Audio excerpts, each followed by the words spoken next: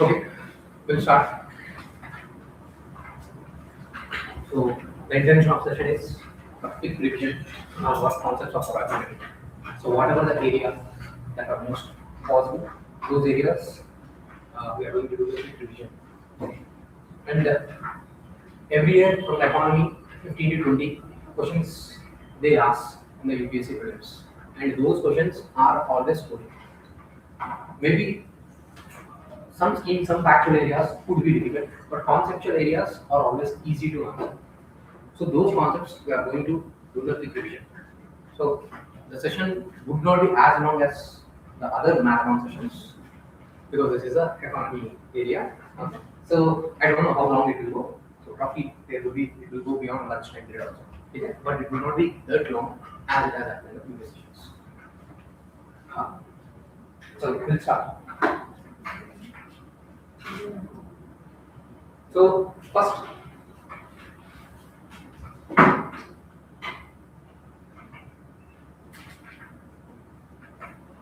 we need to understand.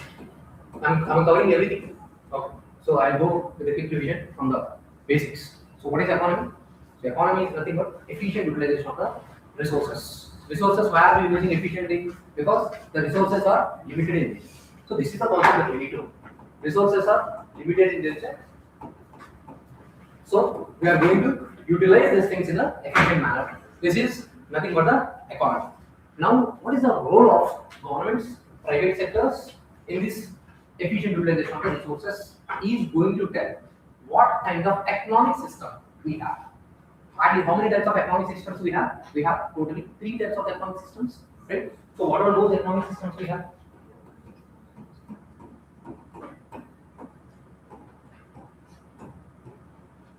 The major economic system is capitalist and then socialist. And in between you have the mixed economy. In the capitalist economy, what to be produced?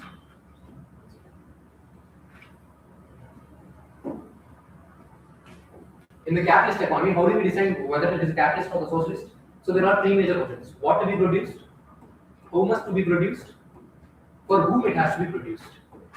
If all the 3 questions are answered by the private sector or the companies or the corporates, it is a capitalism. If all these 3 questions are answered by the government, then this is called the socialism. When it is done in a combined format, then this is a mixed economy. So in India, we are always falling somewhere between the capitalism and the socialism. Different governments will come and fall in the different places. So if I have to show you the figure. So this is how it happens. So here in this extremist form, you have the socialist government, and here you have the capitalist form of the government. Free market. When I say free market, see questions come to the fundamental areas as well. So when we say free market, that means the amount of degree of the regulation, degree of the control, degree of the government intervention will be very less. Because the main intention of this capitalism is the philosophy of the liberalism. Okay, there is always the invisible hand. The concept of the invisible hand once was discussed in the economics. What do you mean with the invisible hand? If any problem is there in the market will correct by itself. For suppose, if any income, any business is not generating a revenue, automatically that entity will be stopped. Let's say people X number of people are consuming the burgers. For suppose tomorrow the X number has fallen down. So automatically the burger company's production will come down and the burger company will not be incentivized to produce the burger. Then this burger company will look which is the area the people are getting into. If they have noticed the people are eating more number of the pizzas, then they will shift and start producing the pizzas. Or they will look why this particular burger company is not performing well. So there is an invisible hand. The concept of invisible hand means things get corrected by itself. There is a no role of the government. Right? This is called capitalism and liberalism philosophy. But no government is totally capitalistic or no government is totally socialistic. Every country falls somewhere in between. we are a mixed economy, where government and the private sector sit together and decide what to produce, how much to be produced, to whom it has to be produced. Back those days, there used to be planning commission for this purpose. So usually planning commission is seen as an institution which is oriented tilted towards the socialistic countries. So when we have a planning commission, that is giving an indication that we are more socialistic. After independence, we have followed this approach and we were more tilting towards the socialistic agenda, influenced by the Russia. But now we want to change the notion, so we have shifted from the planning commission towards the Niti Aayog. Okay. So can you guys tell me when is the planning commission was formed? 1950. Was it a statutory body? No. Was it a constitutional body? No. It is neither constitution nor statutory body. Okay. Can you guys tell me what is the role of the Niti Aayog? Does it decide the funding pattern required for the planning? Okay. So if I have to tap, yes, that is the right word. So previously we used to have the planning commission. Now we have shifted over the Niti Aayog. See here, planning commission and the Niti Aayog. So this is a kind of body responsible for the planning purposes. Because I told you, the countries which are socialistic in nature, they will decide what to be produced, how much to be produced. So in order to command the planning, command economy, command is the word. Whenever the word command is given, you should identify this is something related to the socialistic economy. Okay. So because of this, we have the planning commission here. But we want to change the notion. So here, this planning, we do not have the Niti Aayog. Basically, this is a think tank. This is the right word. This is going to give us policy-related analysis. It will only get the analysis. Which sector? For suppose Niti Aayog today says we need 200 lakh crores. 200 lakh crores for the infrastructure purposes. This is the analysis. Whatever the needs that we need to be. Remember this part. Okay, this is according to Niti Aayog. We need 200 lakh crores for the infrastructure to be built in the country. But how much is the budget we are allocating for the capital expenditure? It is somewhere around 15 lakh crore. Right? This year's budget I am saying about it. The effective capital expenditure. We'll come to that. Okay, it is somewhere 15 lakh crore. So it will take nearly 20 years to reach that infrastructure needs. Okay, how did we understand all this thing? This is we have understood because of the Niti Aayog. Okay, and when I say planning commission is the body which is sitting at the top and it is deciding how it should be produced, what will be produced, how much it has to produce. So this is a top-down approach. Yes, this is a top-down, then this is a bottom-up approach. And how it used to dictate is, it used to have some kind of funds with it. Now Niti Aayog has no role in disbursement of the funds. Currently, only Finance Commission will take the role in the distribution of the funds from the center to the state. Niti Aayog has no role in the finances. Back those days, there used to be a discretionary grants. So if the states have to receive those discretionary grants, they have to act in the way planning commission asks them to do. So that's why they used to do this way. Okay? So these are the certain points that we need to understand: the planning commission and the Niti Aayog. So this was the scenario back then when we have got the independence, right after the independence. Okay? So then what has happened? Then let's say let's move forward. And here itself I am adding one more point. Along with the planning commission, we have also followed. I am telling you mixed economy. So we have also passed on the Industrial Resolution 1956. In the Industrial Resolution 1956, what did we discuss? We have opened the economy and we have planned the industries in the three formats: A, B, C. These are the three areas in which industries can enter. The A areas are only reserved for the government. These are reserved for the government. B areas, they are open for the private sector, but with some form of licenses. You need to take the license.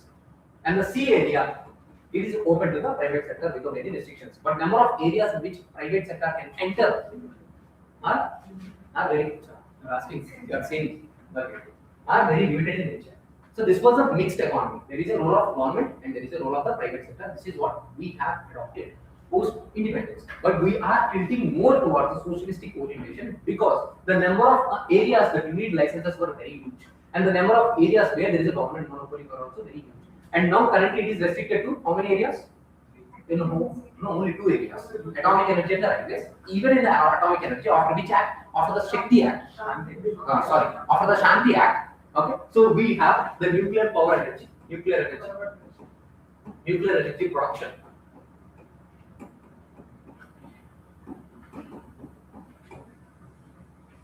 can be done by the private sector. Now they can start the companies in order to produce the nuclear energy. Previously, it was the sole area only government PSUs can produce the nuclear energy. Now this has been changed.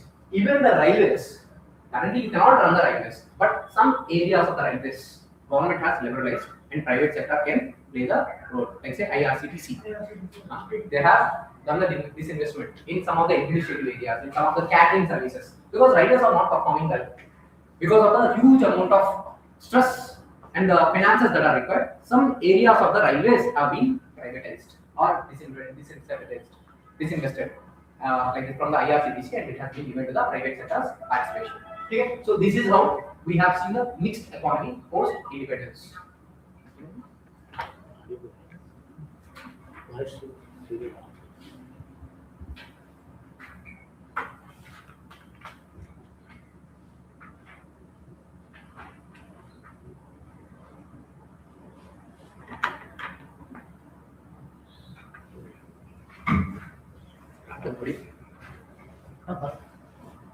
Okay. So this has changed later on. We'll come to that. So far are we here? So if someone asks, so what is the major? When someone asks what do you mean by the capitalism, you say what, how, to whom. These three questions are answered by the private sector. And here the ownership can be the private ownership. Whatever the ownership of resources are there, that can be done by the private sector. But in case of the socialism, the ownership of the resources are in the hands of the government. Don't get confused with the communism with the socialism. Okay? Communism is a kind of political ideology where there is only single political party and your freedoms are also restricted. Communist party is a way to which socialism can be implemented because you cannot own the resources. So they have adopted the philosophy of the communist political party where you do not have much of the rights. The political party, they are more authoritarian and they will implement the policies in top to down. For suppose after the independence, India wanted to go for the like land reforms. Had it been in the China, they would have strictly imposed the land reforms. But in India, there was some kind of arbitrariness and it was not totally implemented. For suppose land pooling has not yet happened in India. But while in the China, they have implemented these things post-independence itself by some kind of authoritarianism. Okay, so we'll move forward. So now I'm getting into the areas of. Let me here itself, I'll add you. See here. So we have followed the 1956 industrial policy. Then what has happened? We have changed our policy in the 1991. We have changed our policy. We have shifted towards the new economic policy, where we have gone for the three areas. See here. Now in this areas, see here. We have reduced the monopoly, and we have also reduced the licensing that are required. So these three things I can call it as a deregulation, licensing to do the business. So this is how we have transformed our policy from the 1991. But what was the main reason? Why did we adopted this change of the policy? Why did we shift towards the new economic policy? Because back those days, we were facing the balance of payment crisis. We were not having enough dollars to meet our imports. Then we went to the IMF. IMF is the institution which helps us during the balance of payment crisis. But IMF has imposed the conditionalities on us.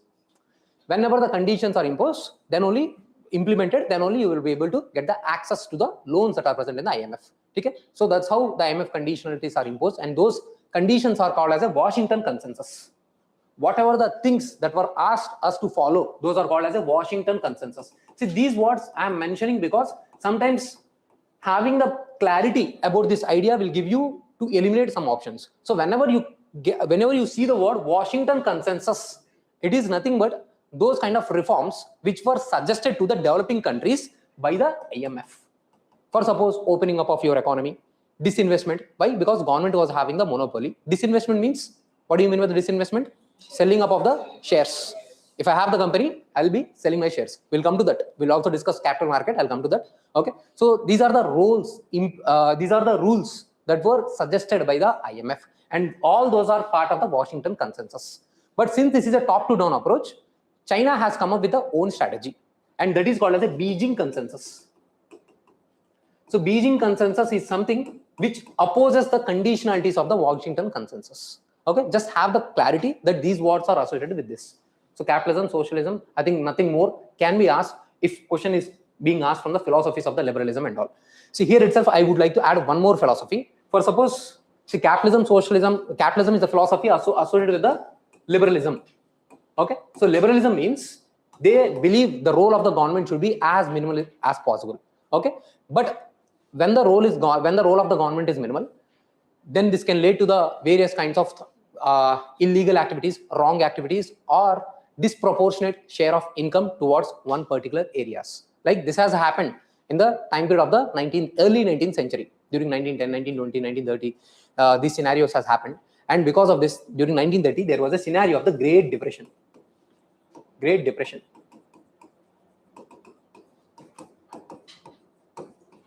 What do you mean by the Great Depression? What do you mean by the depression basically?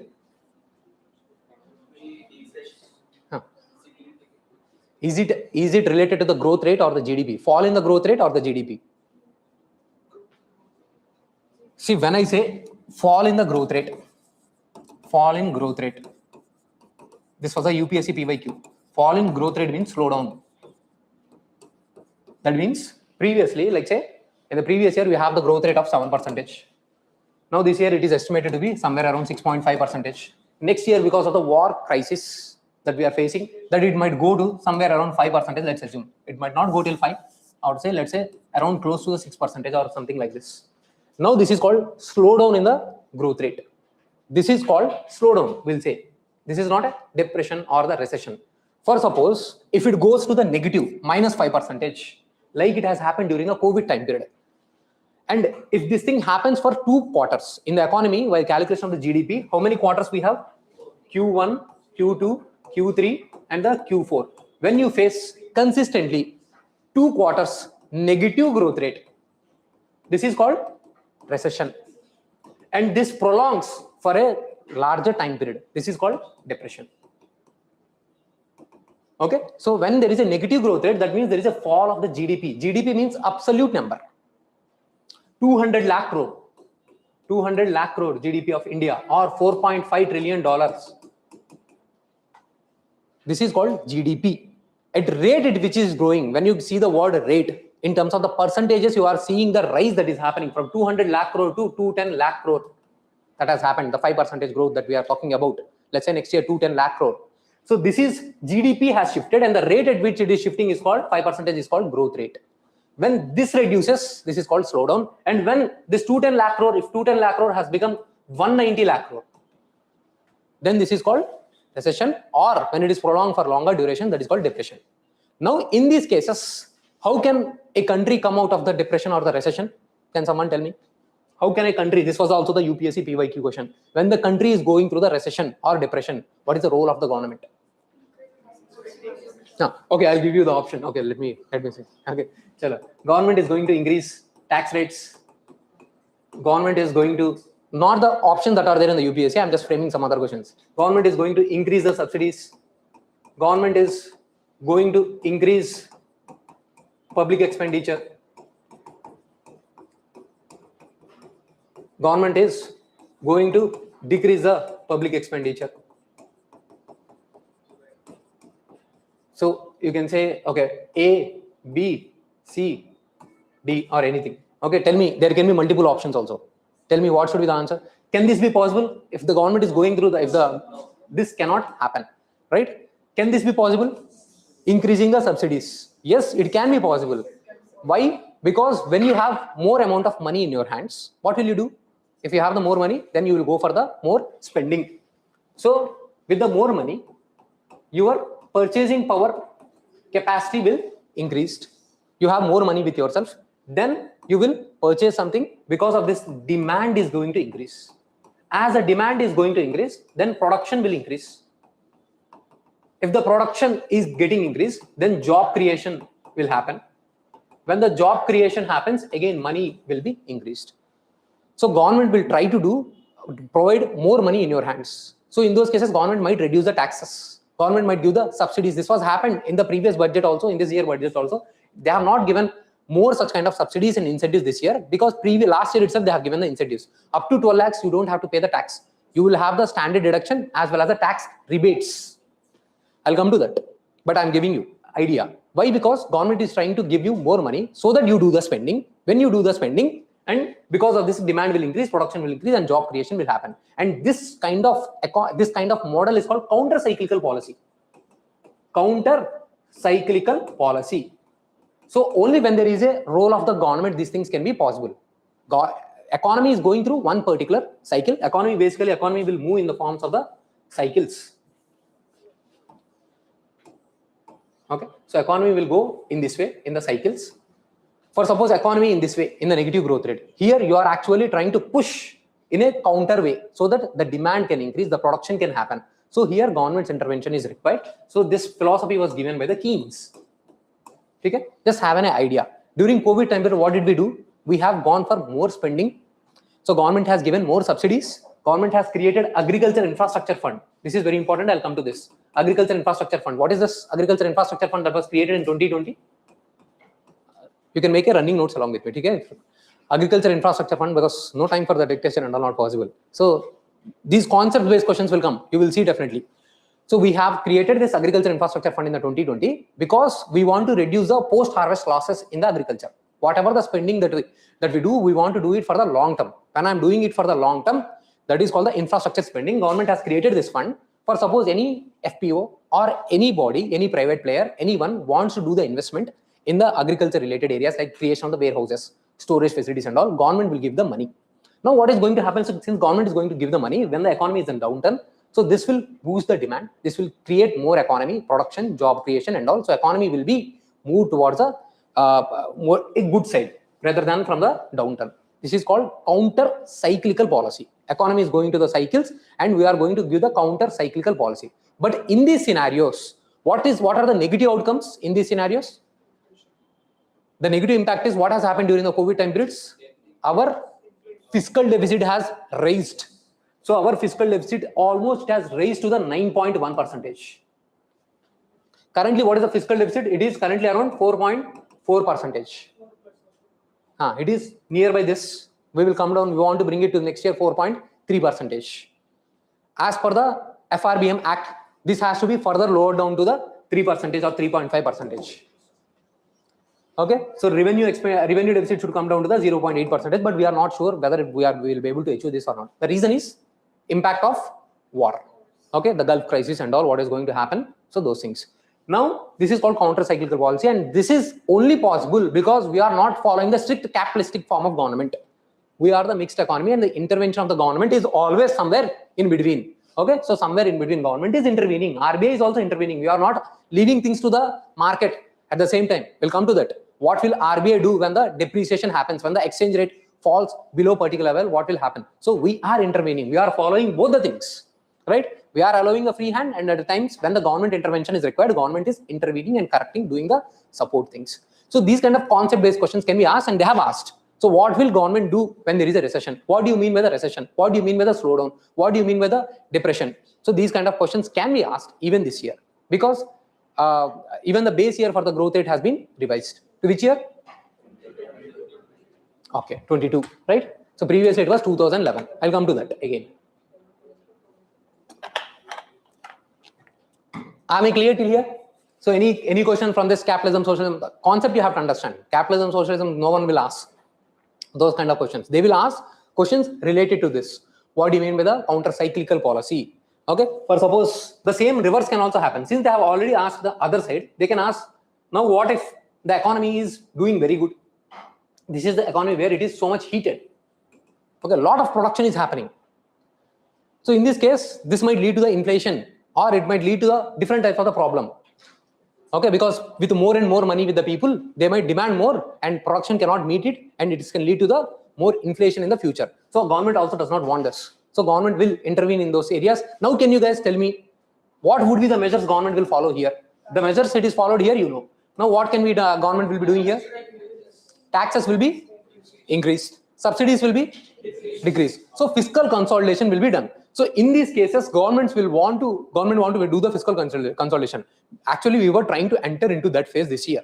We were doing the fiscal consolidation. We were curtailing the subsidies. We were trying to do all those things, but again, we are going to face again severe crisis. We don't know how we are going to handle. Okay, so we were in this phase. We were actually, by curtailing the subsidies, we were actually trying to provide that infrastructure boost.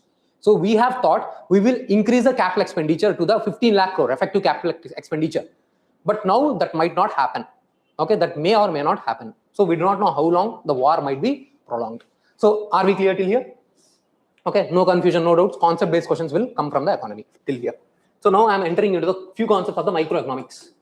A quick revision of the microeconomics.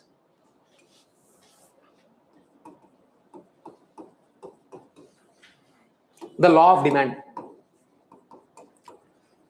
One or two questions these days they are asking on these areas also. Like they have asked previously about the complementary goods, supplementary goods, right? So there is a possibility that they have also asked questions on the opportunity cost, these areas. So let's see what are this. So law of demand, what do you mean by the law of demand? Law of demand means this is always from the consumer point of view. So there are two things. Here there is a quantity and here on the y-axis I have the prices. At particular price, what is the quantity the consumer is having, willing at the same time having the ability to purchase is called law of demand. It is always the downward sloping curve. So this is, for suppose I am taking this 1, 2, okay, let's say just taking the value units 4 and here I am taking 10, 20, 30 and the 50. For suppose I am taking, this is the price, okay, one mango, I am taking this as a one mango, it is 50 rupees. So if you see the curve is always going downwards. So this curve is indicating this, the price is always inversely proportional to the demand. So if you can see here, the number of quantities that are being demanded are 4 when the price is low. This is the general mentality, right? This is how we will follow. Whenever the prices are low, we will demand more. Whenever the prices are high, the demand from us will come down.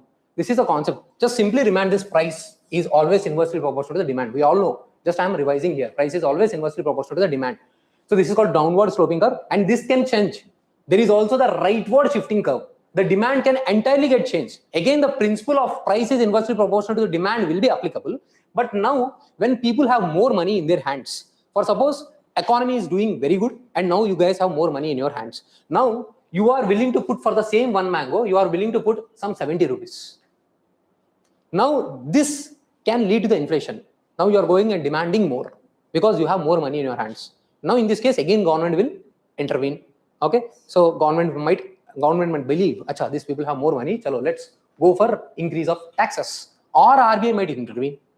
RBI will intervene with its contractionary monetary policy. Okay, they will increase the interest rates because they want to decrease the overall money supply. Okay, the money supply that is flowing in the market. I'll come to what is money supply and all. We'll also again revise those things. I'll come to that. Okay, I'm just given the law of demand. Through law of demand, we have understood. See, this can lead to the, when you are demanding more, when you have more money in your hands, it can reach to the price rise. This can lead to the inflation, the rightward shift of the curve.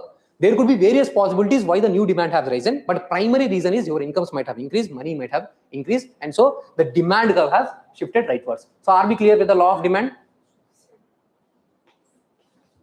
Okay. Now law of supply.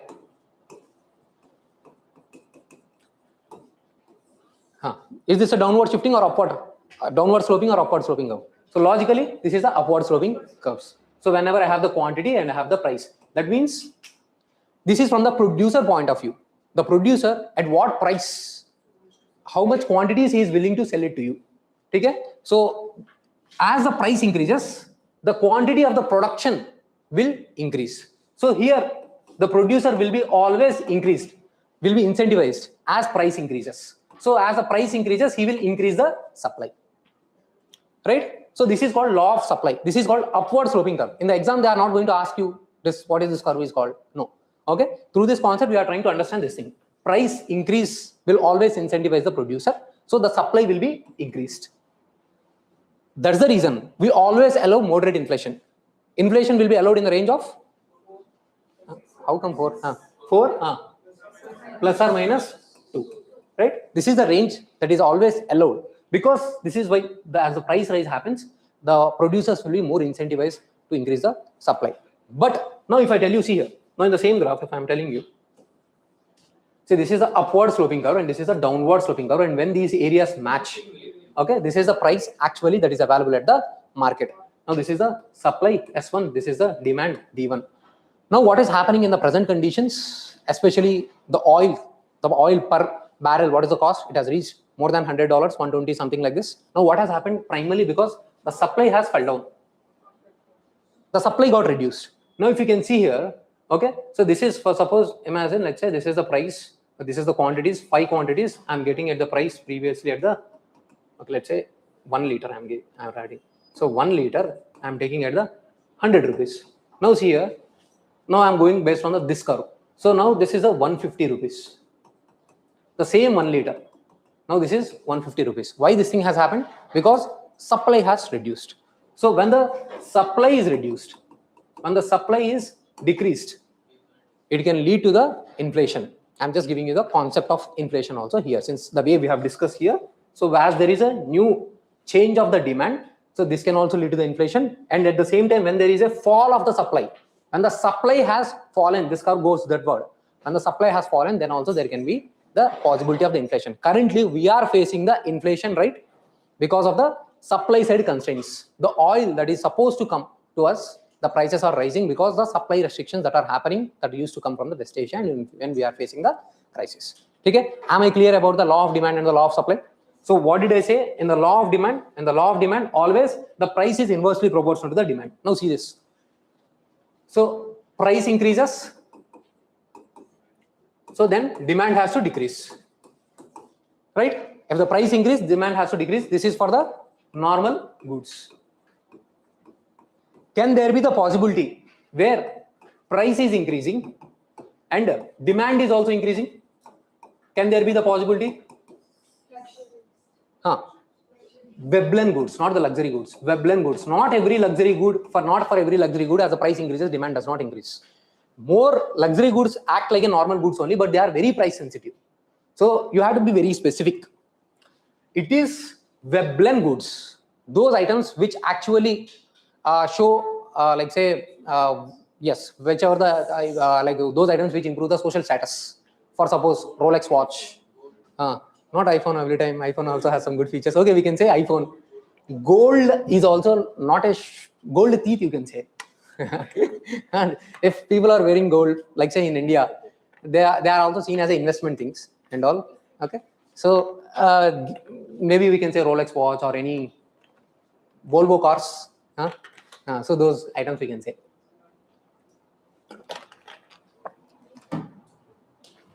And there are also some goods where as the price increases, still demand increases. Yes, giffen goods. These are the inferior goods. There is a difference between both of them. These are the inferior goods. What do you mean by the inferior goods?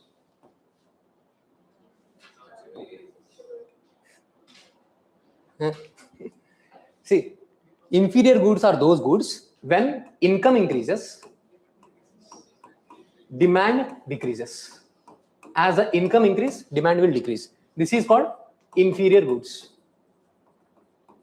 For suppose back those days, people used to eat ragi. Those days I'm saying, not now. Now ragi is the, I can say, luxury good. Okay, back certain years back, maybe 20-25 years back, people used to eat ragi. Acha, the poor guy is eating a ragi. Okay, when this guy, whenever the money income is increased, then this guy used to shift for the rice, right? So because it was treated as a normal good. Now within the normal good, there are set of goods called as a giffen goods. This is I am considering as a normal good, and within the normal goods there are giffen goods. Now for these giffen goods also, as the price increases, demand increases. Are we clear? Why? I am giving you the example. I will give you the quick example. For suppose you have 100 rupees. I have 100 rupees. From these 100 rupees, I'm using 70 rupees for the rice. 70 rupees I'm using for the rice, and 30 rupees I'm using for the chicken. Though I'll get very less. Maybe I think yesterday someone was saying chicken cost is somewhere around how much? 350. 350. So I'm getting somewhere around 100 grams or something like this. But what if today the price of, I'm considering rice as an inferior good. The rice has increased the cost to the 90 rupees. Now you will not get chicken for 10 rupees. So what I'll do, I'll increase the consumption of the rice to the 100. This is the inferior good, and I'm increasing its, as the price is increased, its demand, I'm further increasing its consumption because I cannot afford the chicken. So this happens for the inferior goods, especially when there is no alternative good. But generally in our today's case scenario, it is not possible.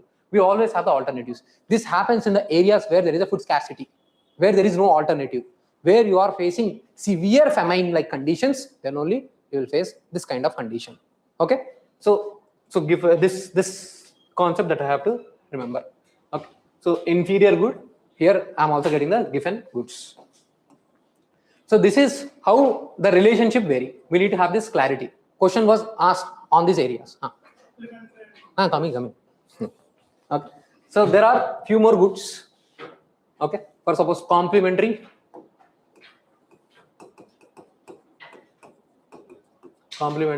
and the supplementary good. Now these are the goods basically that are affecting the demand and the price. For suppose when I am taking the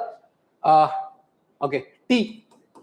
If I take the tea, milk, sugar is a complementary goods for the tea, and the supplementary good is a coffee.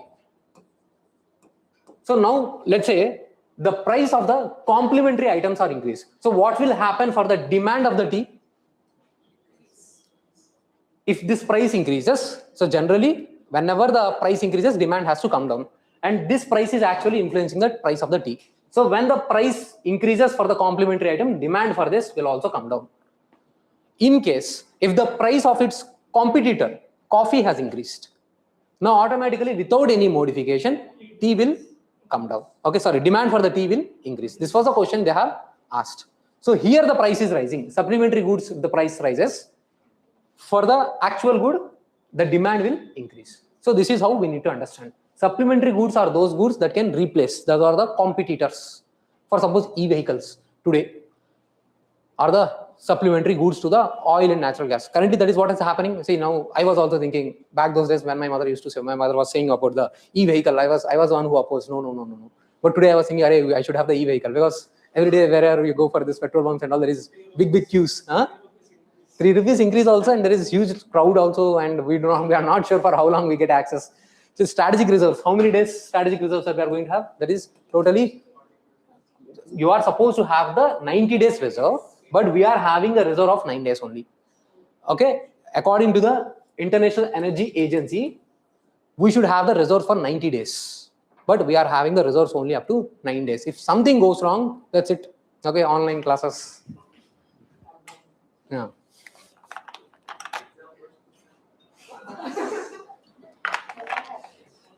Exam will be conducted, prelims. It is very close. No such issues will be happening. Mains, UPSC will make sure that you come to the exam hall and you will write the mains. Okay? Chalo. So are we clear? So we have discussed these things. So we have discussed about the complementary goods, and we have discussed about the supplementary goods. And we have also discussed about the how income is also going to play the role.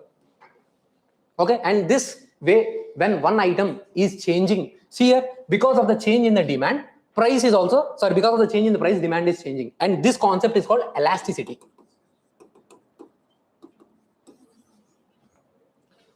This is price elasticity, and when the demand is changing because of the income, that is called as a income elasticity. Price elasticity and the income elasticity. How the price is changing with respect to the demand, okay, or how the demand is changing with respect to the price, that is called price elasticity, and how the income is influencing the demand. So when the income increases, people will shift from the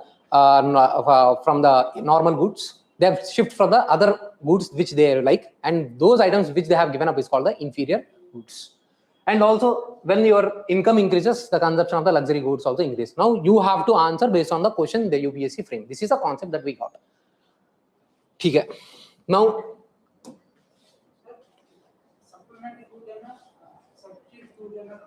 substitute goods, supplementary or substitute goods, yes. Okay. Alternate goods, other things. So then next, opportunity cost. Yes. Opportunity cost means, so what is the cost, economic cost that you are paying? Because instead of doing one thing, you are doing the second best alternative. Sorry, you are doing some X thing. What is the cost that you are paying by doing the X thing if you have not done the X thing and you have done some other alternative? For suppose you are preparing here and you are spending entire day in the classroom. If not spending an entire day classroom, what the thing that you would have done? That is a loss that is happening because of the time you are spending in the class. Opportunity cost. Since you have picked up one thing, what is the cost that you are paying by not doing the second thing. For suppose we use this concept of the opportunity cost when we are paying compensation to the farmers also. When we are paying not subsidies, MSP, minimum support price. Okay, when we are going to pay the minimum support price, we will see A2 plus FL. Okay, so there is A2, I'll come to this A2 plus FL, there is C2. So here, okay, MS Swaminathan has said, because on particular land, the farmer is producing the crops. If not, the farmer might have gone for some kind of infrastructure or some other investment related to those things. But there is but farmer is choosing to produce the crops. So this is the opportunity cost. Farmer is going for agriculture and there is some cost being incurred to the farmer. So we should also consider those opportunity costs. But currently we are not giving this. When you include the opportunity cost and pay for the farmer in the MSP, then the subsidy, whatever the subsidy that we are paying, price subsidy, that would be increasing, but government has not accepted. This is the recommendation given by the MS Swaminathan. That is a part of the C2 which we have not accepted. So have you understood the opportunity cost? Okay.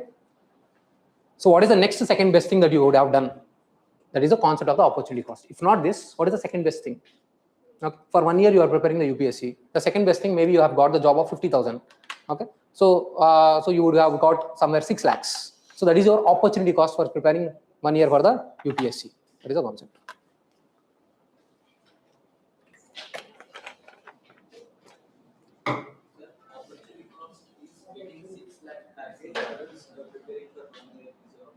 That 6 lakhs. What you have lost? What you have lost?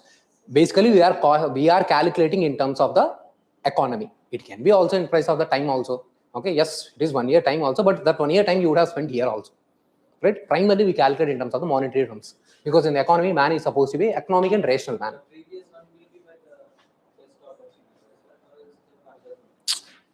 We are not saying whether this is a best or not. We are saying by doing one particular act, you are not doing some other act which you would have done by if you are not doing this particular act. So what is the loss that is incurred to you by not doing the other act? So that is the concept of opportunity cost. So these are the concepts: law of demand, different types of the goods, opportunity cost, only these things that can be asked from the microeconomics. Now let's go into the other areas of the macroeconomics. So now we are going to discuss concepts of the national income. This is where people get confused. Before I come to the concept of the national income, let's also discuss what are the different sectors of the economy. Different sectors of Indian economy. How many sectors we have? See, primarily 3. Those 2 are being derived from the third only. Okay, quaternary and the quinary. Okay, so you are confusing me. How come? So sectors of the Indian economy. Primary. So this is what you will say: primary, secondary, and the tertiary. Okay, those quaternary and quinary are the services that are actually derived from this one only. Quaternary and the quinary. So primary means basically which you are directly getting from the nature: agriculture, animal husbandry, milk production. Okay, any fruits gathering, minor forest produce, all those things directly which you are getting from the nature. So those things you are getting under the primary agriculture. So then mining also, yes. Okay, but when you study the economic survey, there they will give this mining and construction in the industrial activity. But based on the way that is given by the like say for the UPSC or from the exam point of view, when you go and visit the Ministry of the Mines also, they will say this, they'll give in the primary area only, primary sector only. Mining related researches, everything comes under the primary. I can understand those that year that many students that have gone for the tertiary sector. That could be the slightly confusing because they have given mining research. When the word research you will see, then definitely there would be high chances that people will think research is something related to the quaternary or quinary, so it must have come in the tertiary. But mines and mineral exploration and research related things will come under the primary activity. Okay? So this, I understand if this has been made a mistake last time by the students, then that is an understandable thing. Some kind of such mistakes will happen. Now, any services, let's say secondary, primary is being converted into some other industrial activity. For suppose mango is converted into the maza mango. Okay, anything, any let's say cotton is being converted into the cotton cloth. Okay, yarn is being converted to the cloth. Okay, all those are called the secondary based activities. And services like say travel, tourism, banking, IT services, IT, storage, agriculture storage, all those things. Storage, for suppose I have the agriculture items, I am storing at some warehouse facilities. Now these warehouse facilities are being constructed under the agriculture infrastructure fund. Okay, when I have this storage facilities, okay, I am providing a service. So this should not have been gone wrong. Okay, if you have seen the PYQ, this was the question that they have asked. Primary sector, secondary sector, and the tertiary sector. Okay, these are the three sectors that we should be having idea about. Am I clear? Different sectors of the Indian economy. Okay. Now capital.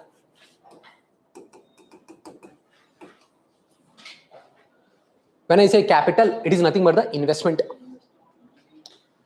Okay, so when I say capital, there can be fixed capital, working capital, human capital, and also social capital. These are the different types of the capital. Fixed capital means your machines, which you cannot move and which can be used for the long term. When I am using anything for the long term purposes, that is called fixed capital. My laptop I am using for the classes, for conducting live classes on the YouTube. That is a fixed capital. Okay, so while coming to the office, I have used the petrol that is getting consumed in the process. That is a working capital. When, for suppose, when the farmer is using the plough, tractors, that is a which kind of capital? It is a fixed capital. It can be used next year also. Tractor will not destroy. Okay, next year.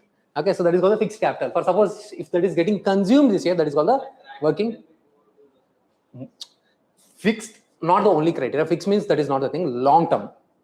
Okay, so which I can use it for the future also. You can come think as a kind of long term. Okay, so there you can also come across those physical assets also. That is the idea. Basically, physical assets are those things which cannot be moved, like say this infrastructure, which can be used for the long term, but doesn't mean only those can be used for the long term purposes. Other items can also be used. So that should not be the criteria, which is movable or immovable, then we'll make it wrong. Okay, long term can be used or not.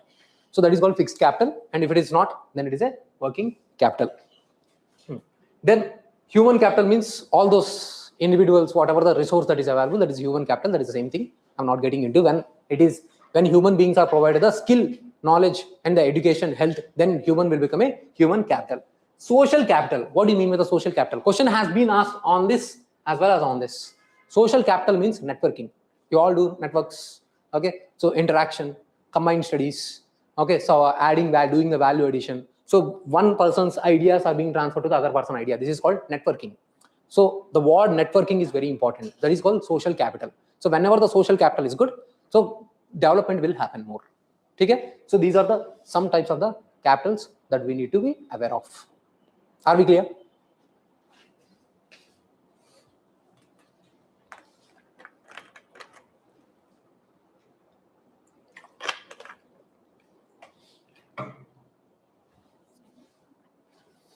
Now, moving into some other area.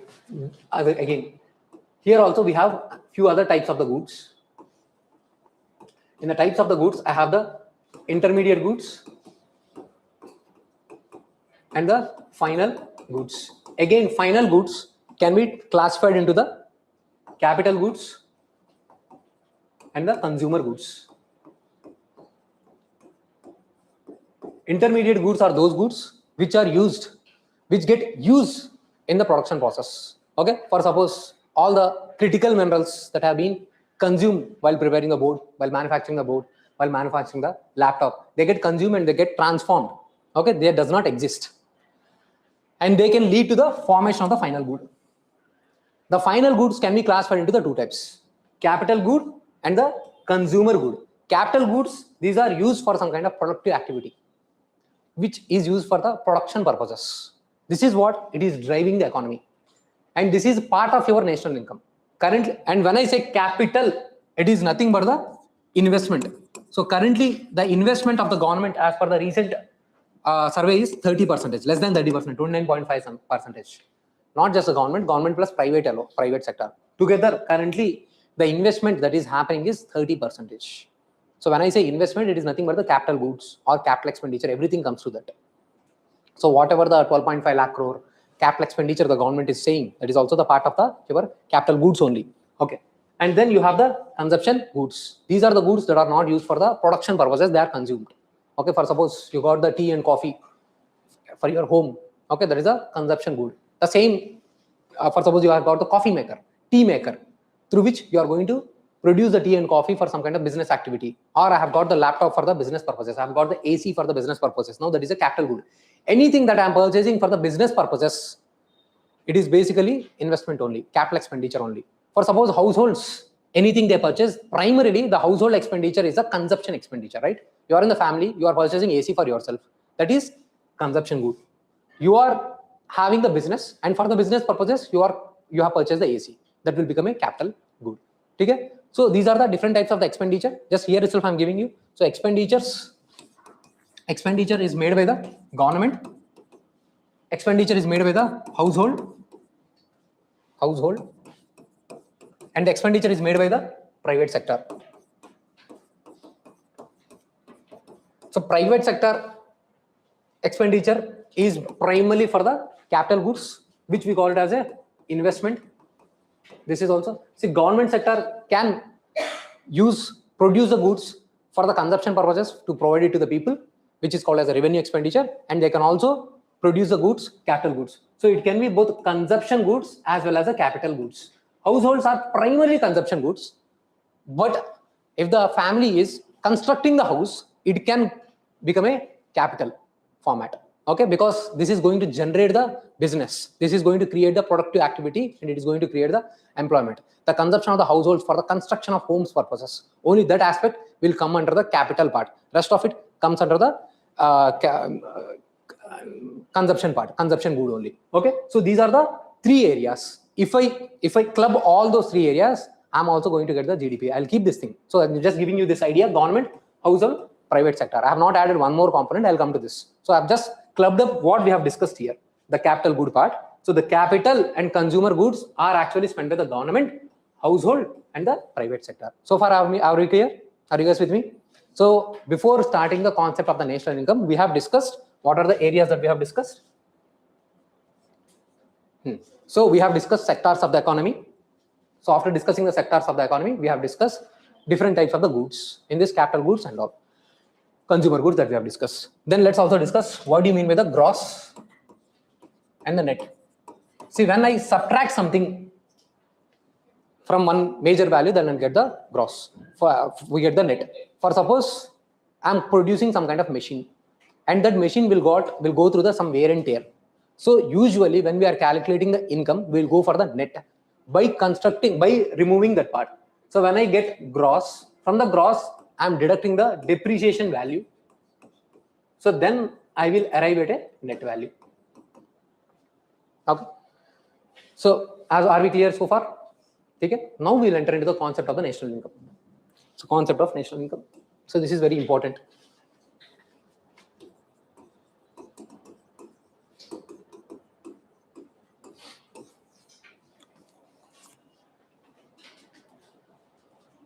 So I can arrive at the national income through primarily three ways.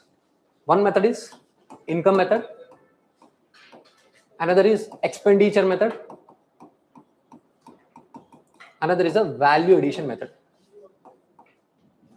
Value addition method is nothing but what is the production that is being conducted, that is being happening by all the three primary sectors. Sorry, all the three sectors of the economy: primary, secondary, tertiary sectors. If I add whatever the things that are being produced for suppose primary sector X1, X2, X3, X4, and the industrial sector or secondary sector Y1, Y2, Y3, Y4, the value addition that has been happened at the secondary, and the service sector Z1, Z2, Z3, Z4, Z5. Finally, I will arrive at that $200 lakh. Okay. So that is a part. This is going to become part of the value addition. This is also called as a product method. Okay. So for suppose what kind of agriculture activities, what is the production from different farmers, I'm adding all those things. This is one way. Expenditure method. So here we have seen expenditure done by the government sector, private sector, and the household sector. Okay. So when I add the expenditure of all the three people, I can also arrive at this thing. But when the government is doing the expenditure, or when the household is doing the expenditure, they are also spending something on the imports. and they are also some person outside the country, they are also purchasing our items. So we should also include the component of the exports and the imports. So that's why through the expenditure method, I will add this way. When I calculate the expenditure method, G plus I plus C plus X minus M. So this is the expenditure done by the government sector. It can include both capital goods and the consumer goods. When I say investment, so this is investment that is being done for the, especially the capital goods. It includes the investment both by the government sector and also by the private sector. That's why I have not included separately the private thing here. And this is a consumption expenditure that is done by the household sector. Okay. And when I add all these things, I'll arrive at the GDP. Now currently you have the 200 lakh crore GDP, right? So in this, majority is coming from this fellow, 60%. Household expenditure is contributing to the 60%. Private consumption expenditure contributes to the close to 60%, and this investment is nearly 30%, 29.5 something. Remaining is the this thing and this thing. So here we will send the exports, and this is net somewhere around -2 because we import more compared to the exports. So it is always little negative. Because of this reason only we are having a current account, we are facing the current account deficit. And the country currently who is the largest trading partner of the India? Now, recently, currently, who is the largest trading partner of the India? Is it a Japan? Okay, I'm giving you 4 options. Okay, one easy option: Pakistan, USA, China, and Japan. Yes, China is a country who is the largest trading partner of the India currently. Okay, but the thing is, we are having $130 billion of the trade deficit with the China. We are facing huge current account trade deficit with the China because we import so many items from the China. USA used to be the largest trading partner, and question can be asked from this area. China is the largest trading partner, and see, whenever US imposes tariffs, government will say we are not scared because our market is coming from the India. Okay, consumption based economy. So we are having main orientation this. So even if this is getting the problem, we might not face that much impact. That would be there. Okay, so how much openness we have with the other countries, how much exposure we have, trade openness.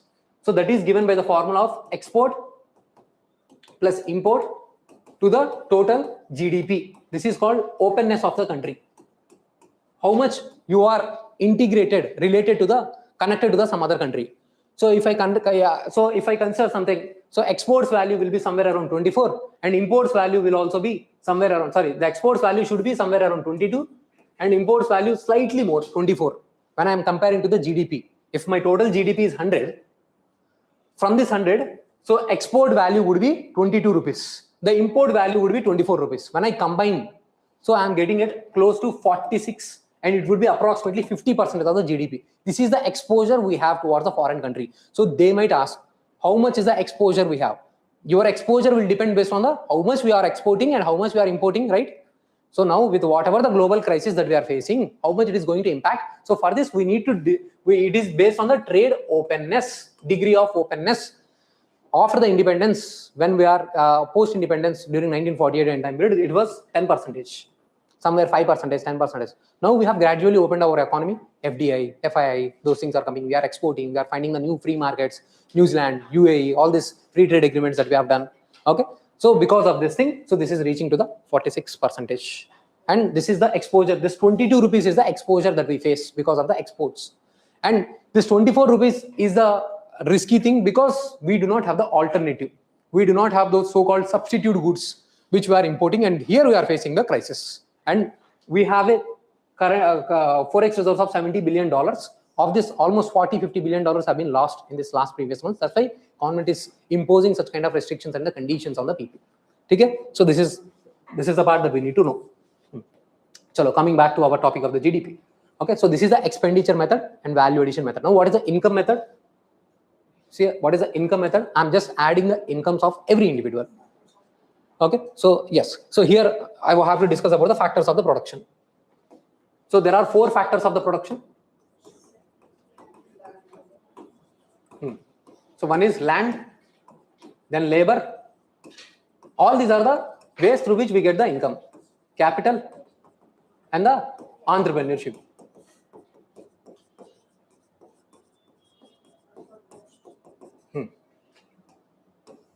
So here on the land you will get the rent. These are my incomes. For the labor, I am getting the wages.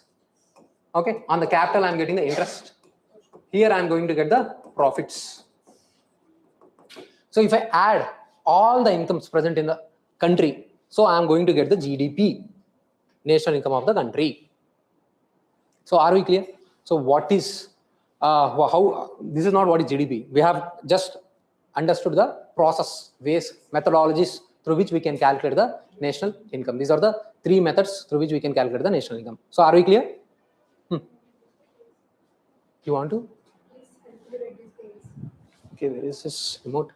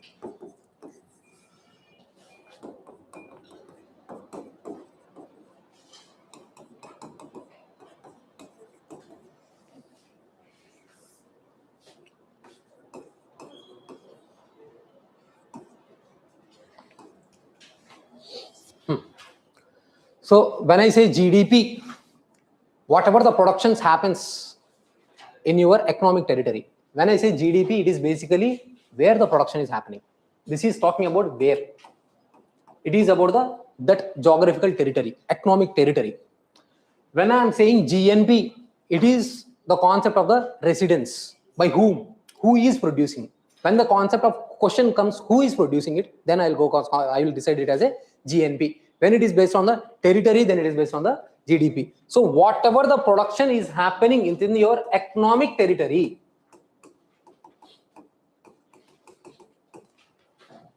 is called GDP. So now this economic territory is more than wider than your political territory, right? So your political territory is same that Indian space. For suppose within this economic territory, I will also get those Indian embassies that are placed in the USA. So even that becomes a part of the economic territory, and also the airspace that you have above the India, okay, and also the part of till contiguous zones, the part of your international, not the international water. What is those? International maritime sea. What is this? Territorial boundaries. So you have internal waters, territorial waters, contiguous zones, exclusive economic zone. So whatever the things still happen in your contiguous zone, okay, that is also the part of your economic territory. So if the production is happening there, production is happening by any entity. For suppose I am producing some kind of income, okay, or for suppose Google and Microsoft. This is India. Let's say. Just I have drawn in the geography option also. It will work. It will work. You ask Madhu sir. Okay. It will work when you are running out of the time, okay, because you have to draw the micro diagrams in the means, okay. So this will work. So for suppose anything that is being produced here by the individual or any company that has been set up here, and the incomes are coming from that company within this area, that I'll calculate as a GDP. Very simple thing, nothing much complicated. Whatever the activities that are happening with your economic territory, that will automatically becomes a part of your GDP.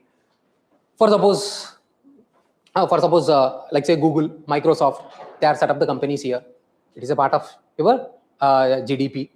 And now when I talk about the GNP, GNP is about the residents. Who is producing? About the residents. The residents' income has to be calculated. So residence is not same as a citizen of India. Okay? Don't get confused with the citizen. So resident means where your prime economic interest lies. If you are staying in particular country for more than 1 year, greater than 1 year is the criteria. If you are staying in particular area greater than 1 year, then your income will be calculated part of that thing. For suppose any Indian is there who is staying outside India for more than 1 year, then he is not the resident and he is not and their income is not included in the GNB. If any foreigner is staying in India, for staying for more than 1 year, okay, then they become the part of their income will become part of this GNB. It is about the residents where your prime economic interest lies. So to get at the GNP, so GNP is always GDP plus net factor incomes abroad. What is mean by the net factor income abroad? But suppose in the previous case, I told you Google has set up the company. In this case, okay, let's go back to our India. Okay, so Google, but the owner is sitting here. Okay, now what is his factor income? So the profits, now the production of activity for suppose let's say $100 billion now have included in the GDP. But from this, the incomes has to be sent back. This is the guy, he is getting his income, factor incomes, land, labor, capital, entrepreneurship, his profit, all those things, right? So it has to be sent back. Now this fellow is taking all of your incomes. So this has to be deducted from the GDP. So whatever the incomes that are there by the people outside, the residents who are not the residents of the India, that has to be deducted. And now let's say some person, okay, Anil, Navya, sorry, okay. Suddenly Navya is sitting in India and investing in the USA. And Navya is receiving income from the from the USA. Now those incomes has to be added. So minus and plus. So this is called net factor income abroad. That means my incomes from the foreign territories are being added here, and whoever the countries, whoever the person who is not a resident of the India, their incomes has to be deducted from the GDP. Then I will arrive at a concept of the GNP. So GNP is equal to GDP plus net factor income abroad.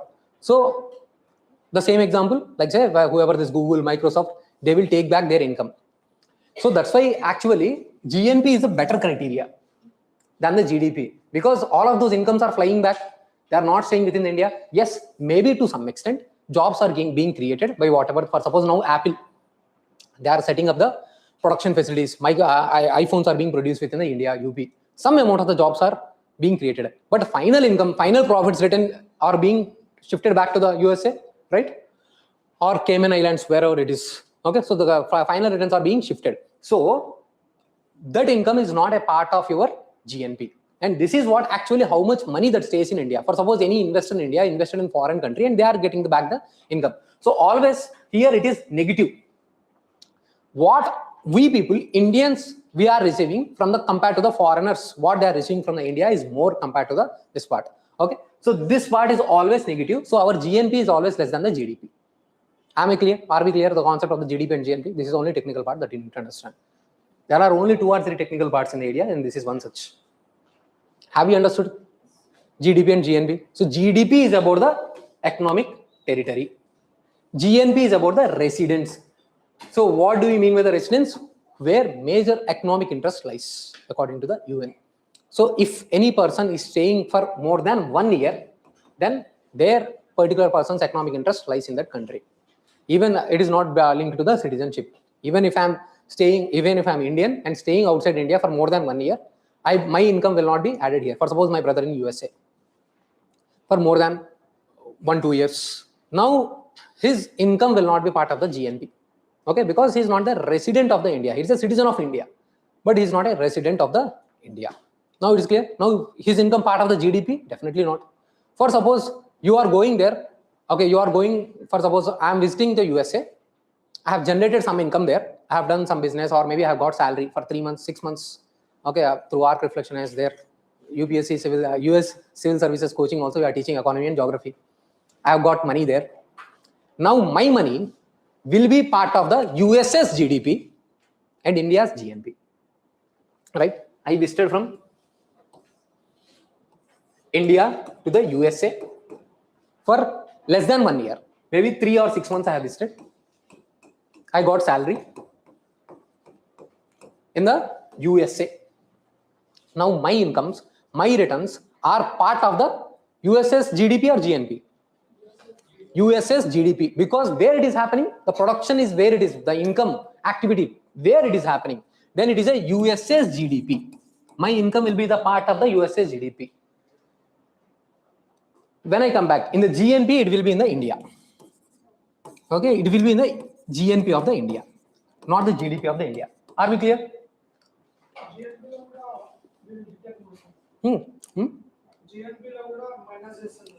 No, not more than 1 year, less than 1 year. I will come back within the 1 year. It will not be deducted. If I am staying there only more than 1 year, then it will be deducted. Then it will be not part of the GDP and GNP also. Okay, but I am coming back. I am doing some kind of productive activity. For suppose I am part of the Andhra Pradesh, let's say. Okay, I am coming here and teaching something. So my income will become a part of the GSDP of Telangana. I am getting money from the Telangana, GSDP of the Telangana. So, but it will become a part of the GNP of the Andhra Pradesh. It will be taken back. Okay, so here the criteria that you have to remember is 1 year. For how long? But if the person is staying for more than 1 year, then they will become a part of that territory, their GDP, GNP. No more confusion? Are we clear? Now, few more concepts. This was a scenario that we used to follow, but later on changes has been done in the calculation of the GDP because we have not included the production taxes and all. What is this? For suppose when I say GDP, see, let's say at the factory level I have produced something. This is called factor cost. The factor cost includes the same thing, factors of the production. No. Land, labor, capital, and the entrepreneurship, profit. So remember, factor cost also includes the profit. Don't get confused. Okay. Now, while producing this thing, I might have paid some taxes also. When I'm producing on particular land, I'm paying the taxes because of the further production. Maybe like say now we are going to give the production linked incentives for the electronic equipment, electronic manufacture, and all. Government is also giving me subsidies. So while producing something, there could be the addition of the taxes and also subsidies. So that value I have to deduct. And when I do this, and I am generating those things, and this is called nothing but the GDP at the base price. At the base price. GDP at the base price is equal to this GVA factor cost. On that, I am adding taxes at the production level. Production level, I am adding the taxes, and at the production level, I am deducting the subsidies. This is the right methodology.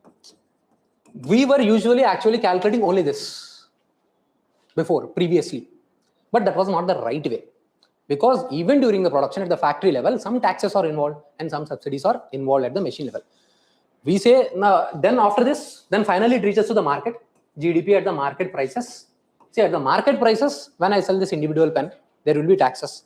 Or I am selling some kind of fertilizers. On the fertilizers, there could be tax or subsidy.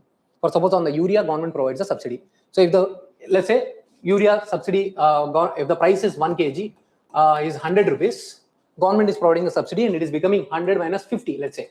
Okay, the subsidy is 50 rupees and price is becoming 50 rupees. Then final market price is 50 rupees. So this is the value I'll take. But not on the individual units. There can also be the taxes and subsidy when the production is happening. Okay, so I need to calculate GDP at the base price. On this, I need to add so when I calculate the GDP at the market price, it is nothing but the GDP at the base price plus at the product level tax, and I will also deduct the product level subsidies. Clear? This is the factory level. I am producing at the factory level this good. On this factory level good, I am adding the taxes and the subsidies also. That is called the production taxes and the production subsidies. That is nothing but that what we call, when I am including the taxes at the production level, that what is called, where is it? GDP at the base price. This we have not included previously. That's why we have changed the methodology of the GDP. Both of them. Subsidies is the value that we have to deduct from the final price, right? So because of the subsidy, the price will come down.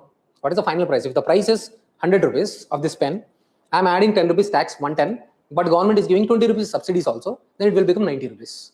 So plus taxes minus subsidies. Both at the market price and as well as at the production level. When I'm taking at the production level, that is called a GDP base price. Later on at the market price, on this, I'm adding the product tax minus product subsidies.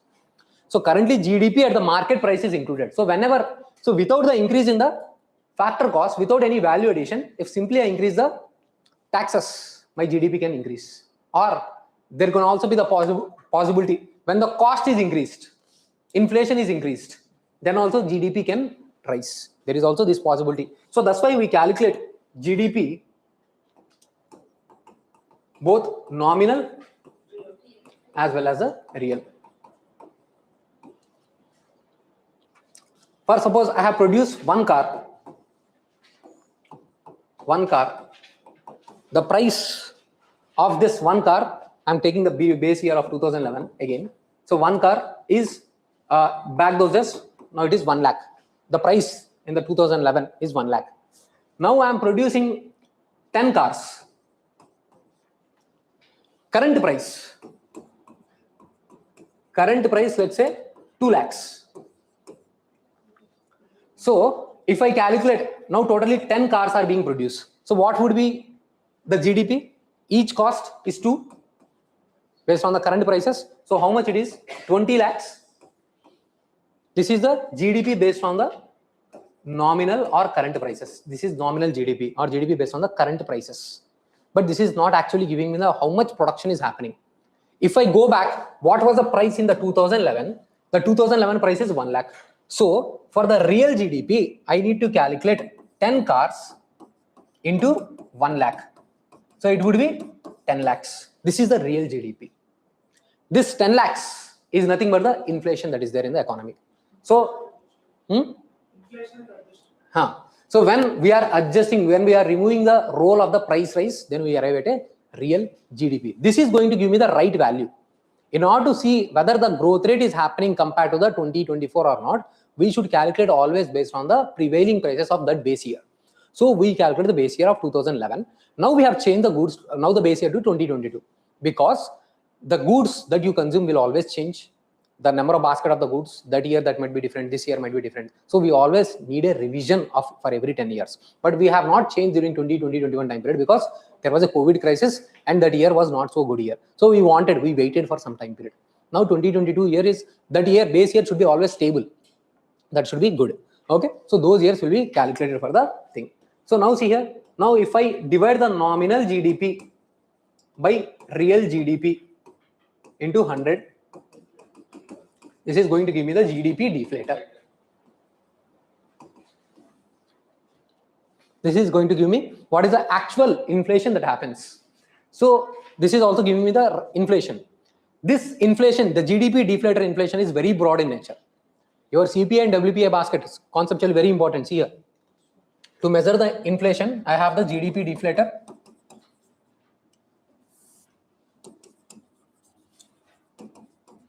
I have the WPI. I have the CPI. Even CPI basket has also been revised. Okay. Base year has also been revised to the same thing. See, now this is more comprehensive.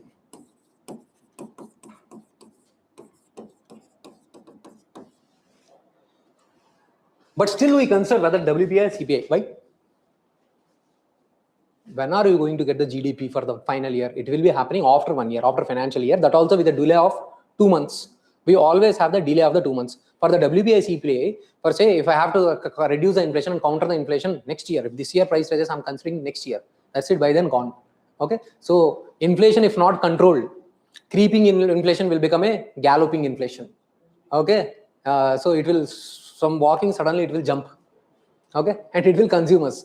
Once it's beyond our hands, we will not be able to control it. So we need to monitor every month and we have to calculate. This is happening yearly. It is comprehensive, and remember, very important point. This also includes imported items. Sorry, it does not include the imported items, because GDP is about the production that is happening within your domestic territory. It does not include the imported items. no imported items. But in the WPI and CPI, it can be possible. So here the prime importance is given for the manufacturing, and here it is given for the services. Though manufacturing items are also present, it is not eliminated. In the recent basket, the role of the food basket has been reduced, slightly reduced. That point that you need to remember. Whatever the base we have for the food items, it has reduced. It has been reduced a little bit in the CPI. Okay. Now, in the WPI, who is preparing this? Department of Economic Advisor under the Ministry of Commerce. This is by the Ministry of Statistics, MOSPI, and this is by the Department of Economic Advisor. They are preparing the WPI. Okay. So previously there was a divergence between the WPI and the CPI. The reason is primarily WPI is focusing on the manufacturing. At the manufacturing level, CPI is focusing on the not at the service level. Okay, this is somewhere at the wholesale level, I can say. This is at the retail level. That is a better point. At the wholesale level, this is at the retail level. So what is, for suppose you are taking the rice kg basket at the regular grocery store. There, when you are calculating the change in the price rise, then it also includes the transportation, service cost and all, right? For suppose, see here, the production happened at here. And here the production has happened. The good is moving towards the wholesale, and from here it is moving towards the retail level. So when you are calculating the inflation at retail level, that is called the CPI. When you are calculating at the wholesale level, that is the WPI. CPI also includes services. WPI does not include the services. It also includes more role of the taxes, transport, while it does not be playing a role in the wholesale at the limited level. Because by the moment at the retail level, whatever the sale that is happening, taxes is happening, it is more comprehensive in nature. And here we are having those basket of the goods which is impacting the consumer more. So we have included food items, service items, all those things which will impact us more. And this is the CPI inflation that is being used by the RBI to control. This is called as a headline inflation. Okay, so we also have a CPI core inflation, where from the CPI headline inflation, when we remove the fluctuating items, food and the fuel items, when we remove those things, then I will get the CPI core. Okay. We are also talking about the producer price inflation at this level, at the factory level. Currently, we do not have. Goldar committee was appointed to give the recommendations to calculate the inflation at this level. But currently we are not having this producer price index. Wholesale price index and the consumer price index only we have. This could be the very important area because of the current changes in the inflation that is going to happen. Okay, so GDP deflator, those things are we clear? So recession, those things we have discussed. Recession, GDP, when I subtract the depreciation, then I'll get at the NDP, those things. Okay, now this is how we arrive at a national income, but national income is always having its own disadvantages. So that's why, see, if I calculate the national income based on the nominal terms, we are currently at the 6th rank. We have fell down, right? Because we have fell down primarily because of the depreciation of the currency. For suppose previously, let's say our $1, let's say $1 is equal to 50 rupees. Let's say this is the thing, and we are producing, our GDP is 100 rupees. So then, how many dollars? What is the national income in terms of the dollars? How many dollars? $2. So this is equal to $2. But now $1 has become 100 rupees. So what is your GDP? Now how much would be same 100 rupees? $1. So your GDP is coming down because of the depreciation that is happening. So that's why our rank has fell down. Okay, currently it is 6th in terms of the in terms of the nominal GDP, that is $4.2 trillion that we have. That is 6th rank behind Japan, Germany, all those countries. But if I calculate the GDP in terms of the PPP, now this is exchange rate value you have based on the market prices. But I can also arrive at exchange rate value based on the PPP terms.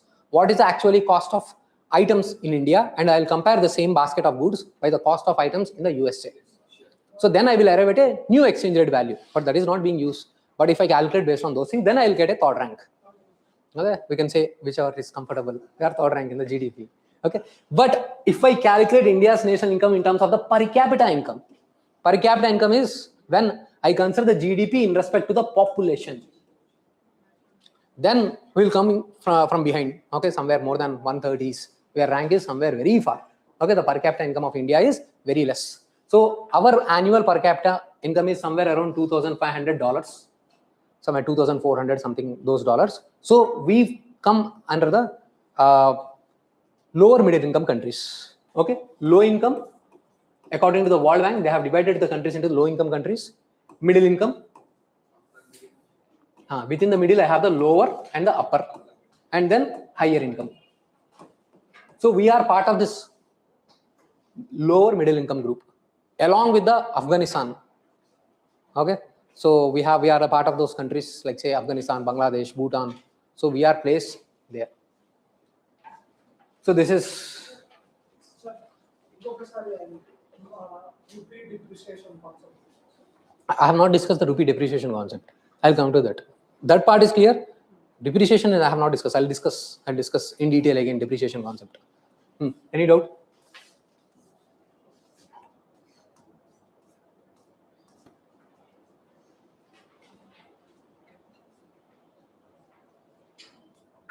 So now we are going to see what are the alternatives that we have instead of the same GDP. So you need to have this clarity. UNDP releases two more indices, that is Human Developmental Index, Gender Inequality Index, and also you have the UNDP along with Oxford. We also have the Multidimensional Poverty Index, right? So these are the alternatives to your national income GDP. Okay, so HDI, you need to have those health edition, the standard of living in the HDI. So I'll come to that.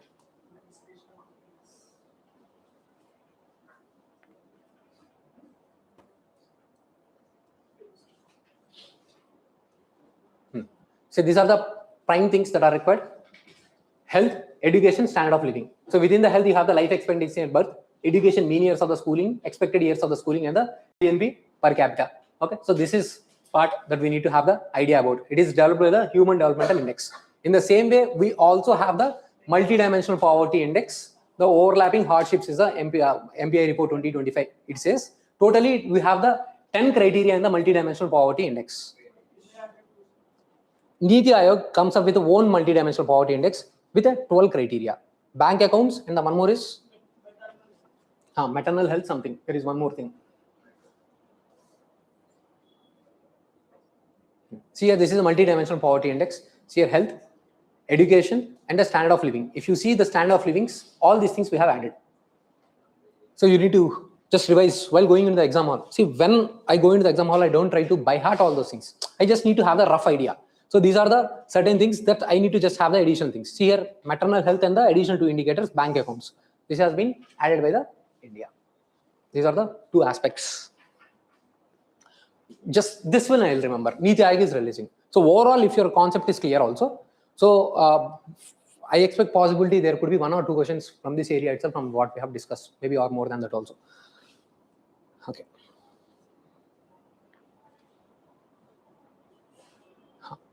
Now let's discuss about the inflation quickly.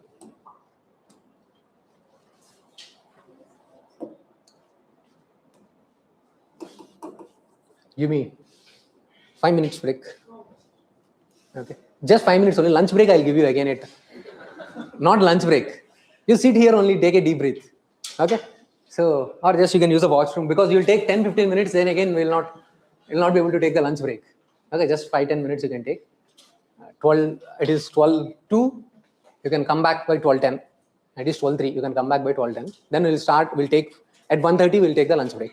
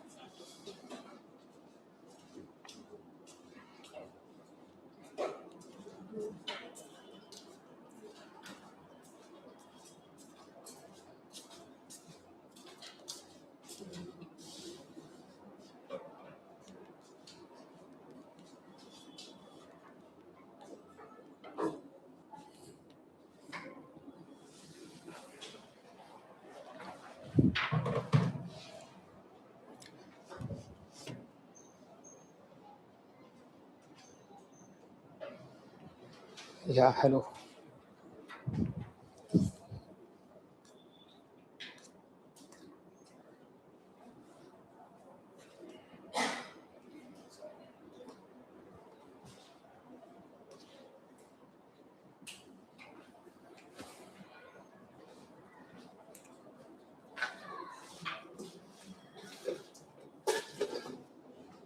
Okay. See, inflation. The definition of the inflation is start.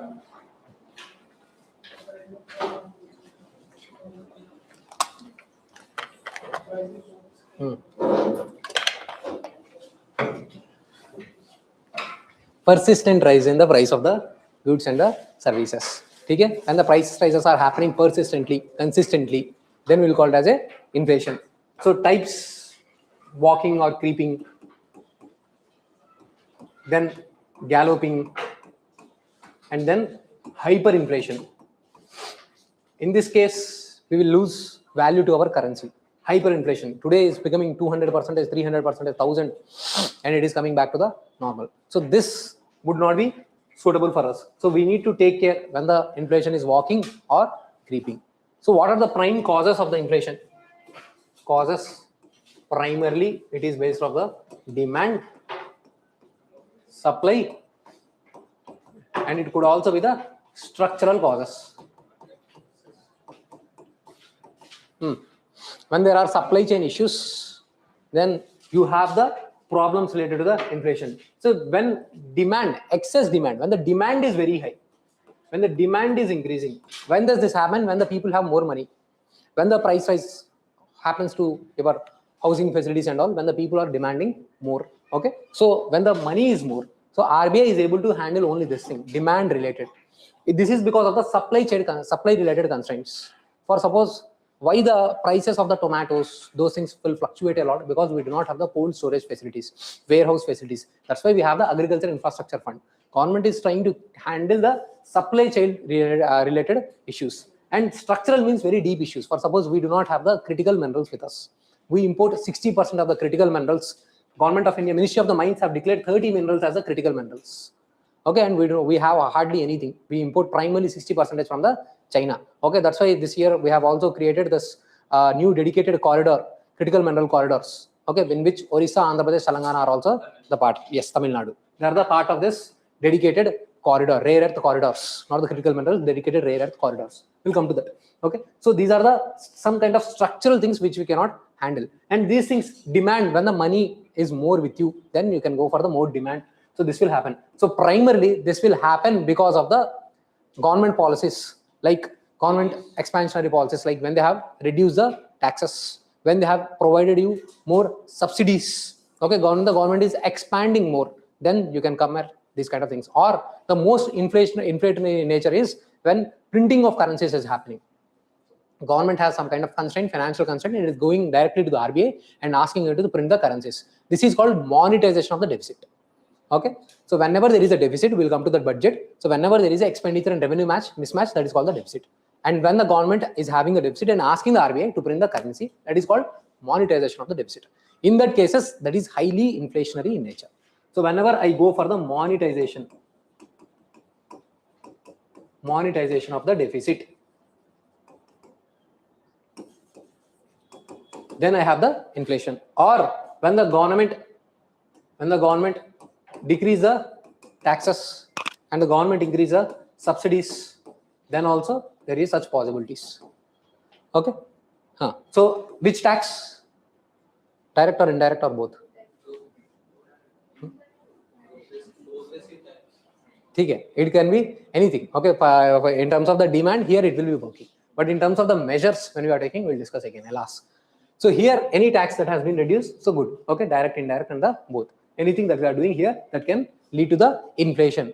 Supply side factors means, for suppose any input cost that is rising. Input includes all those things: land cost rising, water cost rising, fuel cost rising, labor cost rising, salaries are rising. Everything that can lead to the rise in the cost of the item. Structural causes, because we do not have the necessary supply chain. Okay, so all those things can lead to the inflation. Now we are going to discuss about the measures. So measures taken by the government. For suppose there can also be the possibilities that here in the supply chain related hoarding can also be done, right? Currently, many people are hoarding the petrol. Whenever the oil, for suppose onion prices are rising, people will store the onions. So even now in those cases when the production is high, they will store the onions, and later on when the prices are rising, they will supply those things. So in order to handle those things, government also have the Essential Commodities Act. Whenever it is invoked, you cannot do the hoarding related activities. So in the measures, government will take Essential Commodities Act so that hoarding is not allowed. And government can also increase supply chain related things. Currently, e-vehicles promotion, E100, though it is not currently at this stage sustainable, but we have still shifted towards the 25 from 15, 20 and the 25. We have went to this. See why this biofuels, especially ethanol blending, is not suitable for us. Ethanol, the density of this ethanol is lower than your petrol, and this will reduce the mileage. That's why people are asking, they are not willing to go for this totally ethanol blending. And that's why if you see, government has recently, they have restricted the export of the sugar for the same thing. Okay, sugar, they have restricted the export of the sugar, and that is another reason is there is also the potential El Nino conditions. El Nino condition is which ocean current that we are going to face? Cold or warm ocean current? Replacement of the Peruvian cold current with the warm ocean current is nothing but the El Nino. Whenever that thing happens, it is going to bring the dry conditions, the dry spells for the India, drought-like scenarios. Okay, chalo. So this is what we are going to do for the supply chain related measures. Okay, ethanol blending, all those alternatives that we are doing for the fuel, all those are the measures. Apart from this, okay, when there is a inflation, government will also try to increase the taxes here. Which tax now? Direct tax or indirect tax? As a measure to inflation, government is going to increase the tax. Direct tax or indirect tax? It is a direct tax, not the indirect tax. Because indirect tax increase will lead to the inflation. It is more regressive in nature.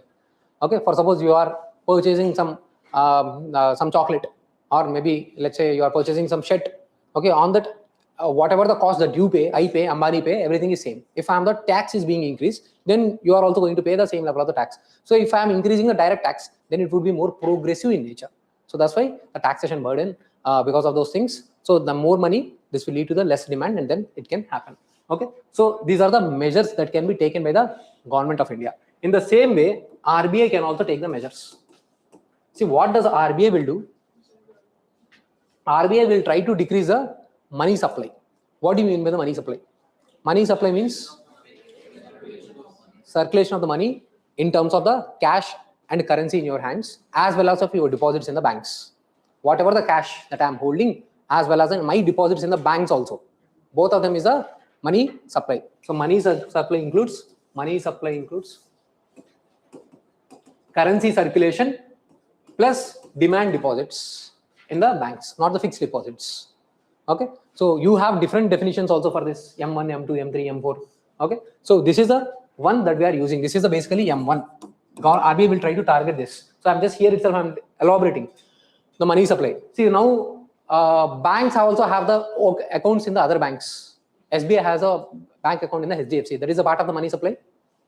Is that a part of money supply? No, only yours, individuals, okay, customers' money, not the bank's money, public's money. Okay, how much cash the public is holding and their deposits is a money supply.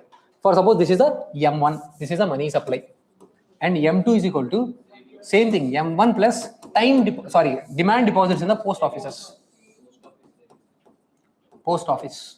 When I take M3 is equal to M1 plus time deposits. Okay, so when I include all those things, M3 plus time deposits of the post offices. Okay, so then it comes at the M4.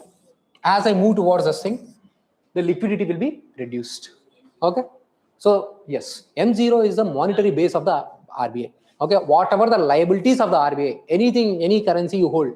Now here comes the when the banks are holding the currency, then it will become a liability of the RBI. Any currency that you are holding is a liability of the bank only, RBI only, right? If you take the currency, they are supposed to give that is called the monetary base. M0 we call it as a. Okay, so we'll come to this again. Okay, so RBI, what does it do? So in this case, RBI is basically take away the money, excess money that is present in the system. So in order to take away the excess money, RBI has a various option. Raise the interest rates. Okay, so when the repo is increased, reverse repo is increased, marginal standing facility is increased, everything. Standing depositing facilities is increasing, CRR is increased, SLR is increased. All these things when increased, money supply will be reduced in the market. Okay, or there is also the possibility that RBI can sell the government bonds, open market operations. So RBI, what is it doing? So RBI is selling the bonds to the public. So there is a public. Now public is giving the money to the RBI. So when money is going from public to the RBI's kitty, that means money supply is getting reduced. So this is being done when there is a inflation. For suppose if the RBI has to promote the growth, opposite of this thing. So RBI here, in case of the selling the bonds in the open market operation, RBI will actually purchase it. So when there is a inflation, RBI will sell. When there is requirement to push the growth, RBI will purchase the things, and all those things will be reduced. CLR, SLR, all those things will be reduced. So that's it. So once you have the clarity, revising these things before the exam hall will become very easy. But here, if you are little confused about RR, MSF, it would be very difficult for me to explain at this stage. But still, I'll go through that thing again in a fast forward manner. Once I'll go through those things when I come to the liquidity adjustment facility. So this is, and you also, the thing that is coming in the news is stagflation. Stagflation means a scenario where there is inflation plus stagnated growth rate. Okay, so this is a very problematic scenario. Currently, we are not facing a low growth rate, but we might face that problem of stagnated growth rate plus the inflation, that we might come across this stagflation. Okay, so this is.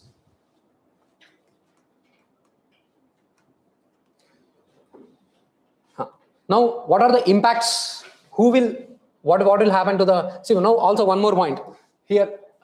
In the reasons, there is also when the more amount of inflow of the dollars also happens. Dollar has to be ultimately converted to the rupee. So when the dollar inflow happens more, then also there could be the possibility of inflation. So in that cases, RBI will go for market stabilization scheme. It want to make economy sterile. What it will do? So it will create a new bonds, and that bonds will be distributed to the people, and it will suck the extra liquidity in the market. So this was also one of the PYQ question, market stabilization scheme. Okay, it is done by the RBI. New bonds will be created, and those bonds will it be used for the government for the borrowing purposes? Usually government will release the bonds for the borrowing purposes. Here, will the government release the bonds for the borrowing purposes? No. This money will not be used for the borrowing purposes, right? So market stabilization scheme. So when the more foreign currency also enters into the market, that also can lead to the inflation. So are we clear? Now what are the clear? Now what are the impacts? So what happens when there is an inflation? So purchasing power parity will be eroded. It will decrease. So this can also lead to the rupee depreciation. People will enter in your country when the rupee is stronger. Okay. So when there is an inflation, the currency, the foreign inflows in your country will drop. So when there is an excessive rupee depreciation, people will go out. Okay. And the rupee depreciation, if there is, let's say, and also the inflation can also cause a problems like when there are two people, creditor and the debtor. Who is the one that is going to benefit during case of the inflation? Who will suffer? Creditor. Okay, I am giving 1,000 rupees loan to some person. Okay, next year I am getting same 1,000 rupees. but by next year the inflation could be 5%. The actual price value has been eroded, right? So I'm losing the value. That could be the possibility that I should be having an idea about. Okay, so the person who is actually giving the loans, they will suffer. So in this context, government has also coming with the inflation indexed bonds. So what will happen? So this 1,000 rupees will be adjusted to the inflation. For suppose government says, okay, Mr. Person X, I will first adjust this to the inflation. For suppose 5% is the inflation, then 10%, let's say 10% is the inflation, then it would be first made 1100. On those 1100, I'm going to give you some 5% interest rate. So 1100 plus 5% interest on this 1100. So that way, my principal amount will be protected. So inflation index bonds usually carry less amount of the interest because your principal amount will be protected for the inflation.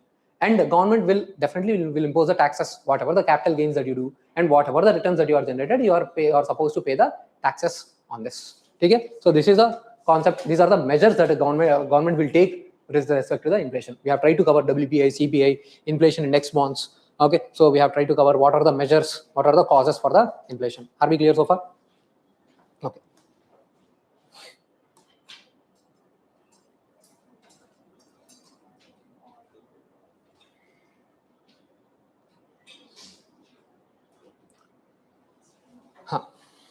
Now we are going to revise money and banking.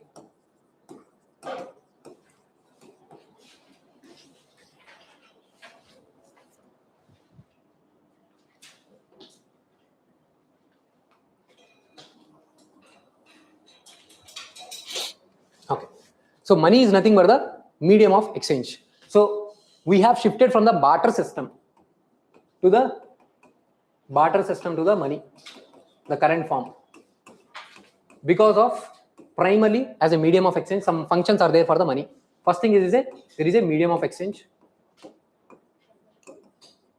and there is some store value. For suppose if I have the money, I can store them. In the barter system, for suppose if you have the chocolates and you want rice, you need to search for the person who has the rice and who wants the chocolate. So I cannot store for a longer time period my chocolates. So but here in this case, I can store my value and I can use it when it is required.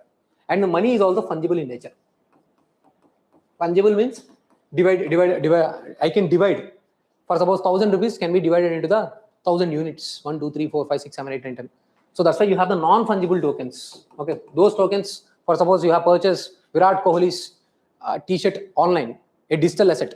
You have got some kind of non-fungible token. Virat Kohli's T-shirt is the underlying value. You have got some kind of token. Now you cannot equate the value of that token with some other value. You have got some non-fungible token. For suppose you have taken Katrina Kaif's T-shirt and the Virat Kohli's T-shirt. Both of them are different. Okay, you cannot equate both of their values. Non-fungible tokens or those things. Some kind of paint, some kind of anything digital assets that you have purchased, all those are called as a non-fungible tokens. Okay. Just as a passing reference, we have discussed NFT. So this is called fungibility. These are the functions of the money. Now here some things that we need to understand is, what do you mean with the seigniorage? Seigniorage means, for suppose RBI is printing this currency. For suppose it has printed some 500 rupees, but for printing it costed 50 rupees. Now what is that gap? The value is the seigniorage, and this is the asset of the RBI. RBI is the one who is actually printing the currency. All the notes are printed by the RBI except which note? 1 rupee. 1 rupee, and the coins are actually minted by the government through the Coinages Act. Coins through the Coinages Act, and rest of the currencies are printed by the RBI except the 1 rupee and the coins. And currently, your currencies are known as a fiat currencies because your currency value is not being derived from the underlying assets. Previously, gold coin, silver coin, those currencies are deriving its value because of the metal. Now, currently, you are using those currencies only because of the signature of the RBI. So that's why this is called fiat currency. So fiat currencies are those currencies which are not deriving the value from the underlying assets. This is called fiat currency. And here we also need to understand that word called, what is it?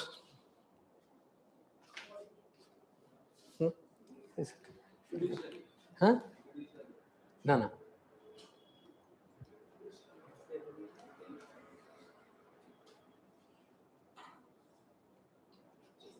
Fiduciary means that is a any responsible thing. So I was not discussing. One second.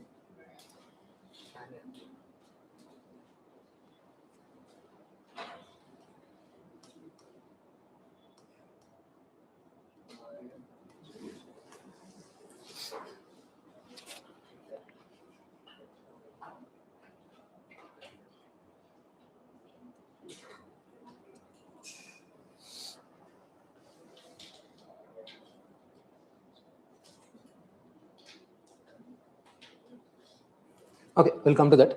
Okay. Then another thing that we have to discuss is the legal tender. Whenever any transaction is made, whatever the currencies or coins that are to be facilitated during the trade is called a legal tender. For suppose, when after coming through auto or coming through the any bus, you are supposed to do the payments, the settlements. The payments and the settlements has to be done in particular currency. You cannot give him check, or you cannot give him laddu, ask him to take this laddu. I bought it from Tirupati. You cannot say take it in the return. Okay, so you have to make payments and settlements in the accepted currencies only. And who will decide that? That will be decided by the government.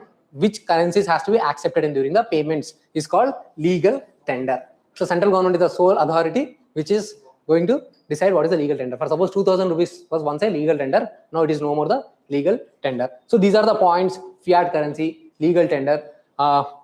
These are the points that you need to know regarding this thing. And then let's, what else? So now we'll also understand this money multiplier. See, money multiplier is based on the how much money, if I have created 500 rupees, how much money is being multiplied.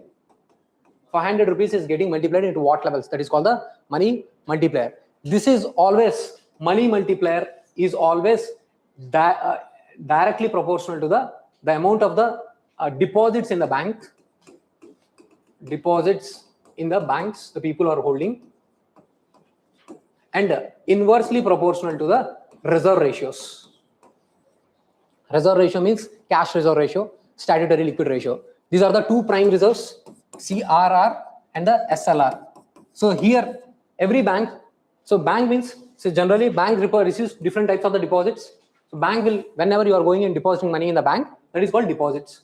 So deposits includes two types: time deposits and the demand deposits. Here your money will be locked for certain time period, and here as and when you demand, the money has to be given back to you. So this is the deposits. Now, out of these deposits, some money the bank will also keep it with the other banks. So those are called as a net demand and time liabilities.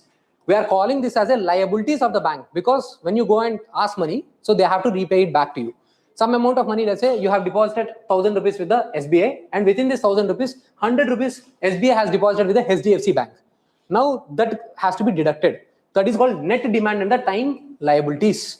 So on those net and demand time liabilities, there are some restrictions. For suppose RBI will say, keep some cash with me, okay, with the RBI. When some amount of money that you are keeping with the RBI, as per the RBI Act 1934, this is called cash reserve ratio. And you have to keep some amount of money with yourself, statutory liquid ratio, as per the Banking Regulation Act.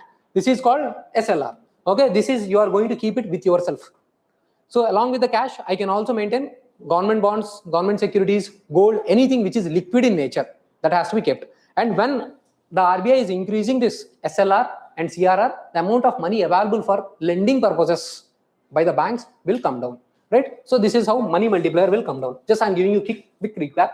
See here, let's say I have deposited 1 gram of gold with the RBI and I'm getting 1000 rupees. Asset. Okay, let's say RBI has got 1 gram of gold, and now liability. So RBI has given me 1000 rupees. Now let's say I am holding this 1000 rupees, 50% in the cash and 50% in the form of the bank deposits. So 500 I have the cash and 500 I have the bank deposit. So I am going to the SBI. So I am going to the SBI and 500 rupees I have deposited with the SBI. Now RBI has made a reserve requirement of 50%. So this reserve requirement 250 rupees and rest 250 rupees is available for the loan. Okay.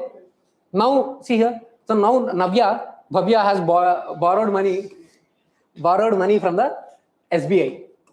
Okay. So now Bhavya has 250 rupees. So what is the total money released by the RBI? It was 500 rupees.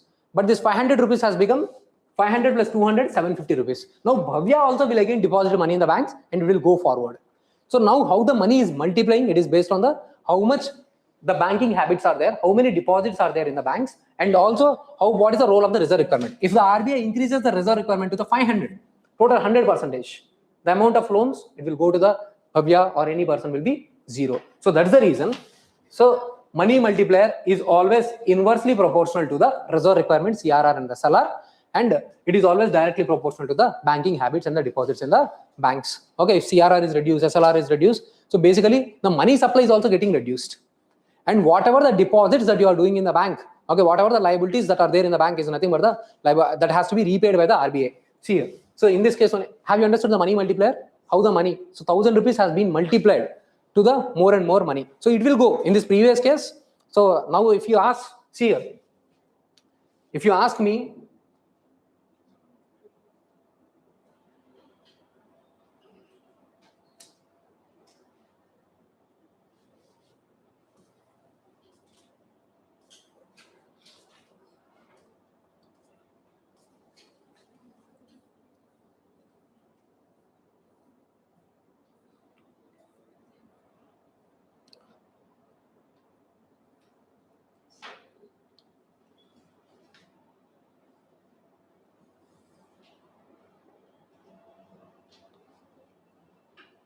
in this case, see, if you ask me how much money you have, I will add both of them. I have 500 rupees in my hand and I have also 500 rupees in the bank as a demand deposit. So this is called money supply. Now see here, now if you ask Bhavya how much money you have, she will say, I have the 500 rupees, 250 rupees. So money supply has increased.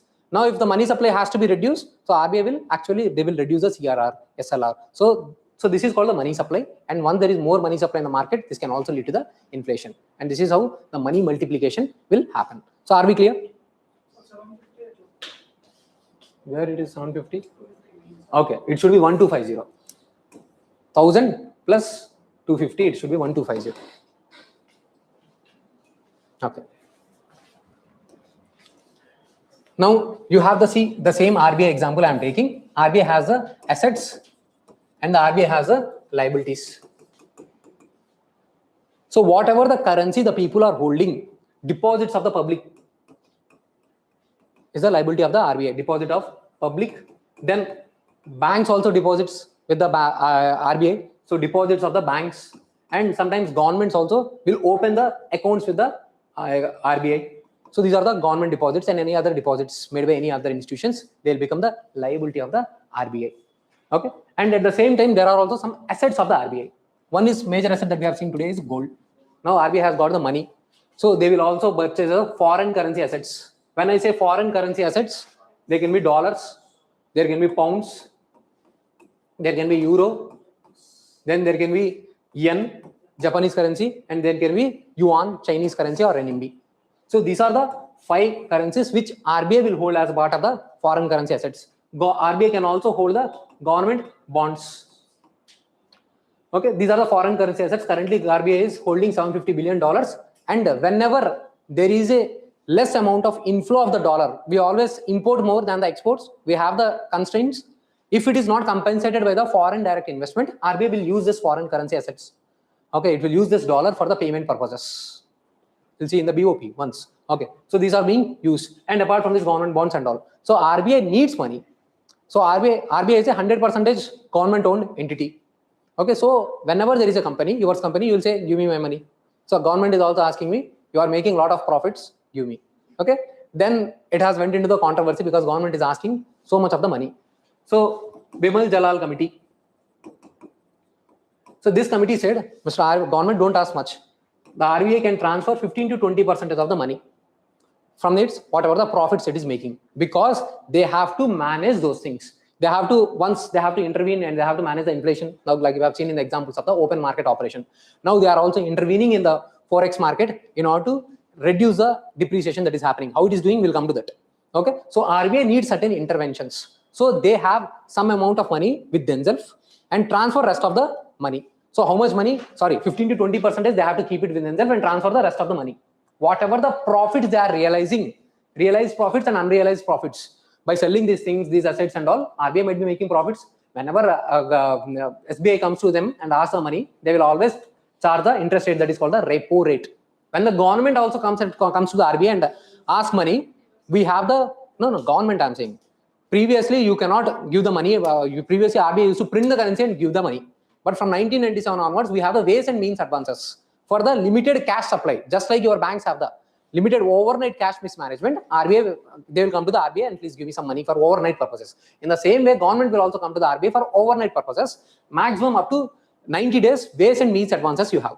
Okay, so that's how RBI is always generating the assets. So you can profits from the assets. So you can keep some 15 to 20%. That means out of 100 rupees you are generating, keep 20 rupees with yourself and transfer rest to the government. So that's why you will see 80,000 crore, 2 lakh crore, 3 lakh crore that is being transferred from the RBI to the government. So this is the economic capital framework. So we have discussed one more additional topic, economic capital framework. This was question, I think it has been asked already, or it will be asked. Are we clear? Bimal Jalal committee that you need to remember. Clear about the economic capital framework? Okay, now let's move forward. So now you have the RBI. So RBI is a regulatory body. It is a regulatory body and is also a developmental body. Functions I'm saying.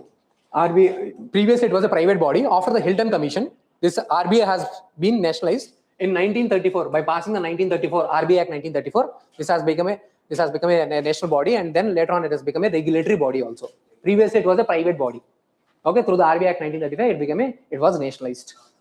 Okay, so it has primarily regulatory role, developmental role, because of all those things. Because this is a body which also mentions priority sector lending targets. We'll see some priority sector lending targets have been revised for the regional rural banks. I think from 75 to 60%.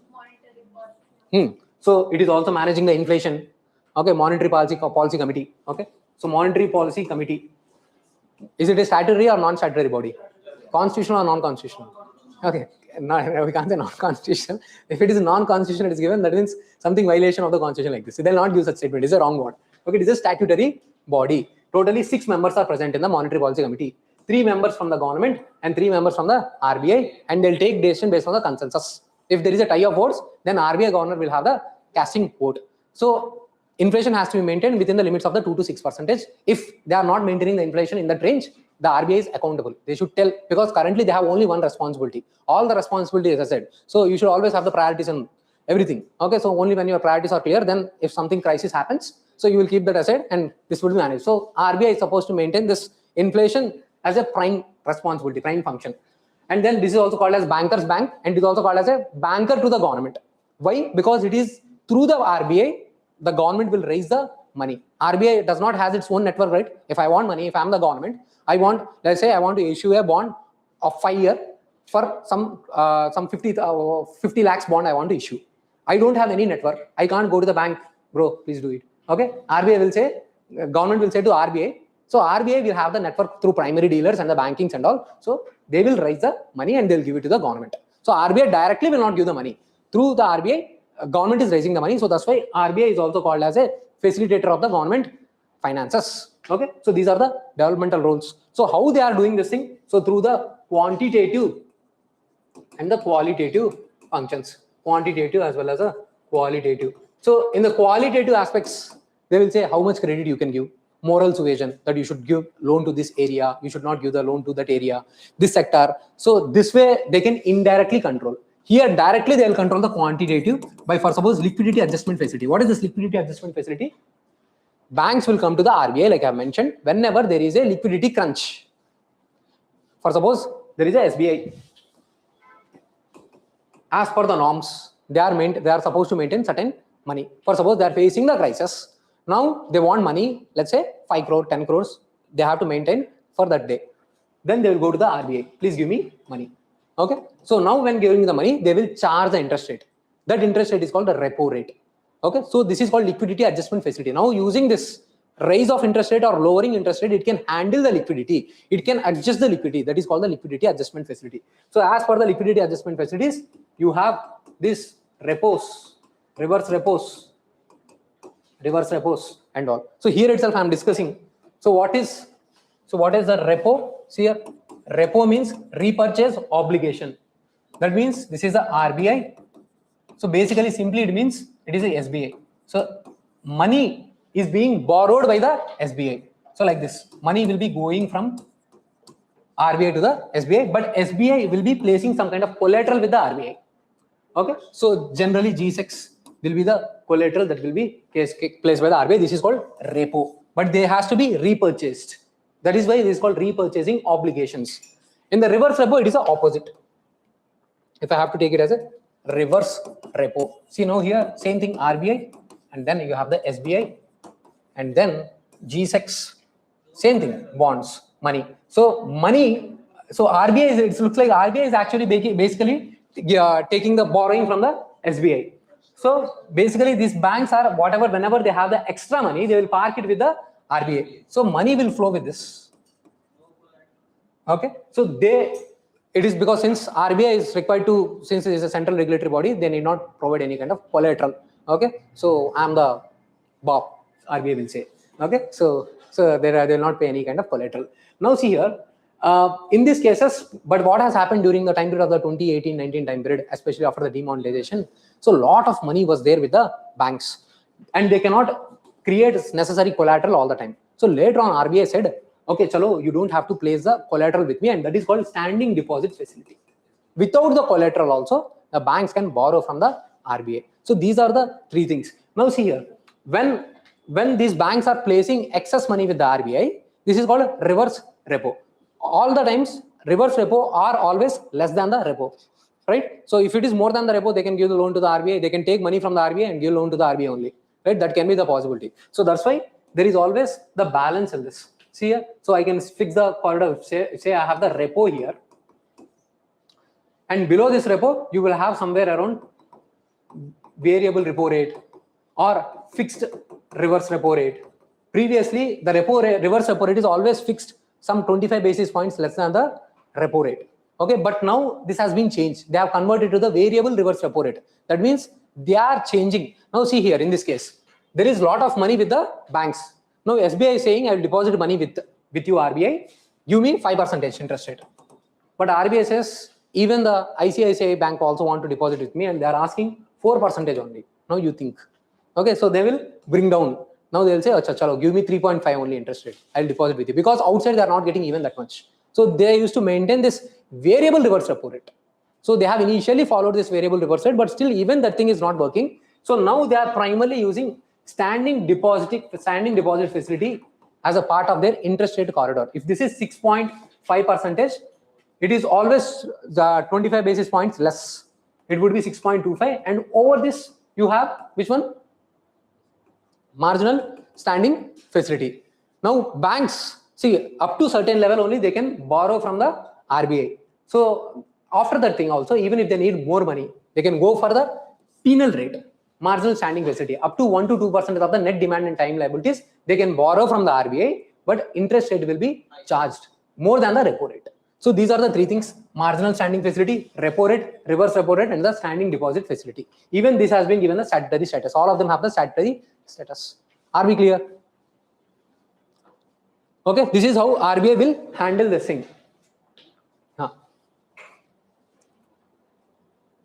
So these are the ways through which RBI will handle the quantitative and the qualitative restrictions. Let me take you through this.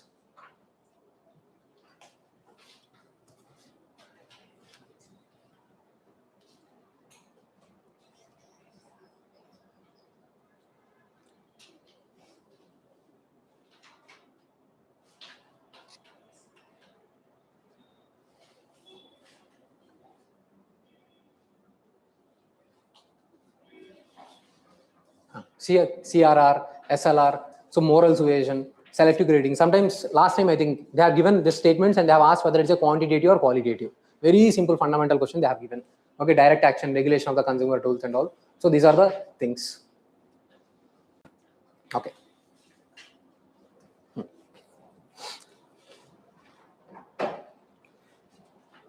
So now see, you also have the RBI as a, say, any government body, not any government body, any company to function, there is a requirement of board. So RBI, there is also the board members. Some of the members also come from the government.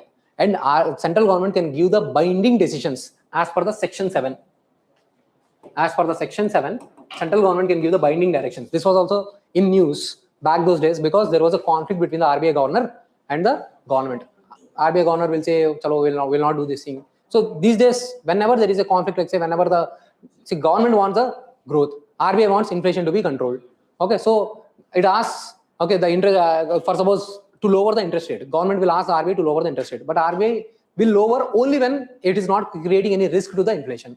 So that way they might come in conflict with each other. So whenever there is a conflict and whenever the RBI governor is not listening to the government, they can, nowhere it has been invoked, but they can use a section 7 and I can give you the binding directions to the government. Section 7 of the RBI Act 1934.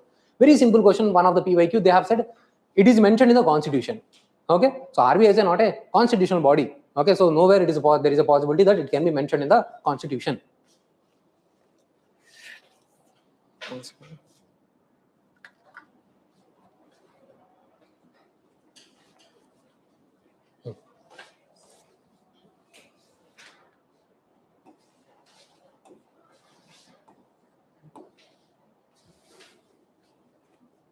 Now let's discuss quickly about the monetary transmissions and what are the, let's say previously we have the benchmark prime lending rate,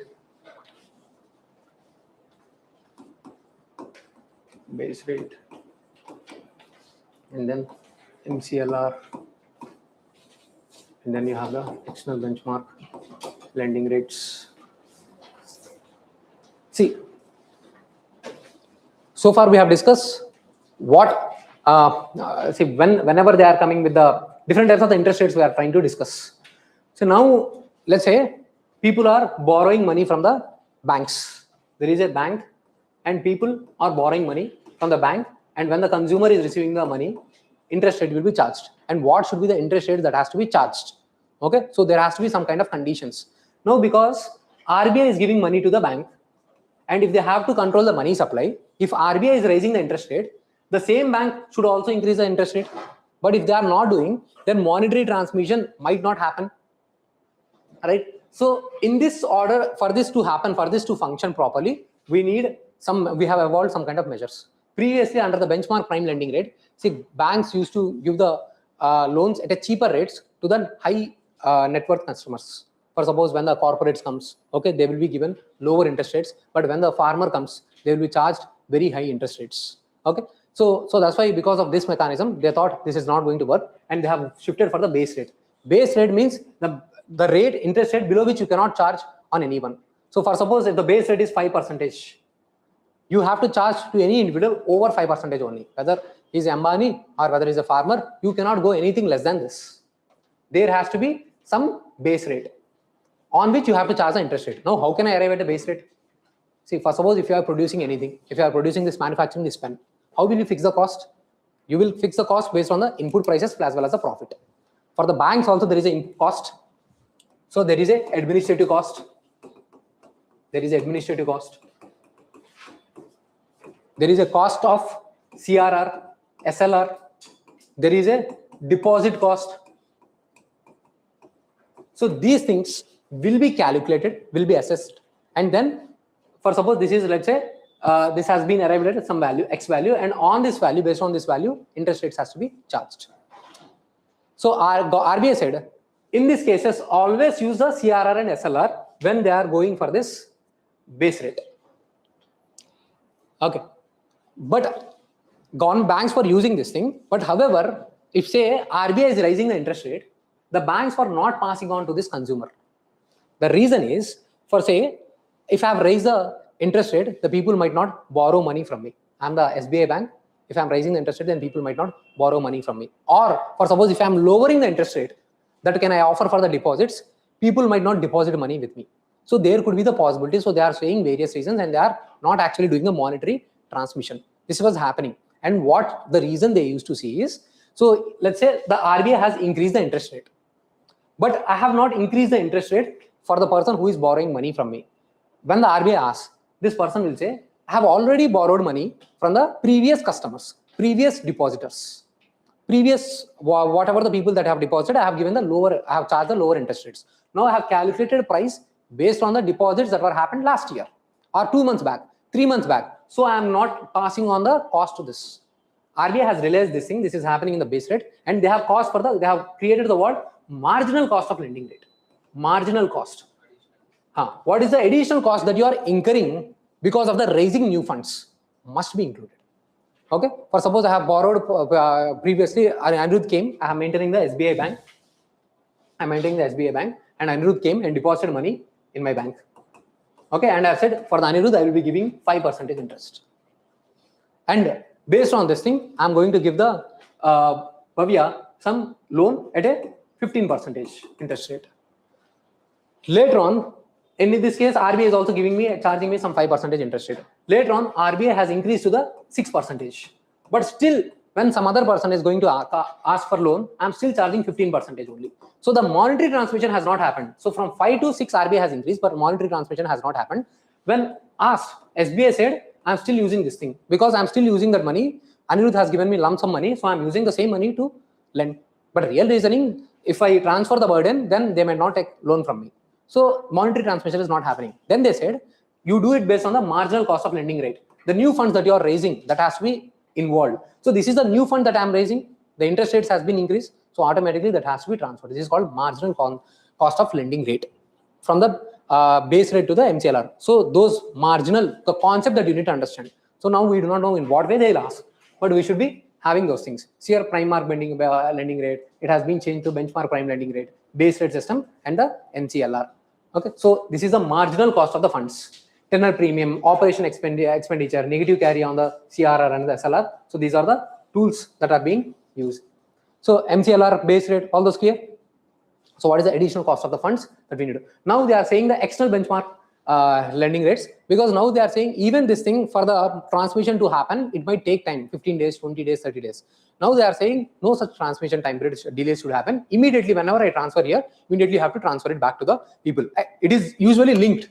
Whatever the interest that I am offering to the Bhavya, it is automatically linked with the loan that I am raising from the banks, RBI and all. So this is the concept that I have to remember. So, okay, so we have seen 2 ways how the banks are borrowing from the RBI. So here we have seen these things like marginal standing facility, repo, reverse repo. Okay, these are reverse repo we have seen. Okay, so these are the factors that we have seen. And when banks are giving to the customers, here we have seen those factors like base rate, MCLR, okay, external benchmark lending rate. These are the factors that we have seen. Okay, so this is how things are being managed by the regulatory body. Now, apart from this, then we also have the possibilities of the NPS. See, according to the economic survey, the NPS of the both public sector banks and the private sector banks have come down to the very lowest level. What do you mean by the NPA? NPA means non-performing asset. I have taken a loan beyond 90 days, not one day. For suppose every day on first I have to pay the EMI. For suppose I have not paid the EMI for up to 90 days and I am also not repaying the principal amount, then this will become a NPA. Okay, this can also be further classified SMA 0, SMA 0, SMA 1 and the SMA 2. Okay, so 30 days, 1 to 30 days, 30 to 60 days and 60 to 90 days, and then it will become a NPA. When the NPA, I have the NPA for up to 12 months, greater than 12 to 24 months. This is called substandard asset. More than, it has become NTA for 12 more months, and 12 to 24 months it is called doubtful asset, and more than 24 it is a loss asset. Okay, this is how I classify the assets. Now, in order to manage these things, RBI has come up with a certain measures, certain schemes. Okay, those are there previously also. The main thing RBI said is PCR, provisioning norms.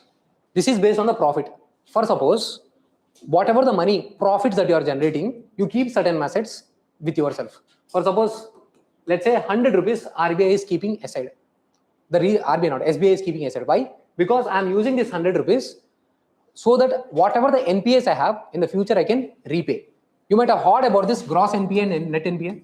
Gross NPA. This is the usual NPA. Okay.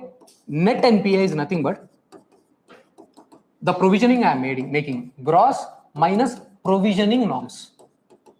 Provisioning norms. So RBI has mandated that every bank should keep certain money aside from their profits. Remember the word profit.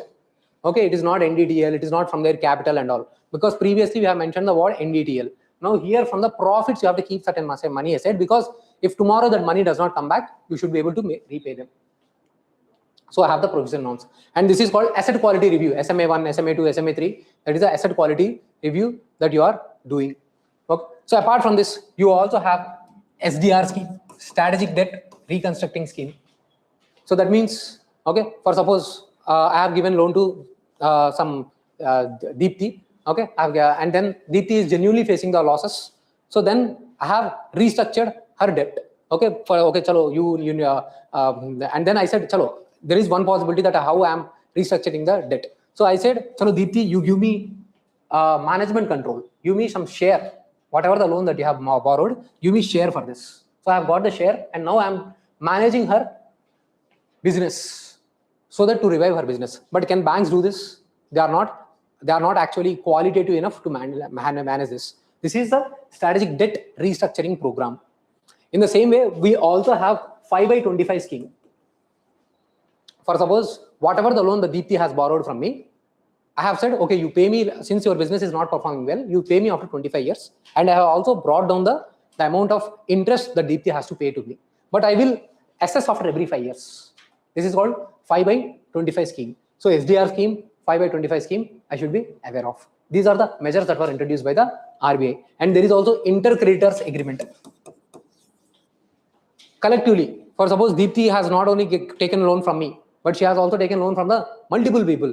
So all those people will come and collectively they'll sit together and decide what should be done with the Deepthi. That is called inter-creditor committee agreement. They might also decide if the loan value is very high, they might drag the Deepthi to the insolvency and the bankruptcy code procedure, IBC. These are the methods that were created by the government. So what are the measures that were created by the government? So first thing you have is a Lok Adalats. See, Lok Adalats up to 20 lakhs. If there is NPA, I can go here. Then I also have the debt recovery tribunals.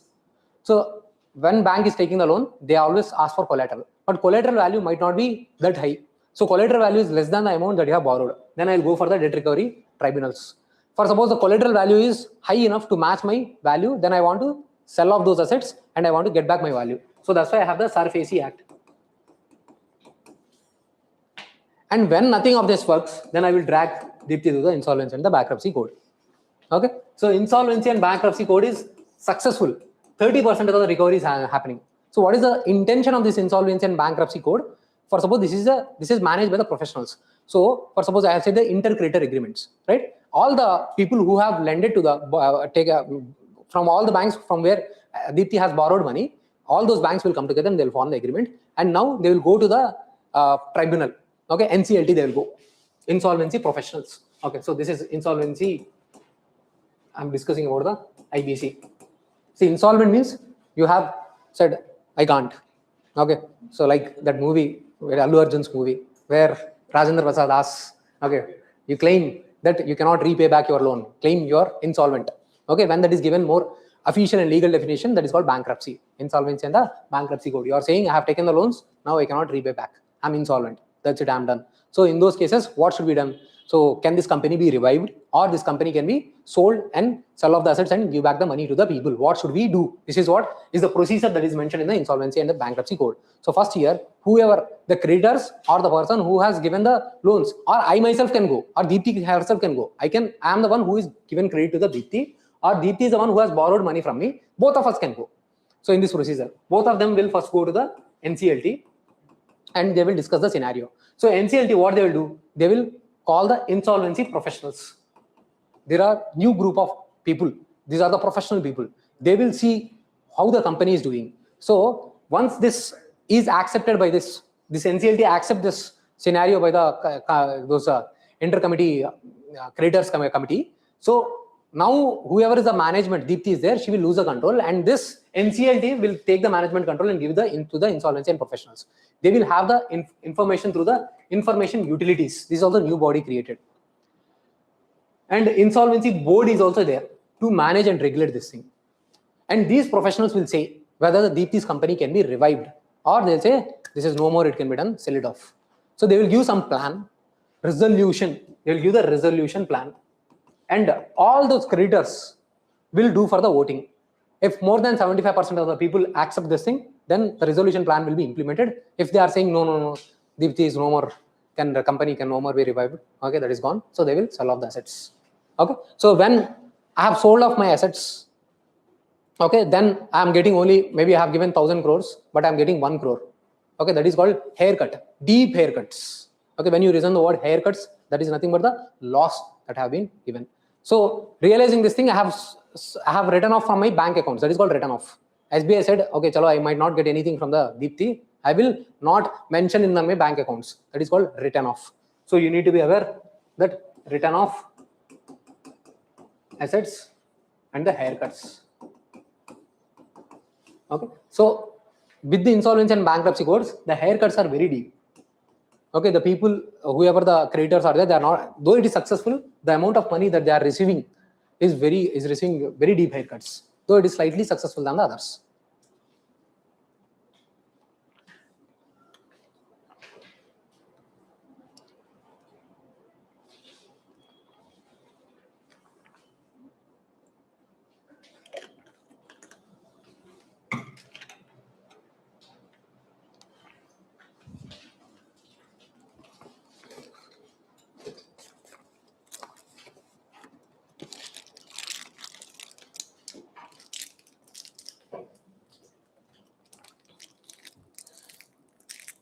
I got throat issues, not just because it is some tasty or something.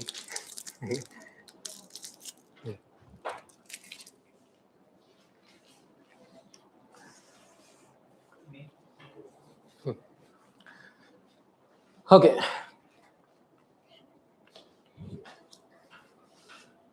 So we have discussed this thing. Then there are also ARCs, asset reconstruction companies. For suppose now Deepti has a NPS, they are not paying me. So now what I said, I'll go to some asset reconstruction company and I'll say, see, Deepti has to give some 100 crores. That asset, those papers, those securities, I'm giving it to you. Okay, you pay me 50 crores, you recover from the Deepti whatever money you want. Okay, so asset reconstruction company, that King movie you might have seen, Nagar will go, where is the credit? Okay, so these asset reconstruction companies, these are the private companies.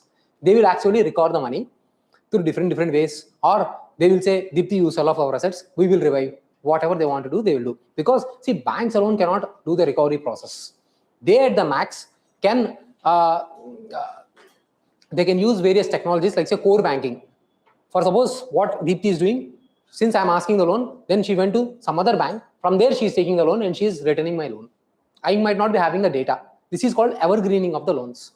So now core banking solutions, that means a kind of channel through which I can understand all the data backup. So I can understand whether from where all Deepti has borrowed the money. So this is how these are the various measures that has been taken. So sometimes there are also called fugitives, willful defaulters. Okay, so fugitives means they have taken the loan and they left India and they are gone.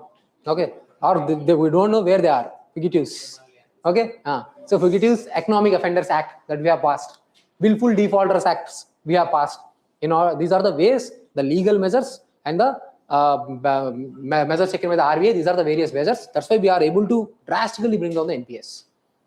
We were successful, and currently, according to economic survey, the NPS are at very low level, especially for the public sector banks and the private sector banks. Are we clear? So in this context, see, whenever these kind of issues that might come, so that's why globally also there are norms that are known as Basel norms. These are the global prudential norms. Because banks might face various types of the risk. So they might face credit risk, market risk, operational or administrative risk. These are the different ways the banks will face the risk. Now, in order to manage those things, I need to maintain some kind of safety. So various safety norms have been given under the Basel 1, Basel 2, okay, and the Basel 3. Now we'll see, so same measures that have been changed or improved in the different norms. So we'll see under the Basel 3, what are the major things that we need to see.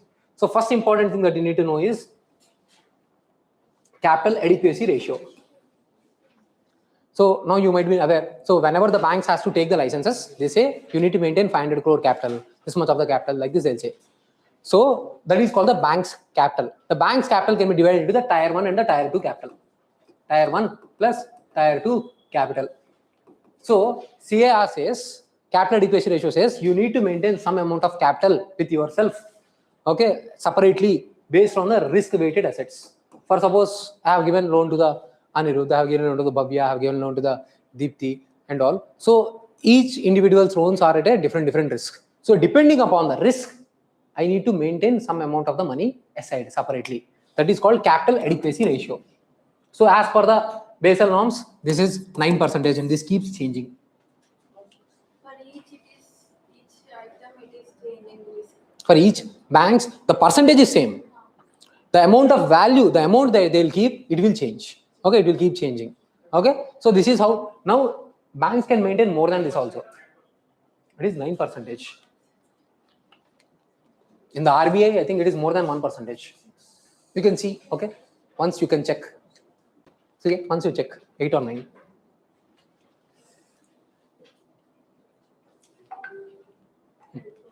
8. Okay. Some amount of the money has to be kept aside.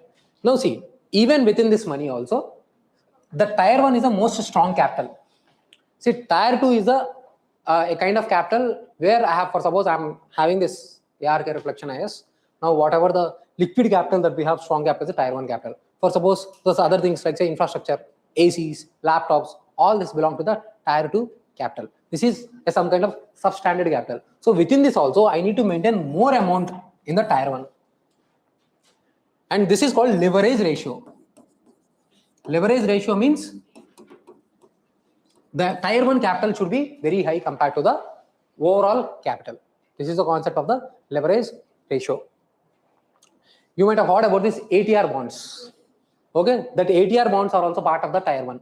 For suppose if the company wants to raise the money, they will issue this ATR bonds. These are the bonds. Means what is a bond? It's a kind of financial instrument through which I can raise the money. So X company, they want to raise the money, so they will give the bond. There would be face value, okay, 100 rupees. There would be interest rate, coupon rate, okay, which we call as a coupon rate 10%. There would be maturity period, okay, maturity period 1 year. This is called bond. This is the coupon rate that is present on the bond. By next year, the prevailing interest rate might change. In the market, it could be 20% interest rate also, right? Now, for suppose, okay, the Deepthi has raised the bonds. She has, this is the principal amount. This is the face value, 100 rupees, and she has offered a interest rate of the 10%. So next year, Deepthi has to pay 110 rupees. This is the 10%. This is the, now bond price is the face value. Bond price is equal to 100 rupees. Okay, this is how the concept of the bonds vary. If you see here, okay.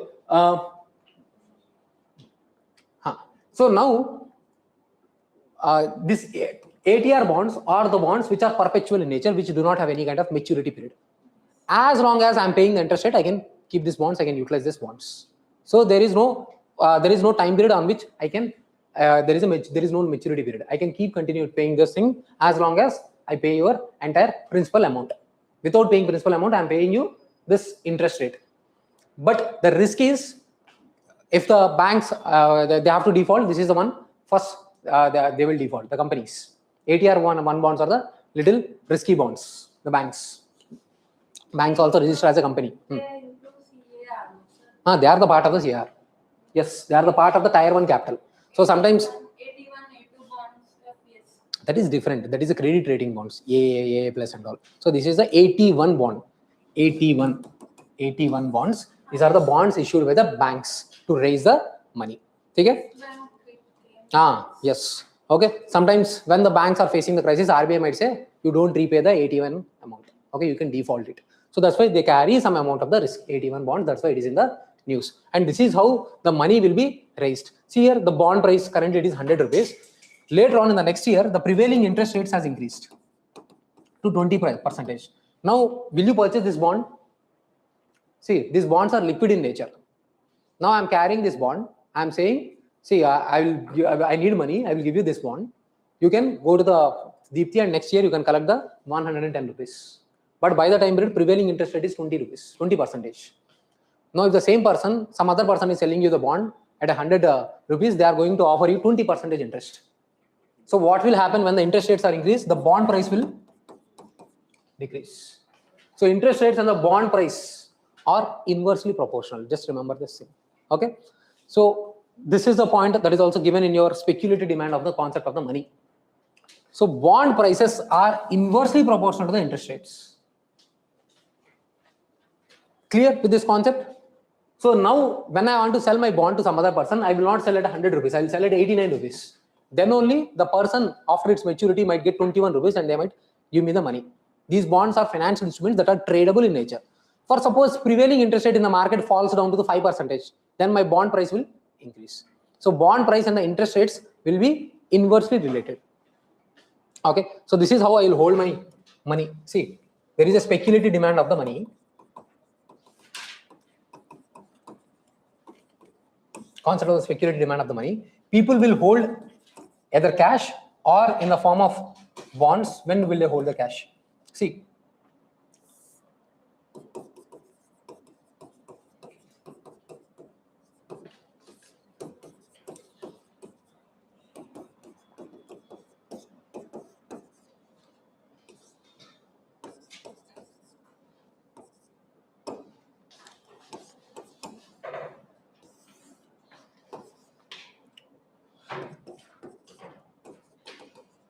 they might ask, this is given directly as your speculative demand of the RBI. When will the people hold the cash? Currently, see, this is an uncertain scenario. For suppose I am coming to you and say, you have the cash, you come and invest there. This is a very good lucrative opportunity for you. But what will you say? I don't know what will happen. Again, economy lockdown might happen. I don't want to do the business. Whenever there is uncertainty, so you will hold the cash. So, but when you believe the economy is doing well and you are going to get a very good interest rates in the banks, so what will you do? So you will not hold the cash, you will purchase the bonds when you are getting the higher interest rates, right? So when you are going to get the higher interest rates, you will not hold the cash. Your speculative demand, speculative means will you hold the cash or not? What will you do with the cash?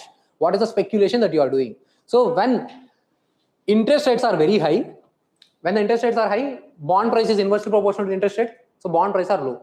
So you will invest in the bonds. When the interest rates are low, you will not invest in the bonds.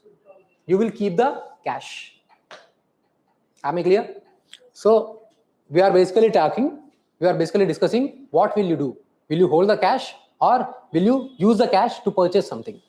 I will hold the cash when the prevailing interest rates in the markets are very low. This is directly as it is given in the NCERT. NCERT is, but still it is very difficult. It is not that easy for us to understand this thing. Okay, so like we have to be clear. See, whether are you holding the cash or not? I'm holding the cash when prevailing interest rates for the bonds are very low. When the interest rates are low, the bond prices are high. Why will you buy when the prices are very high, right? So you will buy when the prices are very low because interest rates are also high. So in those cases, you will not put you use your money to purchase the bonds. So this is as it is. You have to remember this is the concept that is given in your NCERT, right? Speculative demand of your money. When we are discussing the functions of the money, right? This is also the concept that has to be discussed because the concept of the bond is not yet revised. So I have discussed the broad concept of the bond here, and then I am discussing this. Yeah, am I clear with this concept?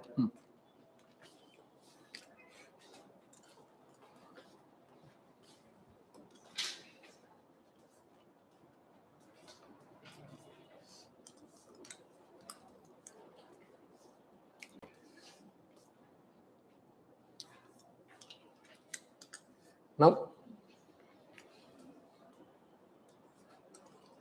PYQ's discussion we have already done. So this thing, you know, right? So inflation is rising. The rise of prices is coming down. This is called disinflation. Okay. So when the prices are falling down, this is called deflation. If starts to rise, this is called reflation. Inflation, the rise of the prices is slowing down. That is called a disinflation. Prices are falling down. That is called deflation. The falling down is slowing down. That is called the reflation. Again, if the prices is improving, that is called the reflation.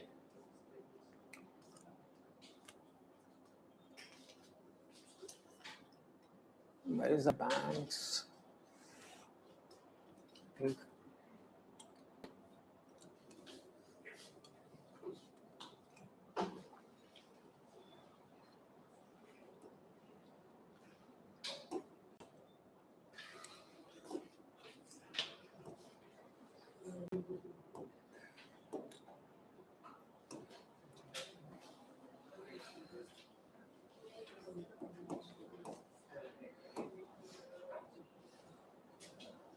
See, these are the two banks that are in the news. In order to improve the financial inclusion, we have, see, banks, we have different types.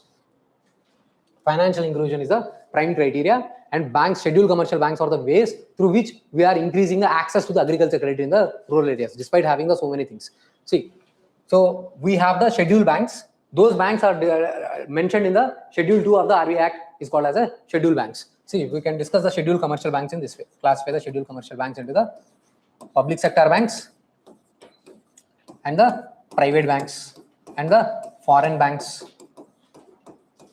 And then there are also regional rural banks through the RRB Act. And there are also cooperative banks. Cooperative banks. See, all these banks, they are managed by the, regulated by the RBI only. Within the cooperative also, they have the rural and the urban. So within this, you have ARKs at the local level, and then DCCB at the district level banks, and at the state level cooperative banks. Only these banks are not actually monitored and regulated by the RBI. Rest of all the banks, you have the monitoring by the RBI as well as the dual regulation you will have, or the NABARD. If there is a multi-cooperative bank, there will be the regulation by the states also. And all these are the universal banks. Universal bank means they can perform all the functions. You also have the niche banks. Niche banks means they can perform only certain services. Those are called payment banks. Payment banks and the, yes, small finance banks. This regional rural banks will have the funding from the central government, state government, and the sponsored banks. This is done as a kind of universal bank in the rural areas to promote financial inclusion. But they are not performing well. They are doing various kinds of the losses. And all the banks, they are supposed to maintain CRR, SLR. Okay. But this bank, regional rural bank, is not performing well. And so the amalgamation of the banks is happening. So they have brought down from hundreds of the RRBs to current level of the 20s. So that's why they can ask about the regional rural banks. See here, now this target has also been come down. Okay, this currently as of earlier 28 regional rural banks have been done. Now the 75% has come down to the 60% for the RRBs, this priority sector lending norms. Okay, so see here, if who all are the sponsor banks here? So now they are planning this one state, one RRB. See here, they are jointly owned by the central government 50%, state government 15%, and sponsor bank is the 35%. So that is why this is in the news. They are set up as per the Regional Rural Banks Act 1975. Provide the credit and other facilities to the small and the marginal farmers. Apart from this, you have the payment banks. This is in the news because for the Paytm, they have asked, the RBI is asking to stop down its functions. Okay, because of the irregularities that it is being doing. So basically, payment is for the now with the BEAM and all, you are doing the utility payments, everything. But back those days, few years back, payment bank is supposed to do the only utility services. There will not be any physical infrastructure. Only through online, you will be able to do some utility payments, like say Uber. All those things were done by usually payment banks, and any kind of remittances that has to be done. Now, for suppose if I have open bank account, if I'm doing transactions, again charges will be there. So payment bank is primarily with that intention. And so payment banks are not even supposed to give the loans. No credit cards cannot be issued. And there are also restrictions on the amount of deposits the payment banks can take. And also majority of the investments of the payment banks has to happen in the government securities only, so that they are becoming less risky. But in this process, the payment banks are getting totally unsuccessful. So these two things are in the news. Okay, so payment bank is primarily for the purpose here. The maximum deposit they can take is 2 lakhs. It can issue the ATM and debit cards, but cannot issue the credit cards. They cannot undertake the lending activities. Okay, these are the prime things that you need to remember regarding the payment banks. What is the difference between the NBFC and the banks? NBFC and the banks. Can they take the NBFCs? Can they take the demand deposits? Only FDs. Okay. Can they issue checks? Are they part of the payment and settlement systems? They are not the part of the payment settlement systems. See, basically these are also the finance institutions, but they perform. They are called as a non-banking finance commission because they are not registered as per the Banking Act. They are registered as per the Companies Act. They cannot issue checks. They cannot issue the demand drafts, DDs. Okay, they can give the loans. So you have different types of the NBFCs. Okay, leasing companies, all those companies. Okay, they have the different types of those things. Okay, this is about the banking things. Okay, these are the things that are in the news. Okay. Cooperative banks, back those days it was in the news whether it is under the regulation of the RBI or not. Banking Act has been amended so that cooperative banks is brought under the RBI's regulation. The same question was asked that year. It was making a lot of news. So in this context, this year they can ask about the RRBs or the payment banks. So you might be aware, PSUs has been nationalized in the 1960s, 14 and 1980s. Some banks have been nationalized. 6 banks some have been nationalized. Later on, after the Narsimham Committee recommendations 1 and 2, new banking license have been given. Then based on those committees only, CRR, SLR have been brought down. Okay, and so now we have the more number of banks. Total, you have total public sector banks and the rest of the private sector banks. Within those, foreign banks are also there. And priority sector lending targets are applicable for the foreign banks also, who are having more than 20 branches and less than 20 branches also they have. Sub targets can vary. Okay, so this is related to the banking system. Okay, we will take the lunch break and we will come back at 2:30. After coming back, we will discuss those budget, money market, capital market, and the exchange rate, those things. Okay, and then we'll wind up. So these are the areas from which questions will be asked. These are the prime areas for the questions will be asked. So we'll discuss those concepts. After coming back, we'll discuss money market, capital market, exchange rates, depreciation, appreciation, forex reserves, and the fiscal deficit, all those things. Whatever the important facts that is there, I'll discuss.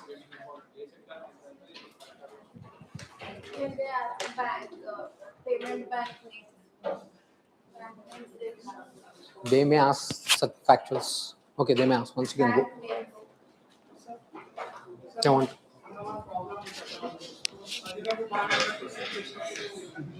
I want. You can confidently answer that. Confidence is required. See, PYQs you solve. You solve PYQs. Okay, that is enough. In this, especially in this last 1 week, don't solve any more questions. Only PYQs. You will come into the direction of economy.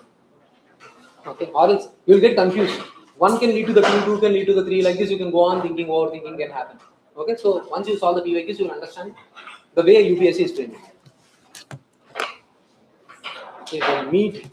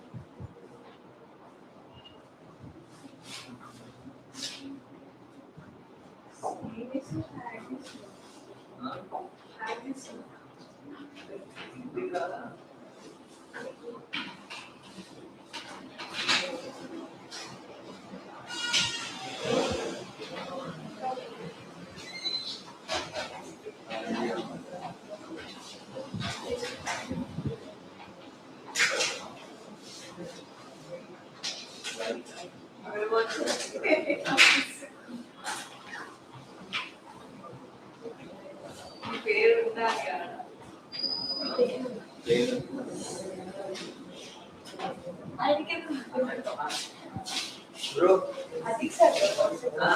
a PDF తీసుకోవాలి. Recording start. Hey, Sharma ji.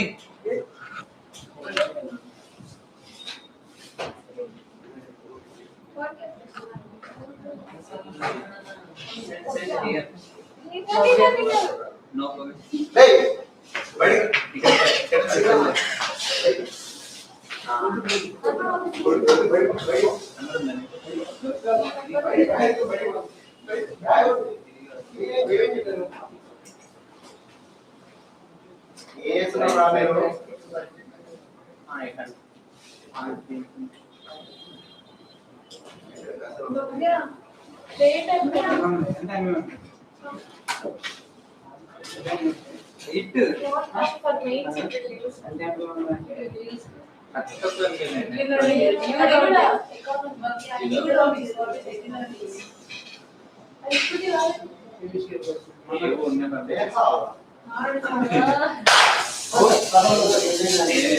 time.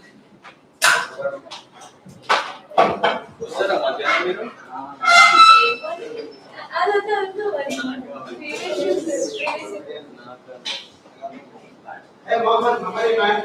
Hey, man. Greetings. Yeah. That's all.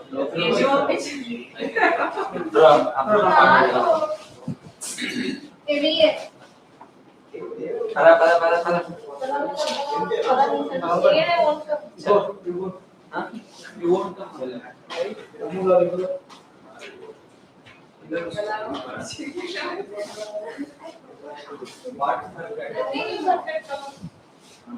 You both are forgotten chocolate and recipes.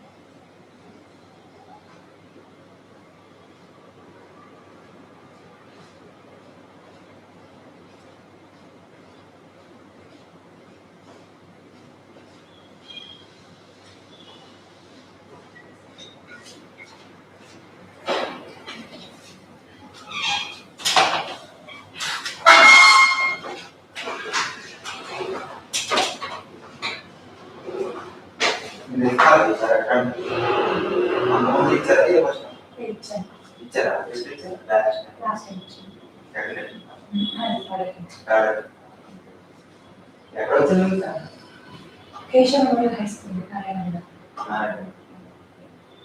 Yes, sir. Indra. Indra. Mohan. All the best. Enjoy your life.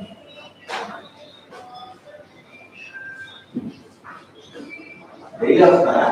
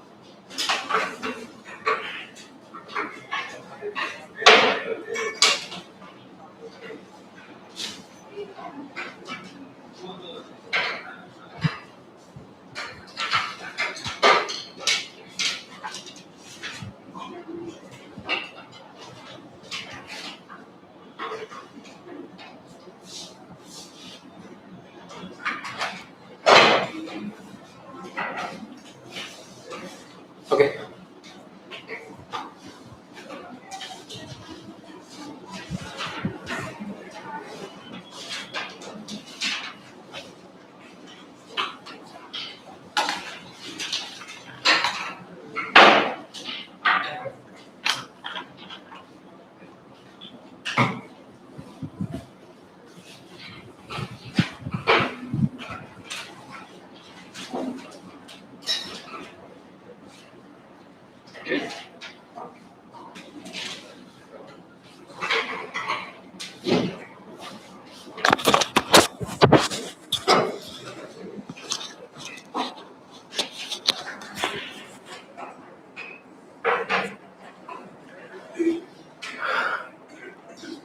Okay. So let's discuss the financial markets.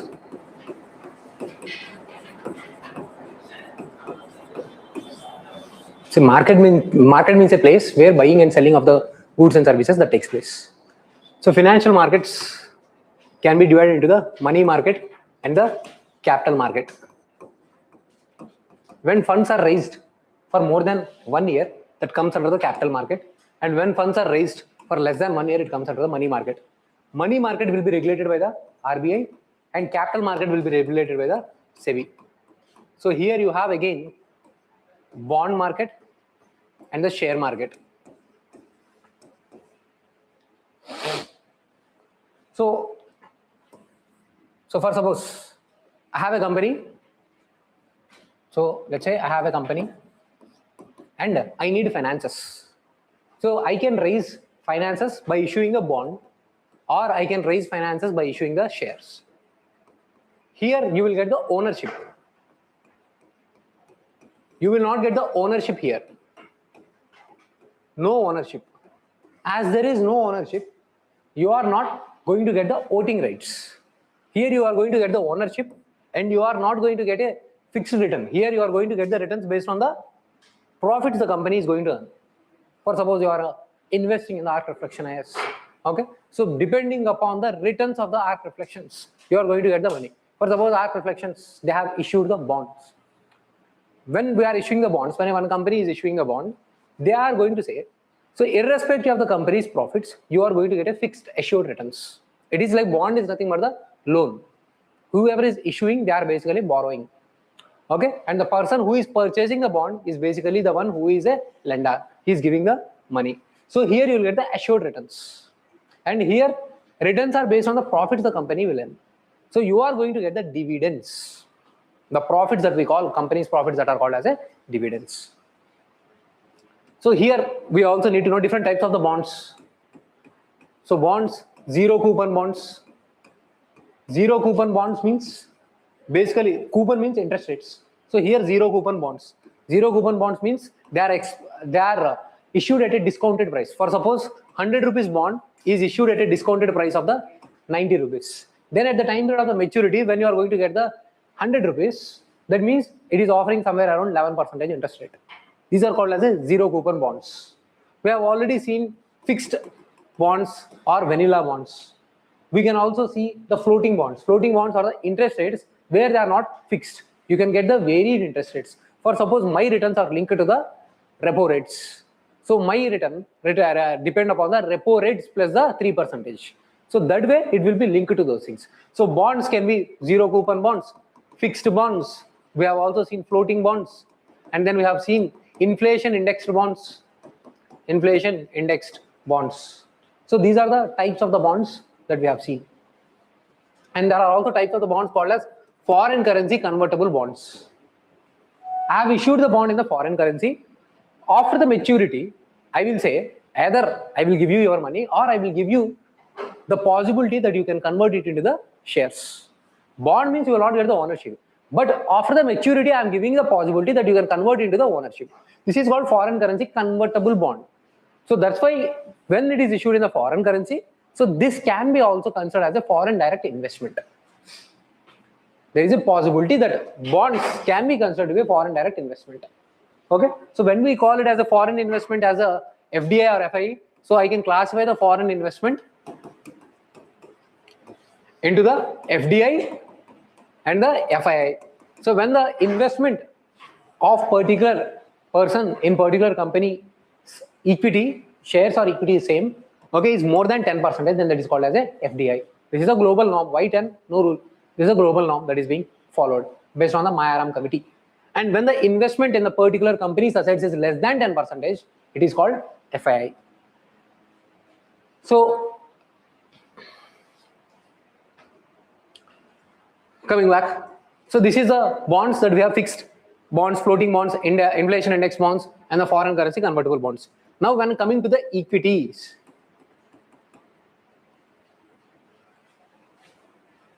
so these are the one type of the equity. So when I am generally offering you equity, I am going to give you the ownership. There is a different types of the equity called preferential equity. In the preferential equity, you have the ownership. At the same time, you will not be making decisions in the day-to-day making affairs. When you got the equity, general equity you can get, or the preferential equity. But in the case of the preferential equity, you will not have the voting in the day-to-day administration. But when the company is being sold off, when we are selling off the assets, you will be given preference. And when distributing the profits, distribution of the profits is nothing but the dividend. While distribution of the dividends, you will be given the preference. Okay, so now the company X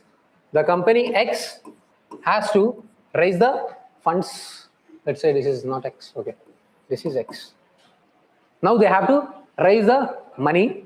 Okay, so what are the ways through which they raise the money? They can raise the money through the bonds or by issuing the shares. These are the two ways. Now, what is the procedure to issue the shares? That is what we have to see. When I have to issue the shares, I will go to the market and I will raise the IPOs, initial public offering. But if I am floating the company, I can generally I cannot go to the directly go to the market and cannot raise a thing. First, I need to go to the investment banker, underwriter. First, they will go through the process called draft red herring prospectus, DRHP. So SEBI will ask me, what is the guarantee that your company has that particular share value? Let's say I'm issuing 10 shares. I'm issuing 10 shares. Each value of the share is 100 rupees. Okay, one share is equal to 100 rupees. Totally 10 shares. Now, how can I arrive at this value? I cannot fix this randomly. The underwriter, after reading this, going through this DRHP process, they will tell me what can be the share value I can quote.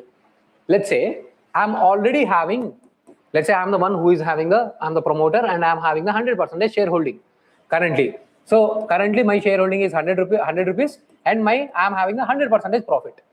So 100% shareholding. This is the investment the company has. Now I'm raising the new funds.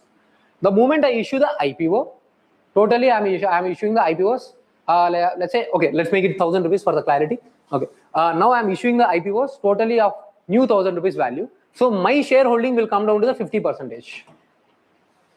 Remaining 50% are there here. 10 shares is costing to the 50%. Okay. So this is how, when I have raised going to the market, the new shares has been raised. The money will go to the company. So this is how we will be raising the shares. So I will go for the IPOs.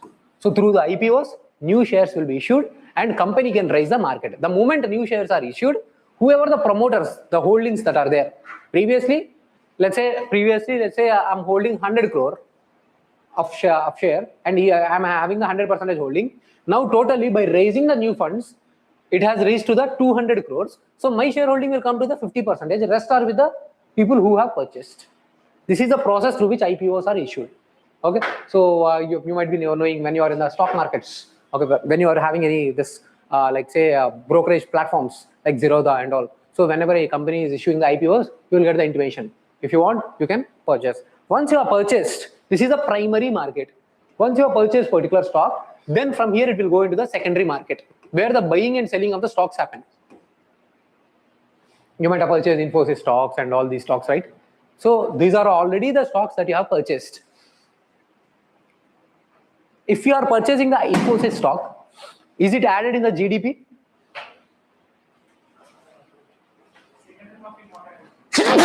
Anything which you are selling reused ones? If you are selling the used cars, if you are selling already which you have purchased items, these are not a part of the GDP. Are the transfer payments part of the GDP? Something government is providing you social security. Even those are not part of the GDP. Is the informal economy part of the GDP? Informal economy. Contribution by the companies that are not registered are called the informal economy. Is it part of the MSME? Sorry, is it the part of the GDP? It is part of the GDP. Okay, it is extrapolated. Okay, we calculate the data, but we are not going to get the accurate data. Yes, that is also the part of the GDP. Transfer payments, anything which you are producing, which you are not getting for free, will be part of the GDP. Okay, care economy, women's, families, mothers' contribution, care, love, is it part of GDP? Not a part of the GDP. Okay, so okay, just that was a different thing. So now I have raised the shares. Now let's say one person, Anirudh, has purchased the share of each value 10 rupees. Now he can sell the share in the secondary market. The people might quote 50 rupees per share, 100 rupees per share, anything, or it might fall to 1 rupee also. Once you are purchased in the primary market, you can buying and selling of the things can happen in the secondary market. This is one way. First time when I am entering into the market to raise the shares from 100 to 200 crores, new shares have been issued. That is called the IPO. I came to the market again by following the same DRHP process. Then that is called as a follow-on public offer. Okay, so when I am issuing the shares, I have issued the shares, IPOs have been issued. So you and me, like retail investors, can participate. Retail investor. There can also be the participation of the qualified institutional investor. Qualified institutional investor means like say HDFC, ICICI. These are the bigger companies who can also purchase the shares of a particular company.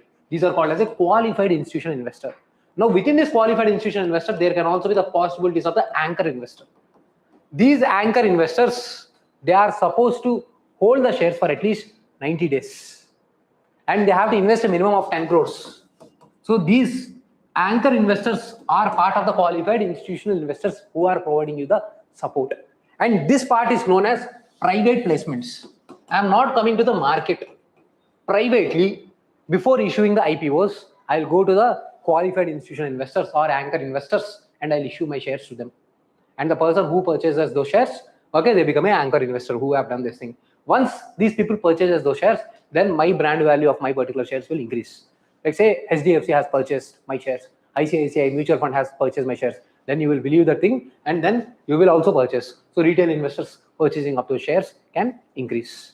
Okay, so when the buying and once these things have been purchased, then it will be sold in the secondary market, that is stock markets.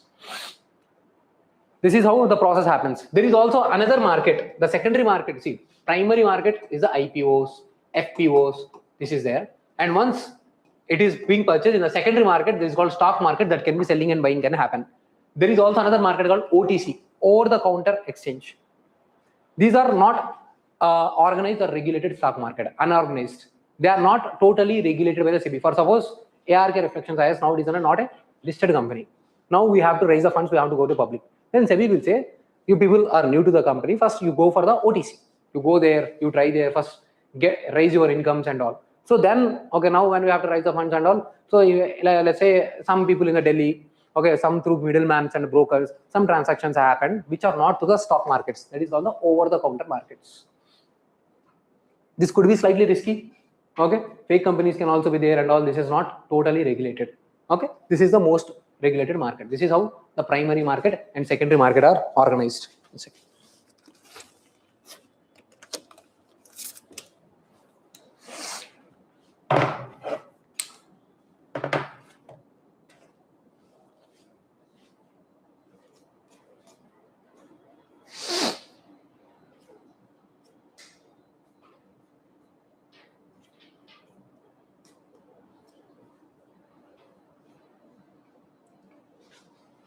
Okay. Now see, if you have the PSU, if you have a government company, the government companies, they are doing the disinvestment. Disinvestment means, for suppose, let's say you have the Steel Authority of India, which is holding the 100% stocks. Now they are going to the public.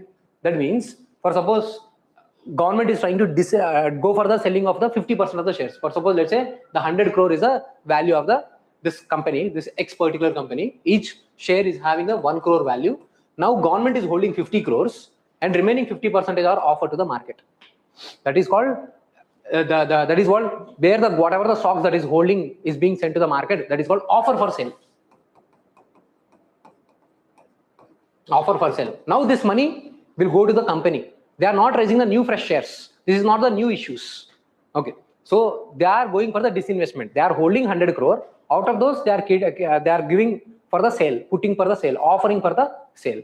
New funds are not being raised. If they are raising the new funds, then they will go for this process. Okay. So this, and then when I am offering the shares, for suppose I am offering for the who are already the employees. That is called rights issue. I am giving the individuals who are already holding or who are my employees, I am giving them rights. That is called the rights issue. Okay. So these are the two things that we need to know, understand about the bonds and the shares. Debentures are same as the bonds, but they are holding, but they are not that secured as a bonds. Debentures are slightly less secured, but rest of the process are same. Bonds can also be traded, debentures can also be traded. This is regarding your stock markets. Now you have also the stock exchanges. Bombay Stock Exchange and the National Stock Exchange. These are the primary stock exchanges of the India. So here and here you have this growth of the stock exchanges can be measured to the index called Nifty and the Sensex. You might have seen whenever the crisis comes, Sensex is rising, Sensex is falling. This is what they are saying. Now what is that when they mean this? So basically they are tracking the market capitalization of 50 companies here, 30 companies here. Market capitalization. What is market? MCap. What does it mean? For suppose I have a company and whatever the free floating shares that are available in the market, let's say 100 shares are available in the market and each share value is 10 rupees. So market capitalization of my particular company is 1000 rupees. Let's take it ARK Reflections. Okay, 1000 crore, 100 crore into 10. Okay, why to keep 1000? So this is called MCap. When the total amount is more than 20,000 crore, then that is called as a large cap. You also have the small cap. You might have heard about the mid cap companies, small cap companies. Okay, so this is what the tracking here. It is done for the top 50 companies whose market capitalization is very high. So this is the Nifty 50, and here in this same way, Sensex. 30 companies is being tracked in the Bombay Stock Exchange, and 50 companies are tracked in the National Stock Exchange. So based on this thing only, we will be able to sense how the market is reacting. Those top companies, how the markets are performing. And when you are doing this thing, you will also see the alpha and the beta index. For suppose within the stock markets, you are going to invest in the Adani. Okay, now you will see how that particular Adani stock is performing. To check the Adani stock in comparison with the NSE and the BSE. If the particular stock is growing, that is called as the alpha stock. Okay, so to check that how the company is growing, performing well in compared to the other or not. So you will have the alpha index. You will also have the beta index to check how volatile is that stock. For suppose if the beta index is 1.6. So that means compared to the other stocks, this is 60% more volatile than the other stocks. So beta has to be low. So this was the PYQ question. Beta parameter, alpha parameter, what are those? So basically it is going to tell me what is the particular stock's performance in compared to the other. And this is going to tell me the volatility, how much that particular stock is stable. Volatility, and here the growth, alpha and the beta. Not every person can be able to invest in the stocks. We might not be having the knowledge whether the company will perform or not. So that's why people also go and invest in the mutual funds.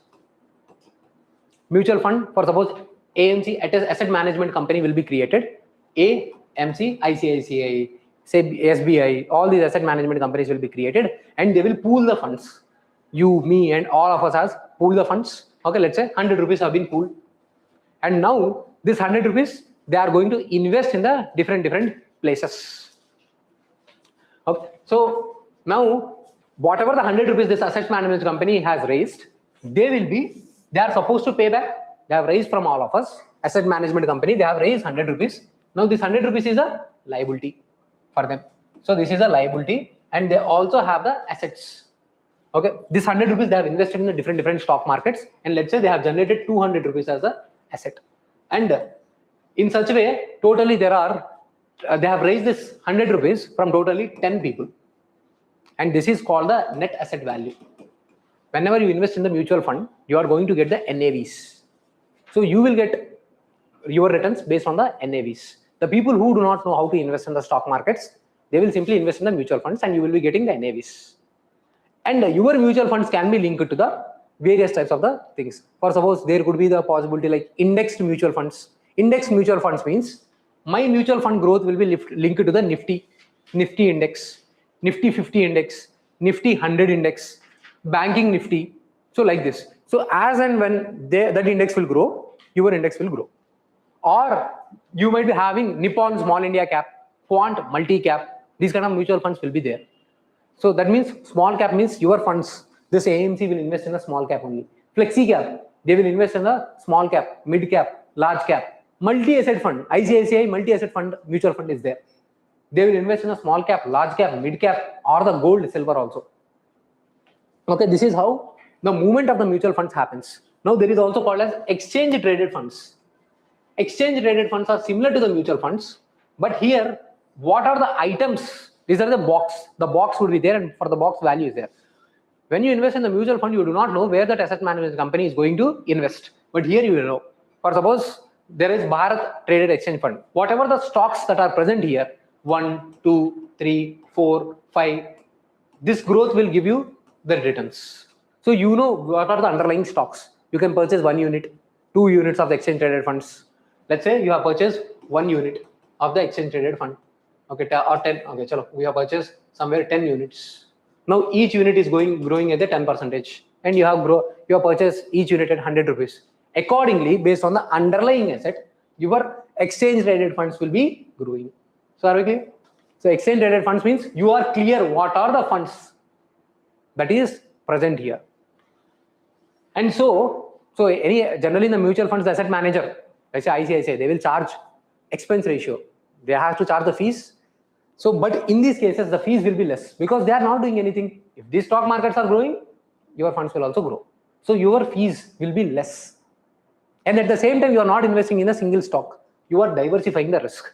So if I have to take mutual fund and the stocks, exchange traded funds come somewhere between. Okay, so mutual funds, stocks, individual stocks, and here some group of stocks. Here there would be fees, and the fees would be less here. So these are also called as the passive funds, because underlying funds, they grow or subside based on their possibilities that are there based on the underlying stocks. So am I clear with this mutual funds and the exchange traded funds? Then you also have options or derivatives, you can say derivatives. Within these derivatives, you have the forwards and the futures. What is derivative? Derivative is a financial instrument which derives its value based on the underlying instrument, underlying the financial asset. It is let's say I'm holding some paper, but that paper itself is not having any value. On that paper, it is written that if I give this paper on particular day, for suppose today is May 16 or 17, so on the June 10th, if I give this paper, I am going to get 10 kgs of the rice. Okay, commodity based derivative. So I am holding some derivatives. That means it is a financial instrument which is getting its value from underlying asset. Or maybe I am going to say, maybe I might get $40 billion, $50 billion if I show that paper. So there would be some underlying asset which is going to give the value. So there are also types called as a forwards or the futures. These are the contracts. See, there are various ways through economy. In the economy, transactions can happen in the forwards and the futures. So when two people are making the contracts, let's say the person who is doing the business, they say they want a potatoes for the potatoes chips. So they will go and make a deal with the farmer. You provide me next month 50 kgs of potatoes, each kg at the cost of let's say 50 rupees. This is deal has been made. A contract has been made. Now, this is beneficial for both the person who is making the contract and person who is actually buying the contract. Okay, the farmer and the corporator. So the farmer will also have the assured return and corporator will also have the assured input, raw supply. Okay, but when you are making the forwards, so they are not standard, they are not organized, they are not regulated. So this deal can be broken. The contract can be broken. When I am making the deal through the futures, this is more standardized, organized. Deal cannot be broken. Okay? Am I clear? These are nothing but the contracts, forward and the futures. UPSC has not asked a question here. Maybe they might ask. And there are options. Options called call option and the put option. So call and put, these are the options that you are actually buyer and seller they are maintaining. For suppose I want to buy the land. Next year I want to buy the land. So by paying some premium, I am reserving my right to buy the land next year. So let's say he is going to Pawan, right? No, not Pawan, Manoj. Your name? Manoj. Yeah, see, right? So Manoj, I want to purchase the land from the Manoj. Okay, so I'm saying to the Manoj, next year I'll purchase the land from you. Okay, let's say the price of the land is let's say 1 lakh. Somewhere I'm going to purchase this much of the land from the Manoj. But we both have the option. Next year the prices might change. Manoj might get better price. Manoj might get 2 lakhs next year, or I might feel price might come down to 50K also. So then we are making a deal. I am making a deal called call option. So through call option, I am paying the premium to the Manoj, let's say 5,000 rupees. With this, I will definitely get the right to buy. Manoj cannot deny. Next year, if the prices even rises to the 1,20,000, I have made a deal that Manoj is obliged to sell me the land at 1 lakh only. This is called call option from the seller. It gives the seller buyer the right to buy, and seller has the obligation to sell. Now the same thing is the put option. Here now Manoj is making the deal. Now Manoj makes a deal that I will sell you next year at 1 lakh. You should buy. So he is making a premium. I can break that, but Manoj will get that premium value. So that premium will not be given back to me. So Manoj is making a deal through the put option that next year you must buy the land at 1 lakh rupees. For sure, 1 lakh has to be paid to me. You are going to purchase.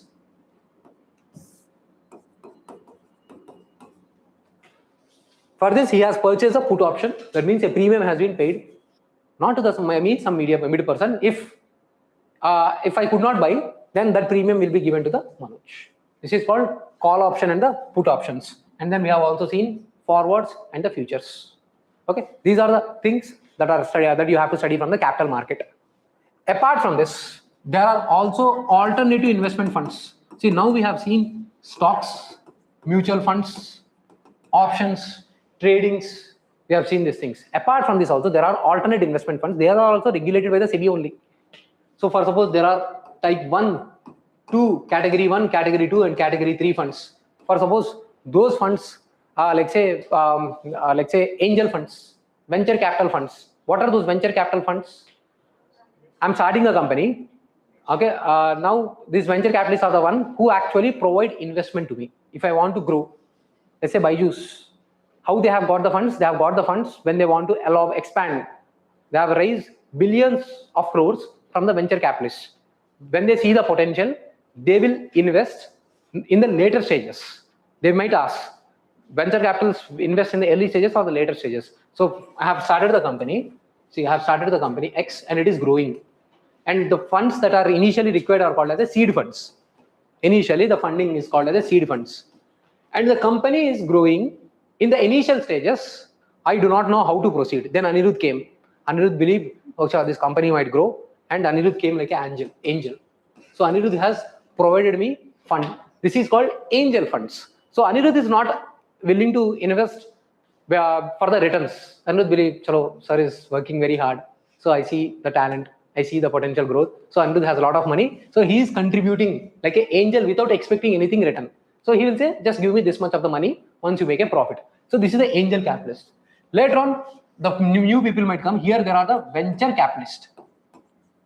Venture capitalists. They will also provide the funds. They will say, I'm giving you 1 crore. You need to pay me some within this year 2 crores, 3 crores. They will have the conditionalities, or they will take away the management. This is what has happened with the Byju's or any things, because since it is in the news, those things. Okay, so when these are the venture capitalists, they'll say they will demand this much of the return. When they can't, so they will take the management, they will take the administration, firing of the employees and happen.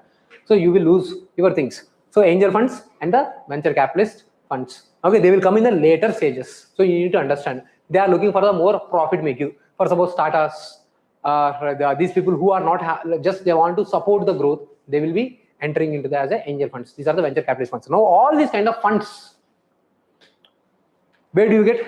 So you will get into here alternate investment funds in the various categories. So when they are supporting you for the growth, when they have the more social impact, they are decide falling in the type 1 category. When the risk increases, that fall in the type 2 category, and the risk further increases, then that falls in the type 3 category.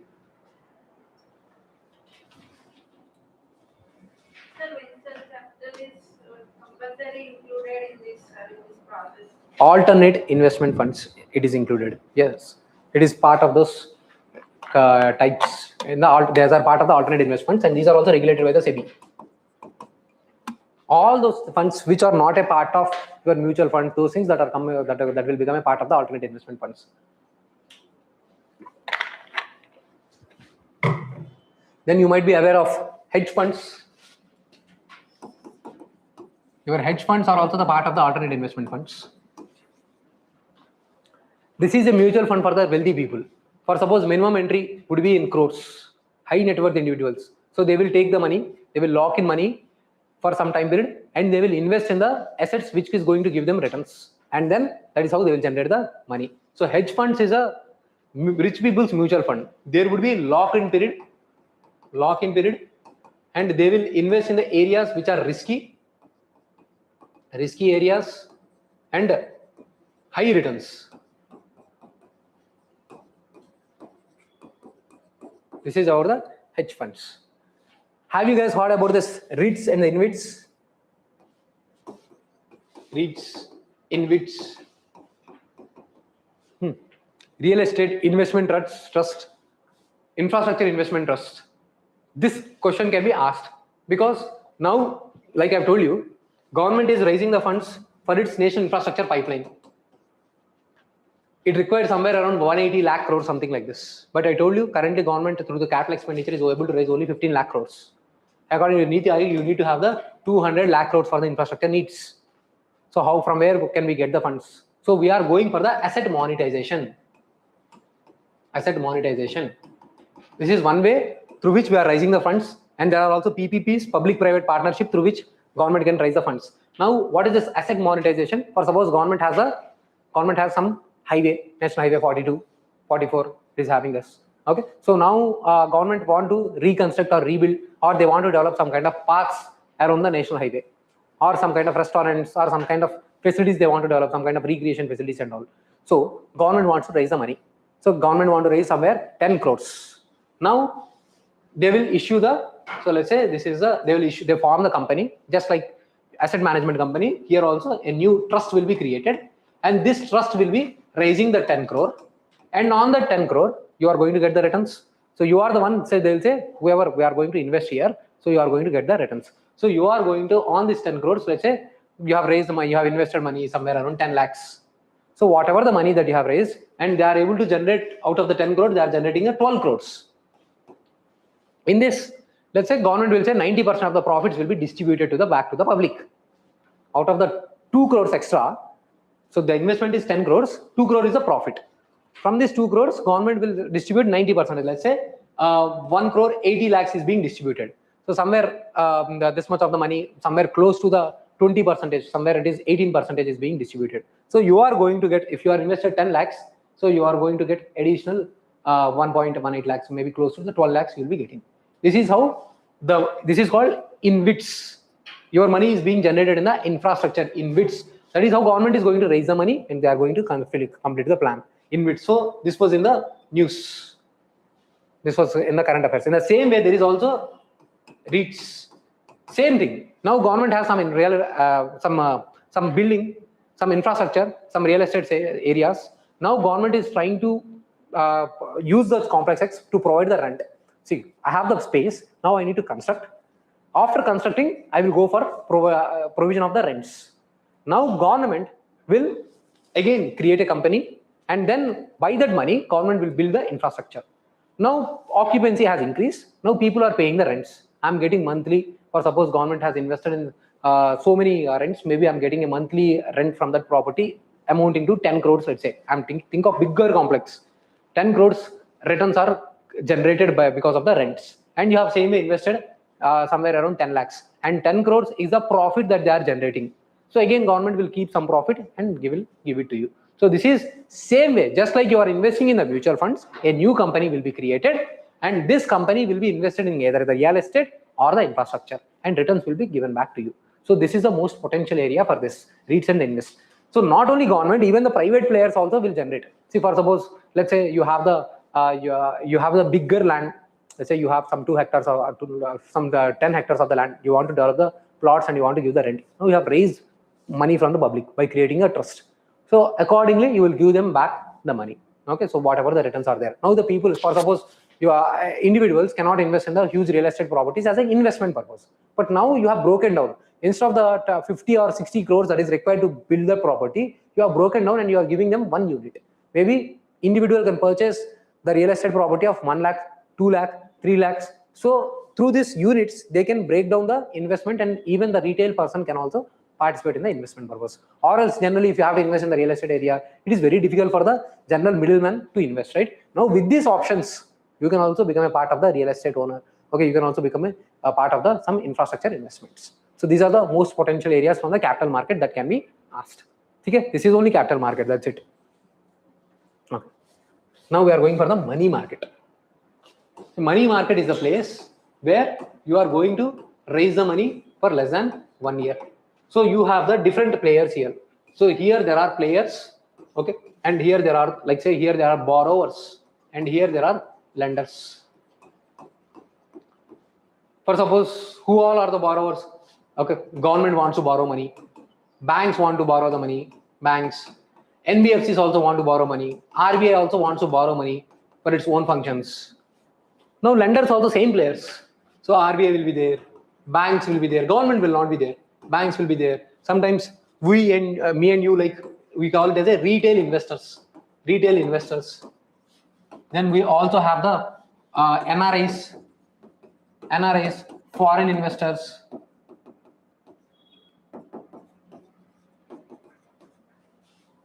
So we have different types of the people who are facilitating this, providing the money. Okay, and then you also have the primary dealers. So now primary dealers are those institutions that are promoted by the RBI. Whenever the government wants to raise the bonds, money. Okay, so first primary dealers, they will go and participate in the auction and they will purchase. Let's say government has released a bond of 3-year bond with a 10% interest rate. So first a primary dealer will purchase the bond, and then through the primary dealer, other people will sell, will buy. Okay, and the market through which the buying and selling happens, the platform through which buying and selling happens is called e-Kuber platform. Especially I'm talking about the money market, government bonds. Okay, wherever the government bonds that are talking. Okay, let's write it later on, different way. Okay, so are you clear? So this is how money will be raised from here and here. So money will be raised for different time periods. So money can be raised for 1 day. Money can be raised for the up to 14 days. Okay, so money can be raised up to 365 days. These are the various ways for which money can be raised. This is when the money is being raised for the 1 day, it is called as a overnight borrowing, call money. And this is called as a notice money. And here up to from 14 days to 365 days, you have the different types of the repo functions, and also we also have the different types of the instruments which we come across, will come. Okay. So what are the different types of the instruments? First we have, see, call money. Call money happens between the banks. SBI is borrowing money from the HDFC. And this call money is a money borrowing without any collateral. No collateral is required. Since currently SBI is borrowing money from the HDFC for overnight purposes. Later on, HDFC might also need. Okay, so they will not take the collateral. This is only for the overnight to maintain those mismatches. Every day you need to maintain some kind of funds. If the mismatch is there, so then SBI will borrow money from the HDFC. Now, when HDFC rejects, then SBI will go to the RBI. Now, RBI will give them money through the repo rates. Okay, so these are the possibilities. Here, no collateral, but here collateral is required. Okay, so these are the different, and then you also have the CBLO, collateralized borrowing and lending obligations. When some of the NBFCs, okay, when they want when they want to raise money for the overnight purposes, they cannot go through this call money options. They will go through this CBLO process. They need collateral. Okay, so here the NBFCs participate and they will pay the collateral. Am I clear so far? Okay, so now then you have the government bonds. How government will raise the money? Not just the government bonds, government debt financing, I'll say. See, first, government can go for the cash management bills. Cash management bills. Government will go for the treasury bills. And government can also issue the government bonds. Or I can call it as a dated securities. This is usually for less than 91 days. This is for up to 364 days. Both of them can only be issued by central government. Only by central government. This is if the government issues for more than 1 year. This can be issued by both the central government as well as the state government. These two only by the central government. Both by the central and the state governments. Government bonds are also called as a gilt-edged bonds because they are highly secured bonds. They are also called as a sovereign bonds because they are issued by the government and government has never defaulted this thing. These are the ways through which government can raise the money. But still government still requires more money. Then they also have the ways and means advances. Ways, WMA, ways and means advances, where they can borrow for up to 3 months, maximum 3 months from the RBI. This is from the public. This is from the RBI at a repo rate, at the interest rate at the repo. Okay, this was introduced after the 1997 because previously they used to go to the directly RBI and print the currency, but which is highly inflationary. Now they are going for the ways and means advances. So this is what you need to know. So all these things are being purchased through the eKuber platform. So they are being purchased through the eKuber platform. How it happens? See here. So like this, for suppose government will say RBI and RBI, I need money. So here the participants, primary dealers, all those banks, they are supposed to maintain as a norms and all. So all those people, they will participate. Okay, let's say I'm writing here. Okay, government and RBI together, they are raising the bonds. Okay, so this is a primary market and the platform is a eKuber platform. There is also a retail investment scheme.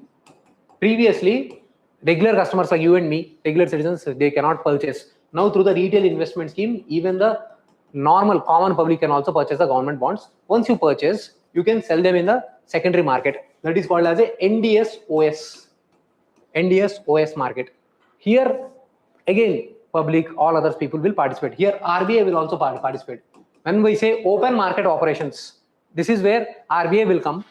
They will take they will issue the government bonds and all to handle that money supply. Am I clear? How the government bonds tradings and all happens? Now, apart from this, what are the other instruments I have? The other instruments I have is the certificate of deposits, certificate of deposits. Then I have commercial papers, and then I also have the commercial bills. These are the three more instruments which are also the part of the money market. Certificate of deposits are like similar to the fixed deposits. There would be some minimum amount. For suppose banks need money, they will issue the certificate of deposit. Let's say Deepthi has purchased a COD instrument by depositing 10 lakhs with the bank, and bank is saying I'm going to offer you 10%, and money will be repaid within the maturity 1 year. Maturity period will be less than 1 year. But what would be the advantage for the certificate of deposit? Now Deepika can sell this instrument to some other person and can get the money. Fixed deposit cannot be traded, right? But certificate of deposits can be sold to some other person and you can raise the money, and there would be some minimum level of the investment will be made. In a fixed deposit, you need not have any kind of minimum level of investment. But in certificate of deposit, minimum number of investment is required. And then commercial papers. Basically, these are raised by the NBFCs. These are considered to be more unsecured. the assets that are actually backing those commercial papers, they are not qualitative assets. So commercial papers are issued by the NBFCs and money will be raised. So there was a crisis, IL and FS crisis. Back those days, this was a lot of in the news. See, these are the NBFCs. They have raised money using the commercial paper where the I thought something else. Okay. I thought lizard. Okay. So, IL and FS crisis. So this company has raised the money for 1 year and have given the loan for 3 years time periods. But the returns were not there. Okay, for suppose the person who has given money for the 1 year, they were asking the money, but they have given the loans for the 3 year maturity.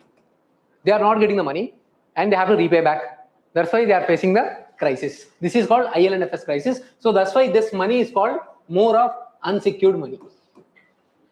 Now, am I clear with these two? Certificate of deposits and the commercial papers. Now, commercial bills. Commercial bills means, see here, you might have heard about the bank rate. I have not discussed the bank rate to discuss here. Bank rate is a long-term interest rate that is imposed by the banks on the borrowing entity. So how this thing is done? For suppose I am the person, okay, let's say I am doing the business. I have sold my some items to entity Y. I need to get the 100 crores. But this person said, I will give you 100 crores only after 3 months. But I need to pay the salaries and all. So I have given the bill. Now this bill can be exchanged. Now I have taken the bill. Now this X person can go to the SBI. SBI will say, okay, chalo, I will take this bill, but I will give you the, instead of the 100 crores, I will give you the 99 crores. So that 1% I will take. This is called bill of exchange. Okay. So SBI is purchasing from this person, he is giving this person 99 crores. 99 crores. For him, he is happy. So anyway, he has to wait 3 months. That 1 crore, he will take it off as a kind of money. Okay, because the immediate requirement is there. Now SBI needs money. So SBI is still waiting for this person to repay him back. Now SBI will use this bill of exchange and he will go to the RBI. If he needs money, SBI needs the money.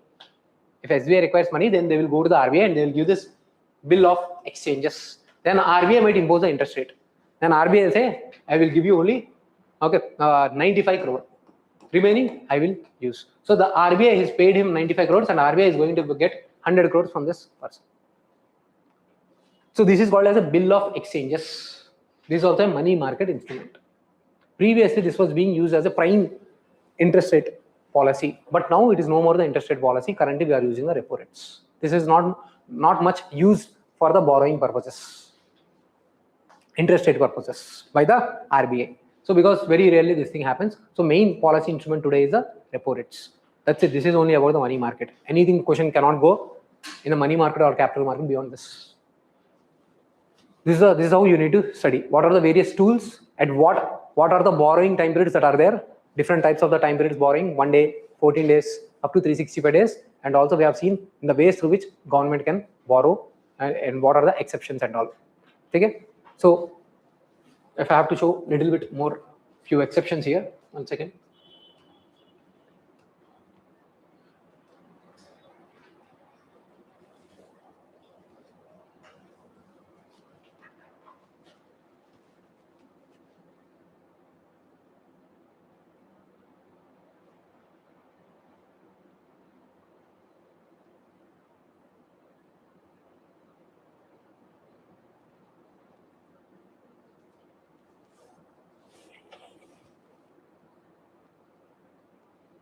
So this is how through e-Uber platform, everyone will participate and retail direct scheme through the public.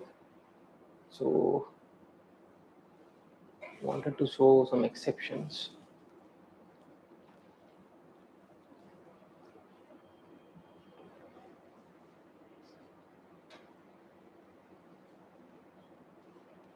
See here, in the call money, all the scheduled commercial banks can participate except the regional rural banks And the cooperatives, within the cooperatives, this land development banks cannot participate. These two entities cannot participate. Okay? Since the regional rural banks is in the news, so they can ask, linking it to the call money. Can they participate in the call money buying options or not? So this exceptions that we need to remember. That's it. That part. So remaining things, the same things that we have discussed, certificate of deposits, commercial paper. See here.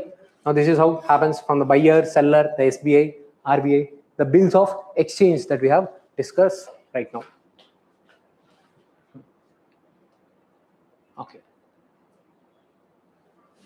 Now, see, in the foreign direct investment and foreign indirect investment, only thing that you need to study at this stage today is in the news. See, we know foreign investment can be FDI, FII. So when investment comes through the India, through FDI route, there are two ways to enter. Automatic route,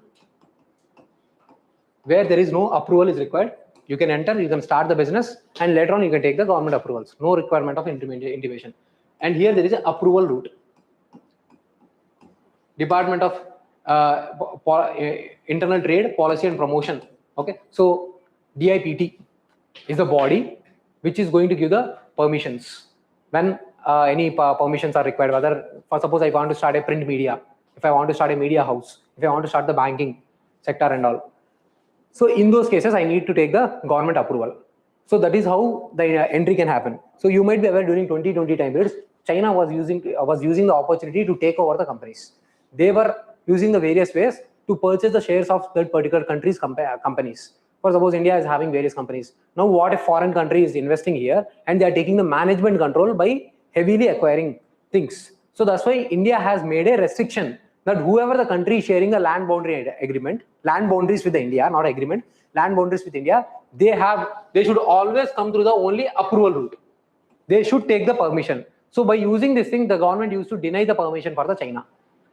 Now they said, since we wanted investment and growth was not happening, up to 10% of investment, there is no requirement. You can go enter through the automatic route. So recently only, last few months back, they have made an amendment. Okay. So previously, for the countries which are sharing the boundaries in the 2020, they have made an amendment. They should come through the only approval route. But now they have made an amendment that up to 10% you can come through the automatic route. This was the amendment that has happened that you should compulsorily know. Okay, automatic route and the approval route.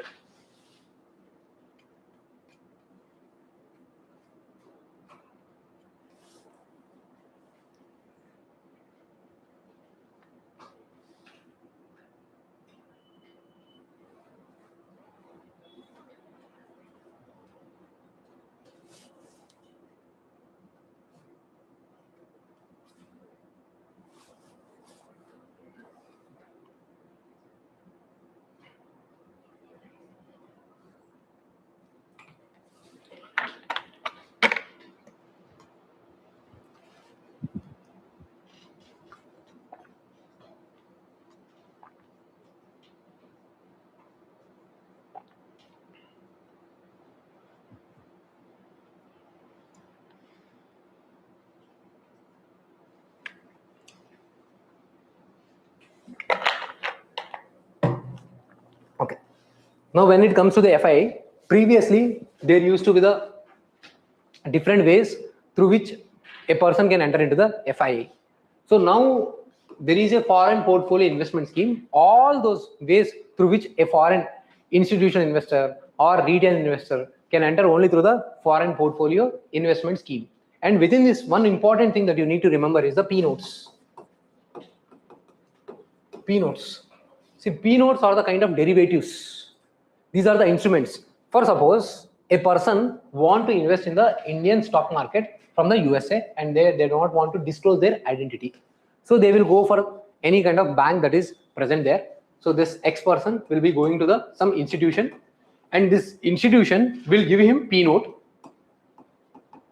And this institution will invest in the stock market of the India. So back those days, government was not regulating the P notes. So much of the money used to come through the P notes. They don't disclose their identity. Their identity was disclosed only to these institutions. Let's say Citibank, it is there, the USA, and some X person has went to the Citibank and they have purchased the P notes through using the P notes, they are investing in the India. almost 20% of the foreign institution investment was coming through the P notes, where it is highly anonymous. Then government has said KYC norms are compulsory. Then suddenly it has come down. So investments through the P notes have come down. But again, we have liberalized the norms. Later on, now again we have reintroduced the norms. Okay, now KYC norms are applicable if P notes instrument has to be used. Okay, this particular person, SEBI will have the details.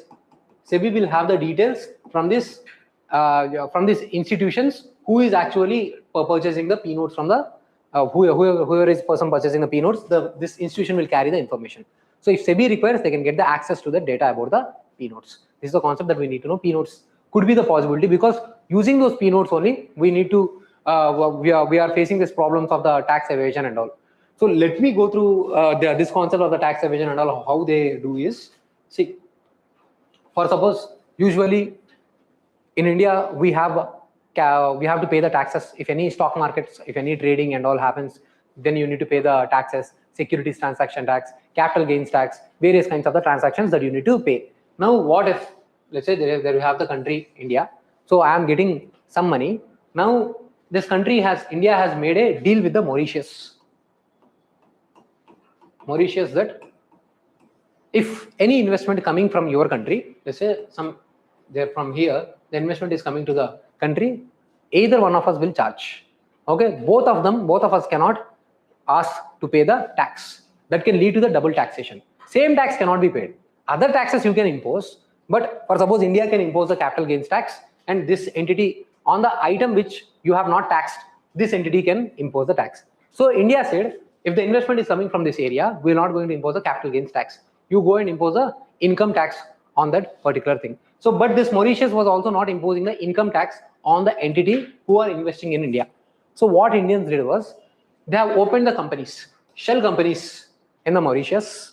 Okay, and these countries are called as the tax havens. Tax havens means those countries which will not share the information about the entities who are doing the investment. They will say they will not collect the direct taxes. These countries, they only impose the indirect taxes, so that to attract the investment.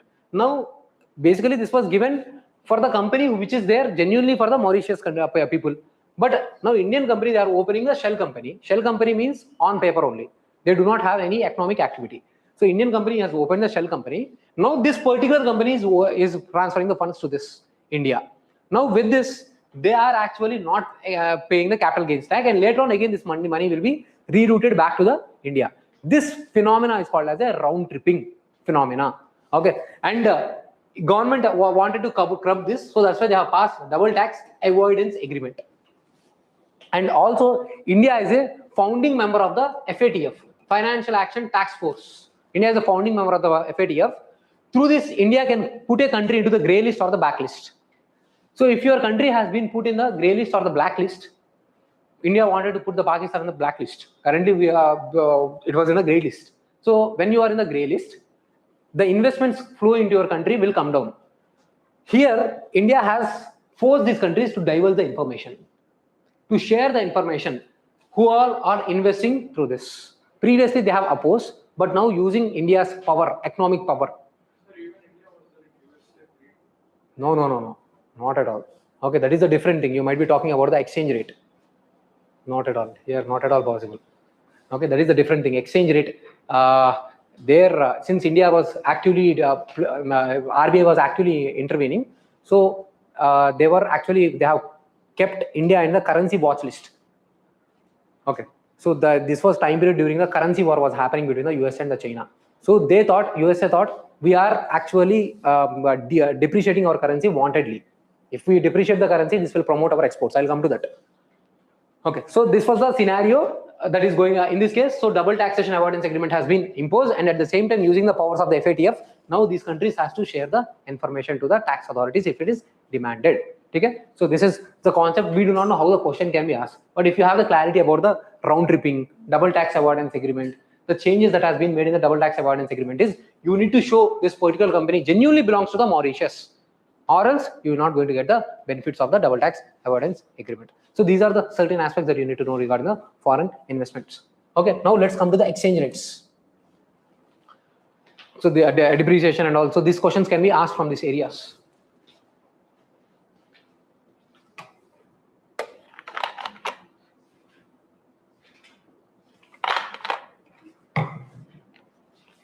Say, what do you mean by the exchange rate? What is the value of my currency in terms of the other currency is nothing but the exchange rate. So currently it is market determined. It is market determined. So whatever $1 is equal to currently 95 rupees, this is based on the market determination. If RBI decides the exchange rate value should be at particular value, for suppose $1 has to be 50 rupees, the RBI is deciding this thing. This is called fixed exchange rate. When it is left to the market, this is called floating exchange rate. But currently we are following this, yet RBI can intervene in order to make sure that rupee does not depreciate more than a particular value. So that is called managed floating exchange rate or dirty float exchange rate. When RBI intervenes at particular time periods. Okay, so like this, fixed, floating. Here you can say dirty float. Only at particular time period RBI will intervene. Now, how the currency exchange rate will depend? So you can understand these two diagrams. Let's say this is the dollar and this is a rupee. It is primarily based on the supply and the demand. Supply and the demand. So if supply of particular currency decreases, if supply decreases, then currency will be appreciated. If supply decrease or demand increase, that particular currency will become stronger. Now this is the dollar. Now let's say the supply of the dollar is decreasing. How the supply of the dollar can decrease? When the dollar outflow is happening. Dollar is being flowing outside the country. So this could be one reason. So outflow of the dollar. So I am saying dollar supply decrease. Dollar supply decrease. In this case, the currency depreciation happens. Or demand for the rupee can be decreased. See here, outflow of the dollar. Why outflow of the dollar? Imports, more imports. So outflow of the dollar. Foreign investors, they have lost trust. Now they feel that after the Prime Minister's speech, India might not get the good returns. So the investors believe that South Korea, Taiwan, they are investing more in the AI. So the South Korea, Taiwan, and all these companies already have these areas. They have the semiconductors, and they are also advanced in the electronic manufacturing. We are not at that built in this building of the semiconductors and all. They want profits. Now they have shifted the profits investments from India towards the South Korea and the Taiwan. So they are pulling, the foreign investors are pulling the dollar. They are taking away the dollar from India. How they take away the dollar? So they will go to the forex market and they will ask for a dollar. They will take your rupee and they'll take away the dollar. When the dollar is going out, supply is getting reduced. So that's why currency will get depreciated. For suppose interest rates in the USA has increased. When usually the foreign investment comes to India, how the foreign investment generally comes to the India? See why this inflow of the dollar first happens. Usually more inflow of the dollar happens because they believe that interest rates offered in the developing countries are more. Interest rates offered in the developed countries are usually less. They will borrow from their country, and let's say they are borrowing from their country at the 2%. And in India, they are getting the returns of 5% or 7%, issued 7-10% returns. So whenever the interest rates in the USA is low, so then dollar inflow happens. So supply, when does supply increase? When supply increases. So when interest rates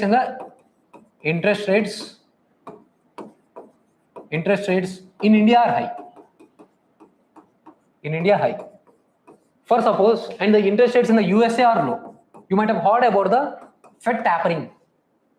Where they have Fed tapering means their federal bank, US's federal bank will increase the interest rates. The moment they increase the interest rates, they cannot borrow, get access to the cheaper money. So the supply can be reduced. So whenever you see the Fed tapering happens, the dollar outflow can happen. Whenever there is uncertainty, like in the case of the present scenario, so they believe dollar is the most stable currency. They will sell off the rupee and they will move out of your country. Okay, so that's why in the previous thing, why the Modi ji has said, reduce your purchase of gold. So when you are importing items, you are paying more items in the form of the dollar. So this will further depreciate. Whenever the supply decreases, okay, this is going to increase. So, but you are following the easy policy. More people, more money. This supply is increased. If the supply is increasing or demand for this is falling, and the supply for this is decreasing or demand for this is increasing, then your currency will depreciate. Okay, so these are certain things. When imports increase, or tourism, travel is happening outside India, so that's why they have asked, do not travel for 1 year. For education purposes, you cannot do anything, so in those cases, fine. Or else you decrease your travel. So travels can also increase outflow of your dollars, or increase of the interest rates. Increase of interest rates in the USA, not here. Increase of interest rates in the USA. In all these cases, depreciation will happen.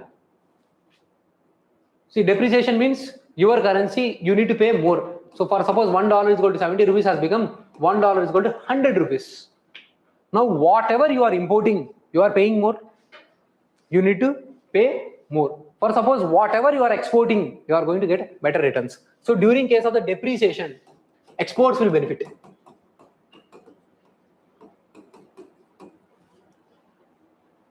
In opposite case, during case of the appreciation, okay, we will get low import cost. Okay, though even we are facing more exports, we can get better exports, but for us, the amount of exports that we have is always lower than the imports that we do. Sorry, if your exports are rising this way, your imports are rising this way. So there is always the trade imbalance. So that is the reason we are going to face the crisis, and we are not willing to agree for this concept of the depreciation. So RBI will intervene. So in these cases, see, now you tell me, when the supply of the dollar is decreasing and currency is depreciating, what will RBI will do? RBI will go into the forex market and give the supply more dollar. How does it supply? Usually they will make a deal with the forex markets. They will make a contract. So let's say I'm giving you dollar at this price. In the next year again I will give you the okay. I will take back my dollars. So they will make such arrangements, and they will increase the supply of the dollars, or they will reduce the supply of the rupees. So they are intervening to manage the exchange rate systems. That is called floating exchange rate systems. Because if this is allowed, more and more depreciation will happen. More and more depreciation will happen, and this is going to cause a crisis, because we are the country who are importing more.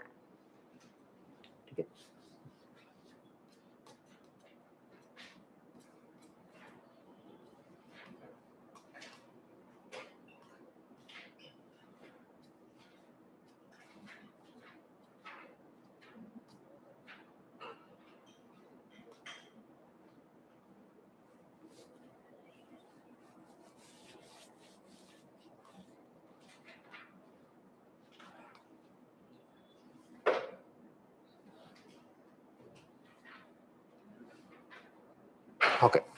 Okay. Okay. See, once a very difficult question was asked on this, where they have asked about the nominal exchange rate. If nominal exchange rate increases, what will happen to the exports? If the nominal exchange rate decreases, what will happen to the imports? Okay, like this. See, if nominal exchange rate increases, generally if you are taking this way, $1 is equal to 70 rupees, and then $1 is equal to 100 rupees. So what is happening? This is what we are calling as a nominal exchange rate. So nominal exchange rate is increasing. So this is going to increase the exports. This is what you might feel. But officially, this is always taken in this way. It is taken in a reverse manner. This is the value of the rupee in terms of the dollar. Sorry, this is the value of the dollar in terms of the rupee. How much you need to pay in order to get the $1. But you have to calculate the nominal exchange rate in this way. 1 rupee is equal to how many dollars? So it is 1 by $100. Okay, so this is 0.01. So when 1 rupee is becoming 0.02, this is called increase. Not that one. This is called nominal exchange rate. Here depreciation is happening, and this is called rise of the value. So when I say 1 point, okay, let's say here it is further depreciating. When the NER is increasing, here the currency value is depreciating.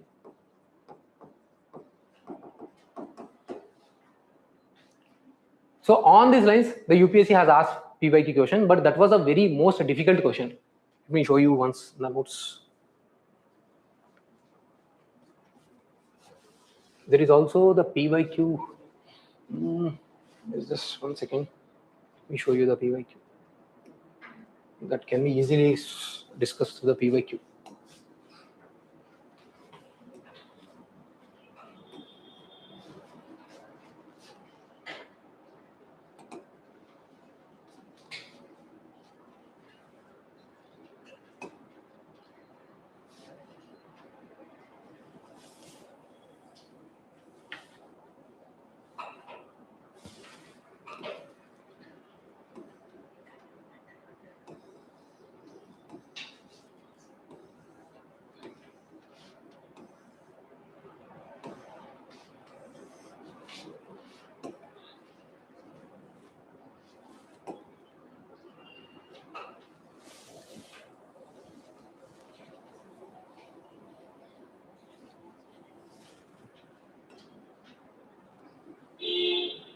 Okay, okay.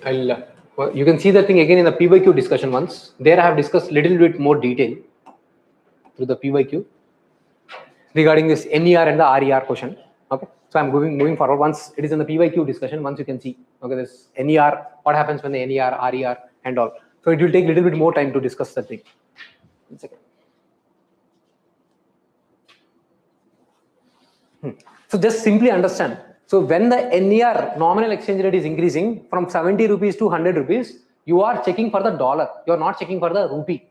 When NER is increasing, basically for us, it looks like depreciation. No, that is not true. When the NER is increasing, actually appreciation is happening. If I see this way, the appreciation of the currency is happening. You don't see in that way. That is the point that you have to remember.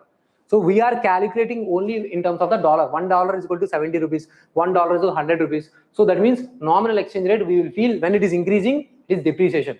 No, when the nominal exchange rate is increasing, that means appreciation. You have to calculate in terms of this way. If you keep this thing in the mind, that would be enough for you to come across many things. Okay. So when the NER is increasing, that means appreciation. Whenever the currency appreciates, that will support the export. Whenever currency depreciates, that will support the export. So here, when this value is increasing 0.1 to the 0.2, that means denominator is increasing. Na? Okay. So that's why whenever the NER is increasing, this will lead to the appreciation. So this is the statement. So NER is increasing, it means appreciation. So that means, will it support the exports or it will decrease the exports? It will decrease the export. It is not going to support the exports. Only when the NER decreases, that means your currency is depreciating, then exports will be benefited. So in this case, not. Okay? I can also get the relationship between the nominal exchange rate and the real exchange rate. So this is how I can calculate. I can just generalize way, real exchange rate is equal to nominal exchange rate in terms of the inflation. So whenever the real exchange rate is increasing, that means inflation is also increasing. So even if the RER increases, you are not going to support the, it is not going to support the exports. If the NER is increasing, RER increasing, the exports will not be benefited. So that was the most difficult question. Usually the people in the options, they'll study. Okay, but only slight confusing thing is, we are actually studying generally nominal exchange rate means we are studying in this way. $1 is equal to 70 rupees and $1 is equal to 100 rupees. So here the currency is depreciating whenever the value is increasing. This is what we are saying. But we always need to see in terms of the rupee. So 1 rupee is equal to 1 by 70. Okay, then 1 rupee is equal to 1 by $100. This is what we need to see here. So here the value is actually falling. When the value is falling, that means NER is decreasing. NER is decreasing, not increasing. When the NER is decreasing, that means depreciation. If I go from this to this, that is called NER is increasing and the appreciation. Okay, so just come out of that notion. This is what the standard that is followed by the RBI. But study purposes, that is how usually it will be taught in the class. But this will make you make mistakes. So we need to go based on the way the RBI is following. So then you will not make mistakes. So just once going back to the home, again revise, you will get confused. Usually, since if you are used to this way, you will also calculate only in this format. Okay? So depreciation, it is helping the exports. Appreciation, it will not help that much of the exports. So every currency will go for the depreciation by intervention of the central bank. This has led to the currency war. When central bank intervenes and depreciation happens, then that is called the devaluation. When central bank intervenes and the currency becomes stronger, that is called a revaluation. With intervention, when the depreciation or the appreciation is happening, that is called the devaluation or the revaluation. Is the point that you need to study. Okay. Then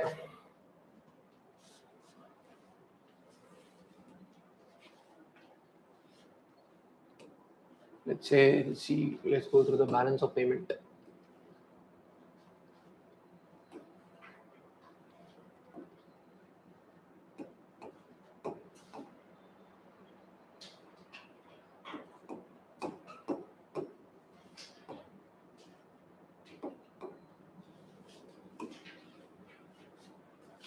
So what is balance of payment? Basically, we are making a record of the transactions that are being done.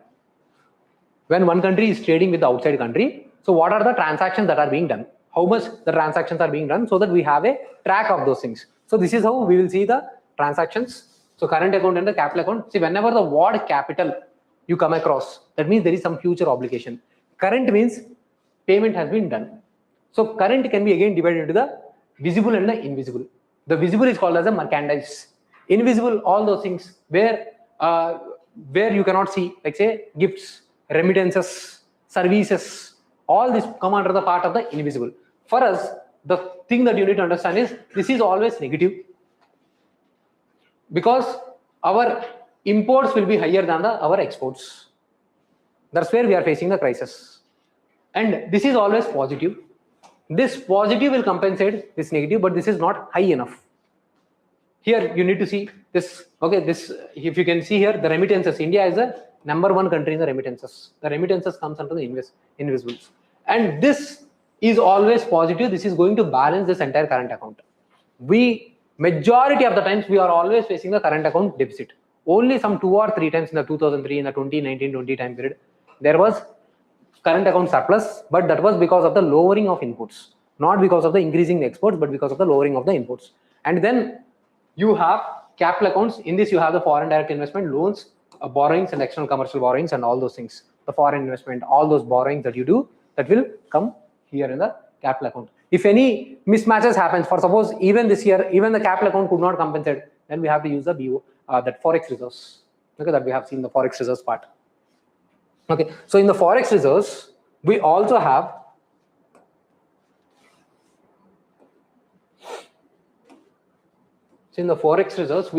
the SDRs and also the reverse tranche positions. This is also in the foreign currency assets. We have these things in the foreign currency assets. What is this SDRs? Special drawing rights. These are a kind of, this is not a currency. These are the assets created by the IMF. For suppose, if you face any kind of balance of payment crisis, we go to the IMF. IMF will give you the loan, but you should become a member of the IMF. Only when you become a member of the IMF, then you will get the access to the loans. And IMF will ask for you to contribute. So when you are going to contribute, you will contribute 25% in the different currency. Let's say 75% in your own rupee and 25% in the dollar. All those foreign currency assets. Same thing, dollar, pound, yen, okay, renminbi, all those currencies, those 5 currencies that you will contribute. Now say you have spent somewhere, you have contributed somewhere around 100 crores, 75 crores in terms of the rupee and remaining 25 crores in this. Now combining all those values, you will be given SDR's value. So your SDR value is based on this. It is a kind of asset. When I say, for suppose I am holding 1 SDR. 1 SDR means this value of the 1 SDR will be based on the 45 units of the dollar. Next is euro. Next pound. Like this it will go. Okay. Once check the order. I think its third is it should be the China. China's position third or fourth. Once let me check. Yeah. First is dollar. Second is euro. Third is the Chinese currency, renminbi or yuan. And then fourth is yen and then British pound. This is how weightage has been allotted. my one value, 1 unit of the SDR will be dependent on this. So weightage has been allotted to the more to the dollar, and then to the euro, and then to the yuan, and then to the yen and the pound. It is very difficult to say I have in the SDR, I have in the IMF this much of the dollar, this much of the euro. So when I say how much reserves I am holding in the IMF, I am holding 100 units of the SDRs. When I say 100 units, the percentages will be given. Like say this is a 45% for the dollar. So that means 45 units of the dollars I have.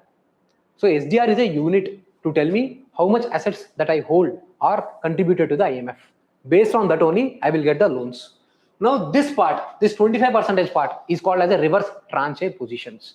Whenever I need money, I can easily use this money. When I need more, then only I have to ask for some other conditions. I can easily acquire this position. This is called reverse tranche or gold tranche. How do I contribute to the IMF? 75% in terms of the currency, my own currency, remaining 25 in the those currencies that are part of the SDRs. Okay?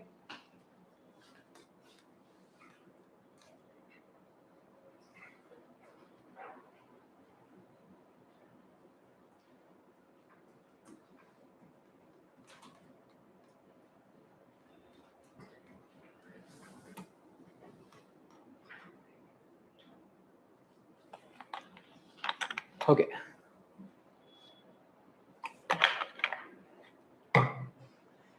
Now let me enter into the public finance and the budget.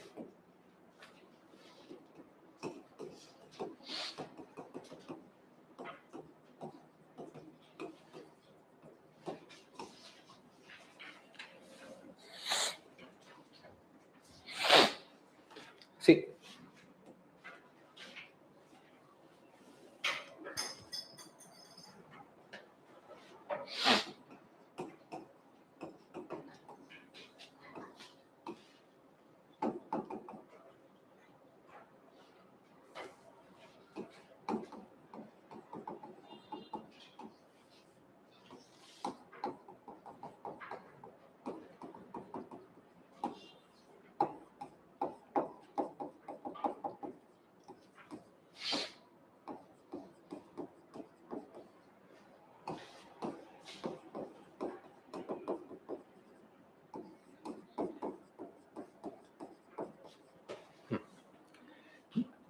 see, whenever the government introduces a budget, basically we are through the budget we will understand in which direction government is moving, what is the expenditure and how the government is going to raise the finances.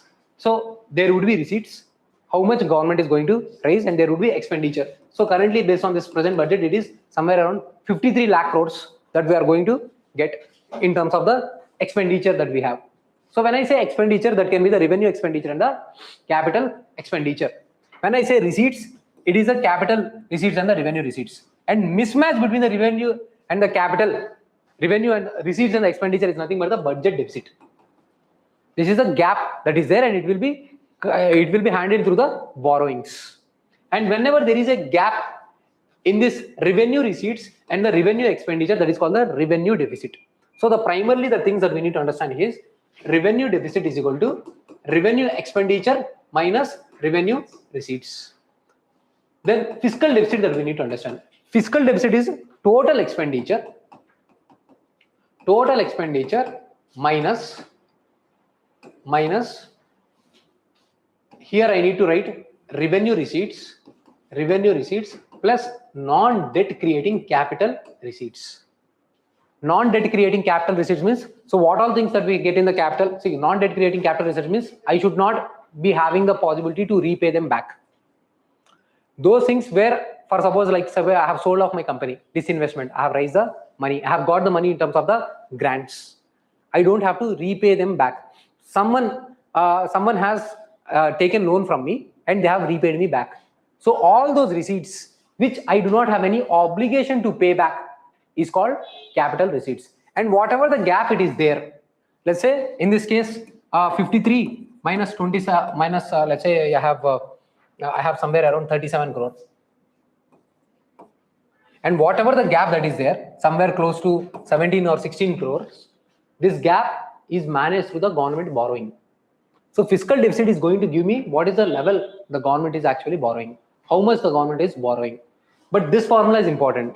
So because of this thing only, whatever the debt creating are there, that you are actually raising through the public. Yesterday, some time ago, we have discussed about the borrowing procedures, how the government will issue the bonds, and that is how they will raise the money to the market. Now, in order to meet this money, government will go for the internal as well as the external debt.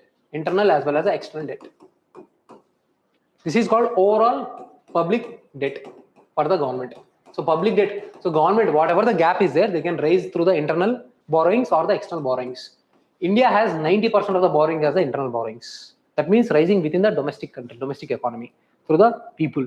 Okay, the rising money through the outside the country is very less for the India. And whatever the money that you have raised through the external borrowings, primarily that we have done in the terms of the dollar.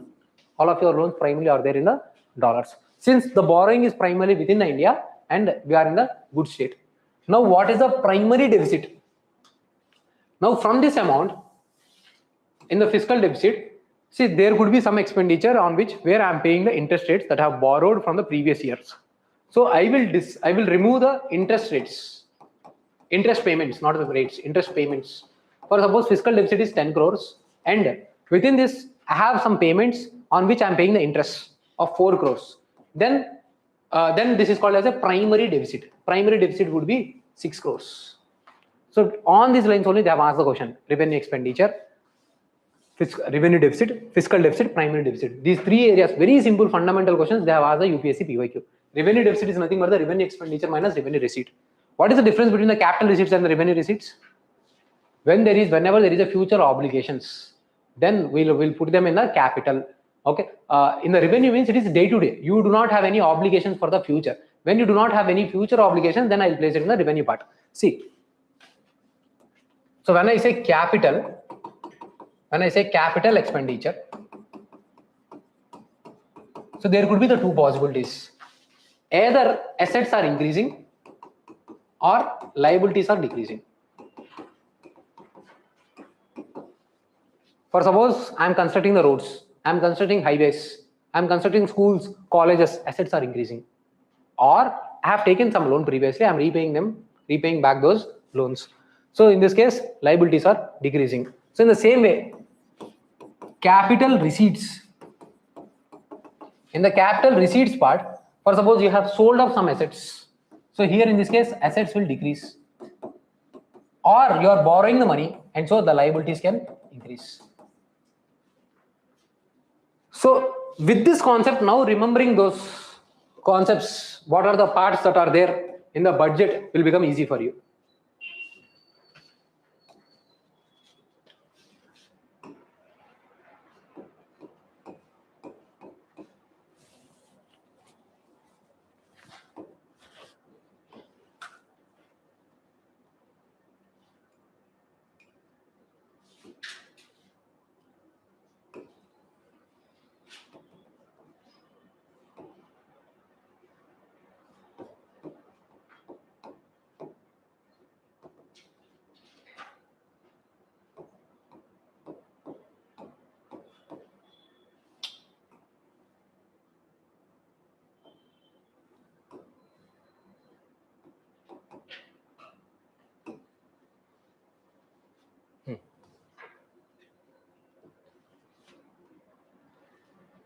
See here, these are the three areas. So budget deficit means overall expenditure minus revenue. Fiscal deficit means what is the net borrowing, total expenditure minus total receipts excluding the borrowings. And the primary deficit means from this fiscal deficit I am removing the interest payments. Now some amount, the revenue expenditure means various types of the expenditure that is done for the day to day, and the grants are given to the states are also parts of the revenue expenditure. But those grants, or suppose central government has given grants to the Andhra Pradesh, now they are using those grants for building of the schools in the Andhra Pradesh. Now this is a capital expenditure. So when I deduct that part, that becomes an effective revenue deficit. Okay? So this is a part. In the same way, when I say capital expenditure and effective capital expenditure, in the capital expenditure, whatever the central government's finance is there, on that whatever the state government's contribution is there, that is has been also added. So that will become an effective capital expenditure. Now, where is the box? Box.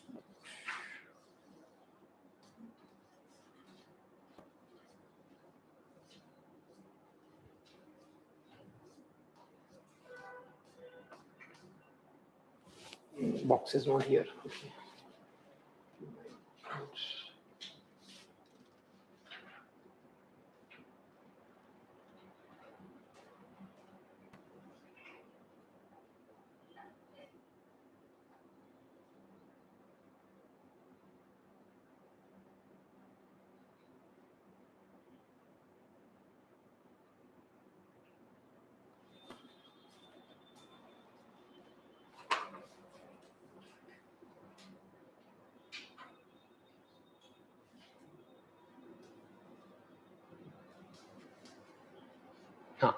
This is the important area.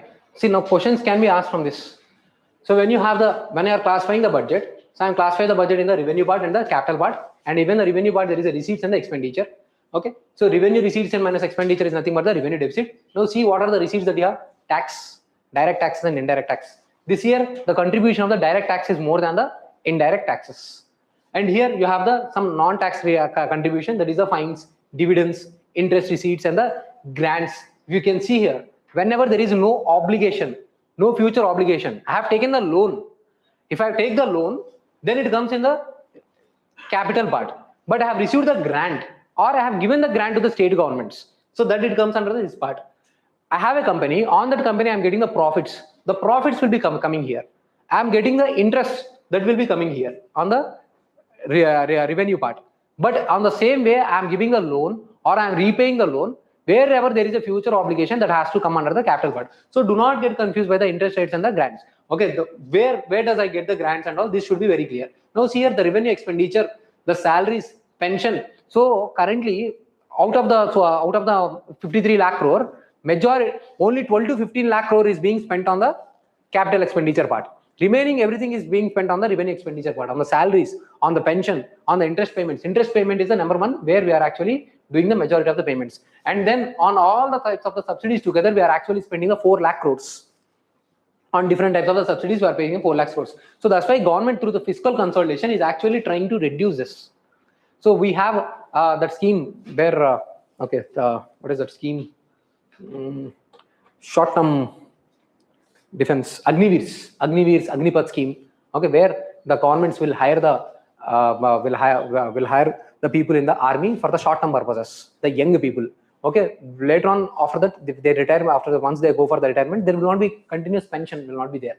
So this is the reason, because our revenue expenditure is increasing a lot, and we are paying a lot of pensions to the retired employees, especially in the army. They want to cut down the revenue expenditure by reducing these payments. Okay, this is the aspect that we need to see here. Okay, so from these areas, the questions can be asked. Here, disinvestment is here, and then purchase of the defense expenditure is a capital expenditure. But if you are paying any kind of pensions to the defense employees, that will fall here. And the loans given by the government and all, this is a very important box that you need to have the clarity.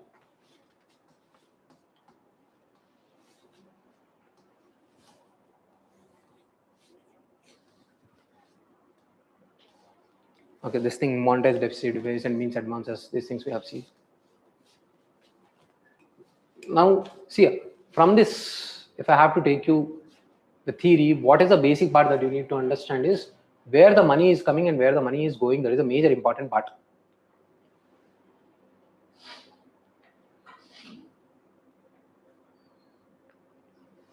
This is there in the YouTube in budget. If required, you in more detail, it is there already in the YouTube in the same ARK Reflections channel, and document is also there. Once you can go through, but from here, just have an idea where the majority of the rupee is coming from. If you can see here, the borrowings, we need to have the basic idea. See, if I see the taxation part, the income tax is paying more than the corporation tax. This is the part that I need to see. And also the direct tax contribution overall is more than the indirect tax. If I'm getting 100 rupees of the revenue for the government, the contribution of the direct tax is slightly more than the indirect tax. This is the major point that I need to remember. And then if you can see here, where in which sector we are actually spending more. Let's see here. Effective capital expenditure, if you can see here, it is 7.1 lakh crore. Total regular capital expenditure is 12 lakh crore. Effective capital expenditure means all club all the grants that are given to the state governments. Then it will become an effective capital expenditure. And if you can see here, it was 13, 15, 14, and the 17. It is not growing consistently. On these trends, they might ask the questions. Okay, so this part that you can see. See here, where are we spending primarily? So we are spending primarily on the defense. Okay, primarily on the transport, 5,98,520 crores. Then comes the defense, then comes the rural development. The first top three, if you remember, transport, defense, and the rural development, the majority expenditure on the major items in the crores. This is a major point that you need to remember here.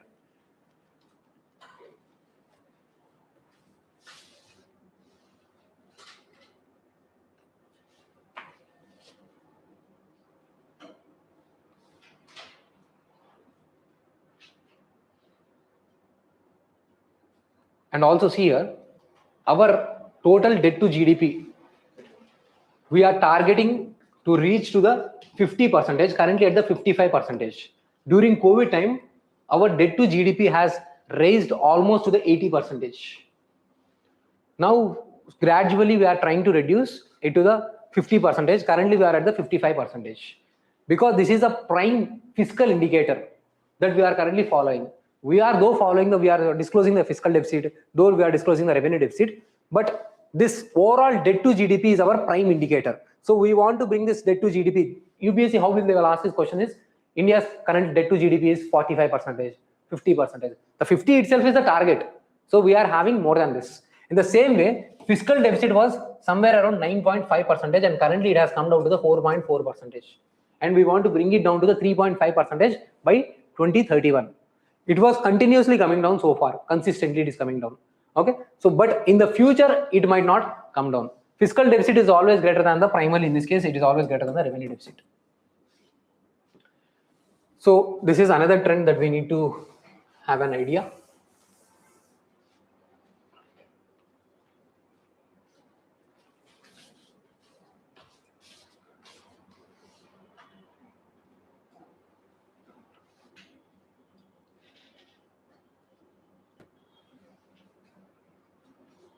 So this primary kartavya, second and third, those keywords that you should use for the mains. Now, Biopharma Shakti scheme, this could be important because this was announced in the budget. So 10,000 crores have been provided, and so that we push the pharmacy sector in India. And the medicines that we are going to use are similar to the biologics. Biologics means through living organisms, through those things, not using the chemicals. The pharmacy is based on the chemicals. Without using those harmful chemicals, using the biological methods is called as a biopharma mission. Okay, so we are going to create 3 new institutions. This is a prime thing that I feel it is very important. And see here, we are always promoting the semiconductor missions and all for the push of this. And these are the rare earth corridors that I was talking about. It was pushed in the Orissa, Kerala, Andhra Pradesh, and the Tamil Nadu. Okay, that is a major thing that you need to see. And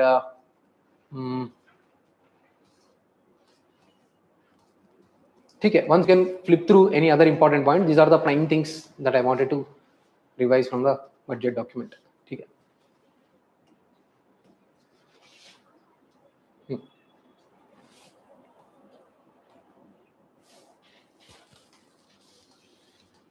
Okay, so one more area that is important from here is Finance Commission.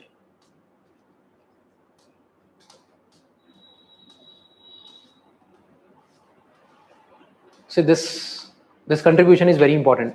Finance Commission is a constitutional body which is playing the role in how the funds should be devolved from the center towards the state, and how the funds should be devolved between the states. Okay, like this is how it happens. So funds come from the central government to the state government, and Finance Commission will say how much percentage should come here. Okay, it is 41%. This is called vertical devolution, and how it should reach to the different state governments. This is called as a horizontal devolution. The funds has to be distributed. Now for the horizontal devolution, there is a criteria which you should remember. Okay, so this is the criteria given by the 16th Finance Commission. 42.5% for the income distance. They have added one new thing: contribution to the GDP. This is the part that I must remember. Contribution to GDP, the new criteria has been added, and tax and the fiscal efforts they have removed compared to the 15th Finance Commission. And the vertical devolution part they have maintained at the same 41%. That is the most important part. Okay, and they have also removed the revenue deficit grants. Previously they used to give the sectoral grants. This was given previously. Now they have remained those things. Only they have given the local body grants. Within those local body grants, some grants are given based on the performance, and some also given based on the disaster management. for a grants are given for the disaster management. Okay, so they have also said, okay, if I can see here, off budget borrowing has to be reduced. These are the certain points you remember for the finance commission.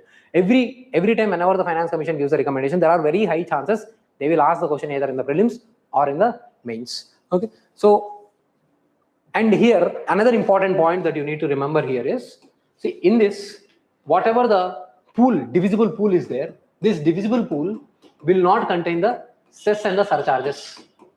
It does not have the cess and surcharges included in it. Cess is the tax which is imposed for some specific purpose on your income. This is also called as a tax for the tax. On your income, 10% cess has been imposed. For suppose you are paying, let's say you are paying 1 lakh tax. Let's say hypothetically you are paying 1 lakh tax. On this 1 lakh, again I am imposing the cess. On the amount of the 1 lakh, I am imposing the cess of 1%. Now you got value. Okay, so this is called tax over the tax. So cess, the prime intention is to handle some specific purposes. Okay, for suppose let's say on this 1 lakh I have imposed 10% tax for the easy thing. Okay, 1 lakh or whatever it is. Okay, let's say I am imposing 10,000. I have got 10%. I have imposed the 10,000. Now surcharge will be imposed on this 10,000. Now I am putting again 10% on this value. Let's say I am saying again 10,000. So here I am getting 1,000 rupees. So what is the tax that I am totally paying? 1 lakh plus 10,000 plus 1,000. This is how the taxation value will be calculated. First cess charge will be applied and then surcharge. Surcharge reason is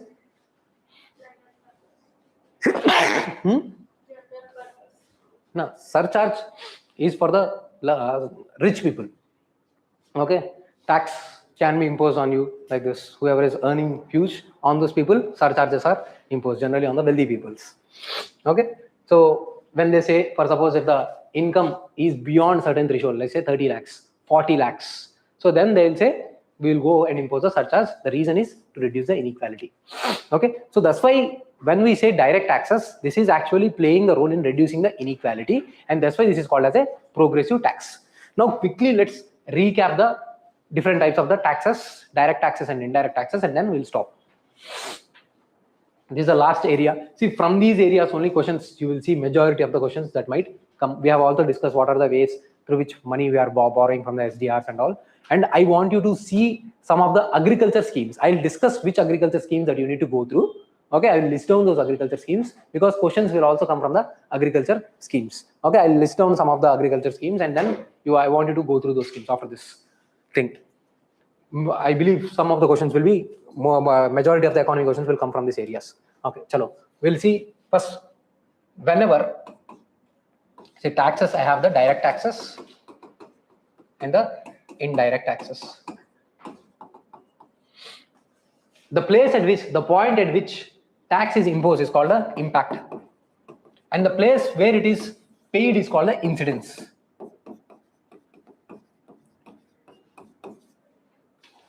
For suppose on the manufacturing of the pen, the tax has been imposed. Okay, whenever manufacturing is done, excise tax has been imposed. Once the pen is sold, there would be the sales tax. I have sold the pen to the Deepthi. Now on this pen, 100 rupees cost of the pen, 10% tax has been imposed. And then once I have sold this pen to the Deepthi, that 10% will be paid by the Deepthi. So incidence is being shifted. The tax incidence is being shifted from one person to another. That is called the indirect tax. When the tax impact and the incidence is on the same person, so direct taxes, I am imposing the tax on your income, then that is called the direct tax. So the most important direct tax is the personal income tax, then corporate tax. These are the primary important taxes.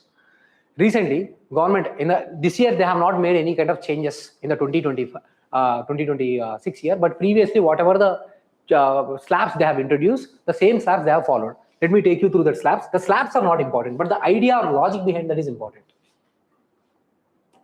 You are not supposed to remember the slabs, but the idea you have to remember. See, progressive, regressive taxes. Here one more thing. So tax elasticity. How much my tax revenue is changing whenever I increase the tax rate. For suppose government is increasing the tax rate, after a certain point of the time, revenue to the government will come down. Okay, so that is called a Laffer curve. Laffer curve says after a certain point of the time, my revenue will come down. So I can calculate the change in the tax revenue in terms of the tax rate by terms of the tax elasticity. Tax buoyancy means with the change in GDP, how much is the change in my tax revenue is happening. This is called tax buoyancy. This is called Laffer curve that we have discussed. Okay, so see here, this is how the tax, different types of the tax slabs are there. Up to 4 lakhs, 0%, 4 to 8, and then from 8 to 12 lakhs, 10%. It is said that up to 12 lakhs, people don't have to pay the tax. But still here, the amount of the tax that is being paid here is 10%. Why the people are saying this is, even if your income is 12 lakhs, there is a standard deduction. From the 12 lakhs, 75,000 will be deducted normally. This is called standard deduction. So if the salary is 12 lakhs 75,000, can you see this example? If the salary is 12 lakhs 75,000, government will consider as a 12 lakhs. This is the standard deduction that is being done. And on this also, government will also provide you tax rebates. That means even if you are paying the tax, okay, on some item on this, then you will be going to get the income tax, IT tax returns. So this 12 lakhs will be divided in this way. See here. So for this 4 lakhs, I will not pay the tax. Then on 4 to 8 lakhs, on this 4 lakhs, I will pay the 5%. On remaining 4 lakhs, I will pay the 10%. So that money will amount to the 60,000. That 60,000 I will get back from the government. So that's why till 12 lakhs, there is a saying that you will not pay any tax. You will get the returns anyway. 60,000 rebate you are going to get because of the things that have been introduced by the government. Now, since the revenue is coming down to the government is trying to increase the tax base. So that's why they have changed the taxation structure. For suppose previously there was a no long-term capital gains tax on the shares that you have purchased, or any long-term capital gains tax was usually restricted.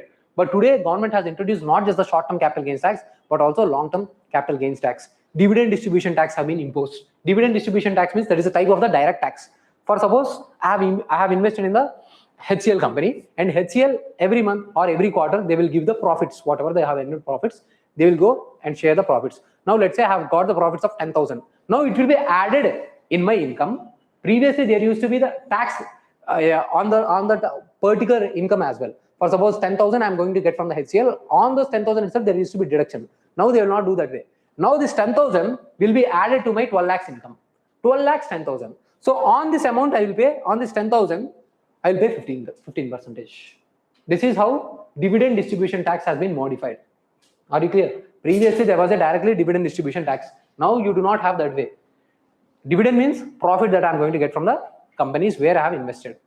Previously, if say I am getting 10,000 and dividend distribution tax is 10%, so there itself 1,000 rupees will be deducted and 9,000 will be given. Now it will not be done that way. You do not have the dividend distribution tax there itself. It will be calculated in my overall income. When income tax I have to pay, all of my incomes will be taken, whatever the salaries that I am getting, whatever the dividends I am getting, whatever the rent. It is not just your salary. All the income, all the sources through which you get the income, all those will be added, and on that it will be calculated. What should be the taxable amount that you need to pay? So my dividend that I am receiving also will be added here, and then finally my net tax will be generated after all the deductions. Okay? So these are the things here: income from the capital gains, profits, all these things will be generated. Now, what is the capital gains tax? Capital gains tax means, let's say I have purchased some asset this year. Okay, the value is 1 lakh. Now the value has raised to the 2 lakhs and I have sold the asset. So then in that case, this is the capital that gain has happened. So value has raised to the 1 lakh. So on that raise that has happened, I have to pay capital gains tax on that 1 lakh, not on the whole amount of the 2 lakhs. On the raise that has happened, I need to pay the capital gains tax. So have the idea. So why the government is giving a standard deduction, income tax rebates, all these things is so that the thing that we have discussed in the beginning, so that you have more money with yourself, so that your spending increases, so that production increases, so that economy flourish. Sir, if they get lost in capital gains tax, what okay? No, then you will not pay. If your asset got deteriorated in from 1 lakh to 50,000, that is your loss. Okay, no one can do anything. Now say here, in the same way, corporates also pay the taxes. Whatever total revenue minus total expenditure is a total taxable income. But sometimes companies will show we have this expenditure, that expenditure, and overall they will not pay the taxes. They will show the highest amount of the expenditure and revenue loss by showing that we are giving this benefits to the employees, or they will show some other things. For suppose let's say this important thing I'm saying. Let's say see here. Giving this a very important example. Let's say I have one company in the India, and there is one more company I have created in the tax haven area. Let's say Cayman Islands. In the Cayman Islands, I have created a company where this particular company in the Cayman Islands, they don't have to pay the tax. This is the company. Actually, they have set up here one company, and here I have the company which is actually performing the operations. Now I am saying I have generated a profit of, let's say, 10 crores. But I am saying for me, this 10 crores profit has happened because of the knowledge given by one person here, ideas given by one person. So I need to pay for this person. Okay, for this I am paying 9 crores. So overall my profit is 1 crore. So what I am doing, I am shifting the profits to this from one person to another person. So like this, companies use various tactics to not pay any kind of tax. So that's why there is a concept called minimum alternate tax. 15% minimum you have to pay the tax. And this is not a small thing. And this is the case, actually tax evasion is happening. So you are using some loopholes and you are not paying the tax. In these cases, GAR can be invoked. Whenever the taxable amount is more than 3 crores, okay, so GAR will be invoked. General anti-avoidance rule. Whenever you are trying to avoid the tax by using the tax loopholes, then GAR will be invoked. So there is also concept of GAR. Along with this, there is also concept of place of effective management. Government can say, see, you are not supposed to pay 9 crores to this particular company. The effective management lies here. So using this place of effective management, I can tax on the money that has flowed to this Cayman Islands, because this is the area where effective operations are happening. This is very important, place of effective management. GAR, minimum alternate tax. The concept which we are discussing is important. See, what is happening here? Basically, you are eroding the tax base of the government. So for this, what I am doing is I am trying to invoke the different provisions like GAR provision or place of effective management provision. So you are trying to shift the base erosion profit shifting. Have you heard this word? BEPS, base erosion and the profit shifting. This particular company is shifting the profit from here to the Cayman Islands. So government's tax base is being eroded. So now in this case, government can intervene and say the place of effective management in this particular India. So you need to pay the benefits for the 9 crores. And here itself, I can also tell you. So this mechanism where this particular X company transferring the profits to another company in the Cayman Island is called transfer pricing. This can happen within the India also. I am creating, for suppose, okay, ARK Reflection, some other academy has been created. Now I can say, okay, because I have got the services from that particular company, and I can end up not paying taxes from this Reflection IAS. This is called transfer pricing. I have purchased laptop from that company. I have purchased goods. I have purchased intellectual thing. For suppose I have created one company, ARK X company, and I am placing Anirudh here. Okay, and say Anirudh is charging me 5 crores. Okay, this company I am sending the profits. Or Anirudh, let's say I will place 5 people. Okay, 5 people in different companies, and this person has provided us this services. This person has provided these services, and overall, whatever the profits are there from this company, I am transferring to here, so that this does not fall in the taxable bracket. Now this is called transfer pricing. So you are actually, if you have to take the same services from other persons, you will not pay this much of the price. Basically, you are shifting the profits. So in these cases, government can intervene again. GAR provision can intervene, and they say you follow the arm's length principle. So you should follow the same pricing mechanisms which you follow with the market. Even if it is your own company, you cannot shift the profits from this to that. Okay, these are the concepts. We do not know how the question will ask. So here you need to understand base erosion, profit shifting. You need to understand GAR. You need to understand POEM. You need to understand this transfer pricing and the advanced pricing agreement. Very important concepts that you need to understand. This I have explained because this is how companies will evade they will not show the good amount of revenues. So in these cases, there is also one more provision called the minimum alternate tax. And you have the corporate income tax. Currently, the net corporate income tax is somewhere 17%. Overall, if your profits are more than 400 crore, the tax is 30%. If it is less than 400 crore, the tax is 25%. And the companies incorporated recently after 2018. So without any kind of deductions and all, you can pay complete net tax 17%. You cannot claim any other benefits. In this case, you can claim some other benefits. Here, you can remove all the headache. You pay overall 17% and you can move out of this thing. Okay, so these are some of the direct taxes that you should remember. remaining securities transaction taxes. Whenever you do the trading of stock markets, some amount of tax will be imposed. For suppose if anyone is doing the stock market purchase, okay, if you are buying and selling, there will be securities transaction tax will be imposed in all the transaction, not only buying or selling, on both the things, buying and selling. Why this thing will be imposed? Let's say if any foreign investors are investing in the India, let's say they are investing in 500 crores. Okay, now they are just playing investing, leaving. Okay, but this tax will deter them. If any small thing has happened, they have left India. This is going to cause instability in India. So this is a kind of like a Tobin tax, so that to reduce this instability. So securities transaction tax will also help me to reduce this instability that is foreigners that might do whenever the investment, whenever there is some kind of uncertainty, they will not leave immediately because there is some transactions, some tax that has to be paid. So these are the some direct tax that I need to remember. I do not have India does not have the inheritance tax, wealth tax. These are currently not being imposed. Okay, previously there must be there, but currently we don't have the inheritance tax and the wealth tax. Okay, so now the last concept is that we need to revise is indirect taxes.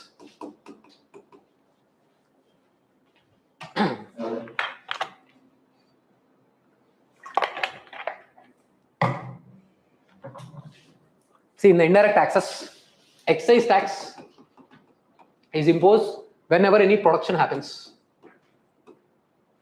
Manufacturing, whenever any sale is happened, then sales tax. Whenever any product is entering within the India from outside country, then you are going to impose customs duties.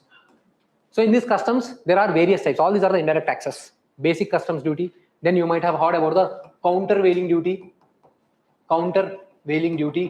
Then you might have heard about the anti-dumping duty. What do you mean by the dumping? Dumping means a country, for suppose China manufacture the toys. In their country, they are selling at a 50 rupees in Indian currency. Okay, but in India, they are selling at a 10 rupees. Only thing is to dump and destroy the Indian companies. So there, I can go for the anti-dumping. Okay, Department of the Trade and Remedies. There is a body called Department of the Trade and Remedies. That is a body that actually recommends. This is what that has to be imposed. Department of Director General and the Trade Remedies. Very important body, recommendatory body. It will suggest when it has to be imposed. Countervailing duty. For suppose China is giving huge subsidies.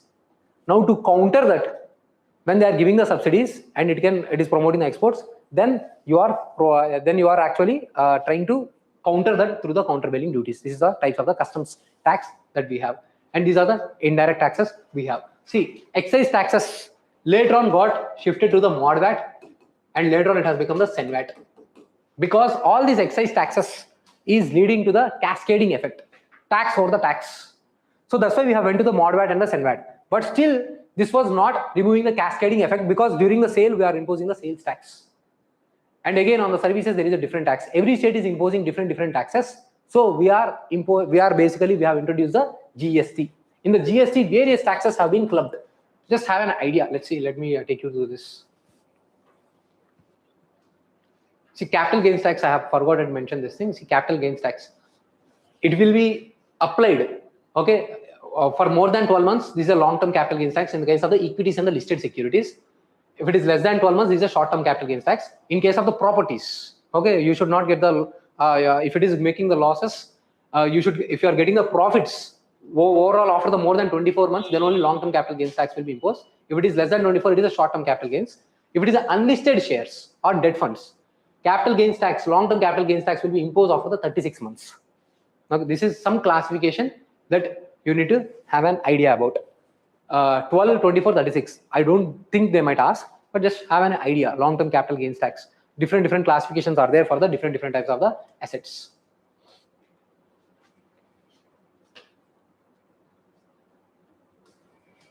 So now government has come up with this new IT Act 25. So IT Act 25 is nothing but a reform like we are doing in the indirect taxes. We are basically trying to provide better tax rebates. We are trying to simplify the norms. Previously, whatever the Income Tax Act was there, it used to be so many pages used to be there.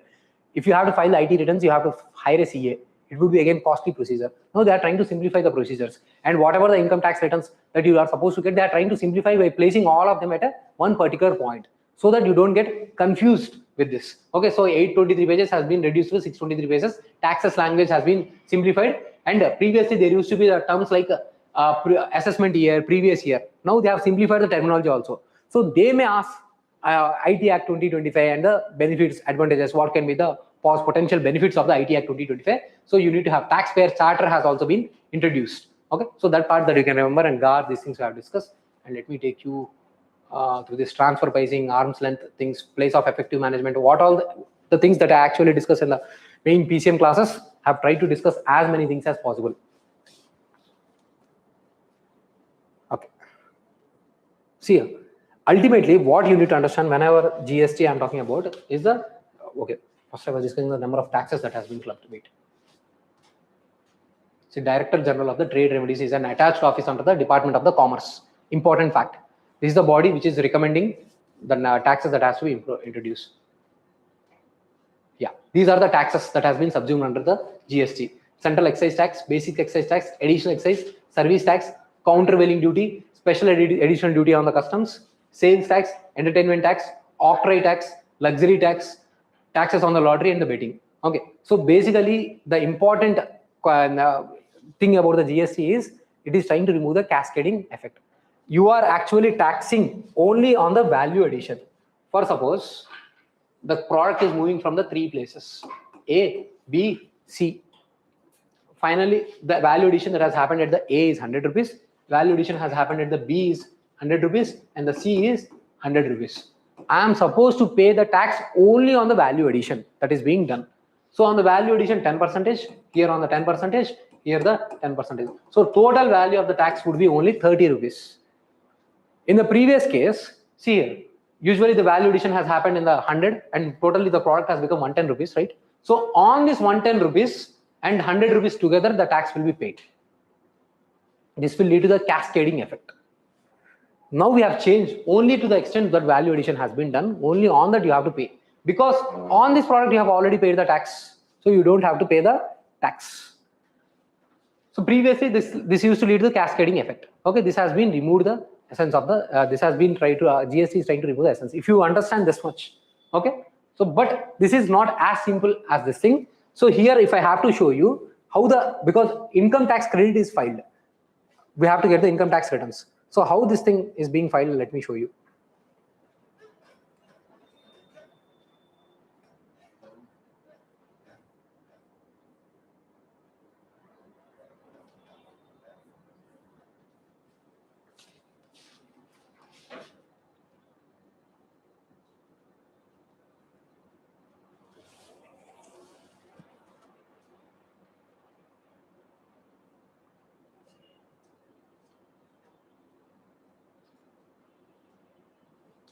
Okay, first, how many components of the GST? Central component is there, CGST, SGST. If 20% of the tax is being GST is imposed, 10% will go to the central government, 10% will go to the state government. That is how the taxation will be divided. And why we have amended the constitution? Previously, state governments cannot impose the taxes on the services. In the same way, central government cannot impose the taxes on the sales. So in order to remove those kind of constitutional difficulties, so we have made the amendment so that both of them can impose. And at the same time, to remove any kind of issues between the central government and state government, to bring the harmonious cooperation. So we have also introduced 279A by bringing the GST council. So if the component is moving from one state to the other state and the interstate trade, then IGST will be imposed and tax will be always, tax money will be always given at the where actually sale happens, not at the production base. For suppose from Mumbai to it is coming to the Chennai. So in the Chennai is a place where the sale has happened. There the Chennai is going to get the taxation money, not the Mumbai. Maharashtra will not receive. Tamil Nadu will receive the final money. This is done to reduce the inequality.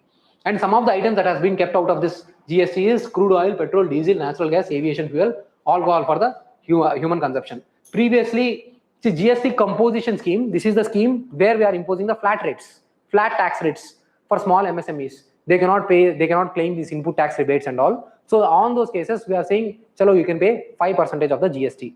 You can go next year and every month you don't have to file the IT returns, income tax returns. Next year on your income, whatever the things that you have gained, you pay the 5% and you don't claim any kind of IT return, input tax credits and all. So this is the scheme in order to simplify the MSMEs. I want to show something else. I was checking.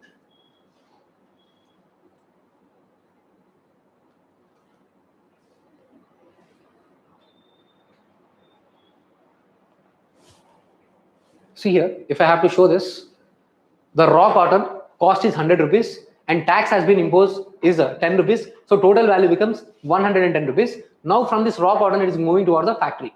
Now see, total cost is 110 rupees. On that value addition that I am doing is, totally it is 290 rupees. I have done the value addition and final cost, it has become the 200 rupees. Now on this, if I add the tax of 10%, see here it will become a 220 rupees. But usually I am supposed to add the tax only on this 90 rupees.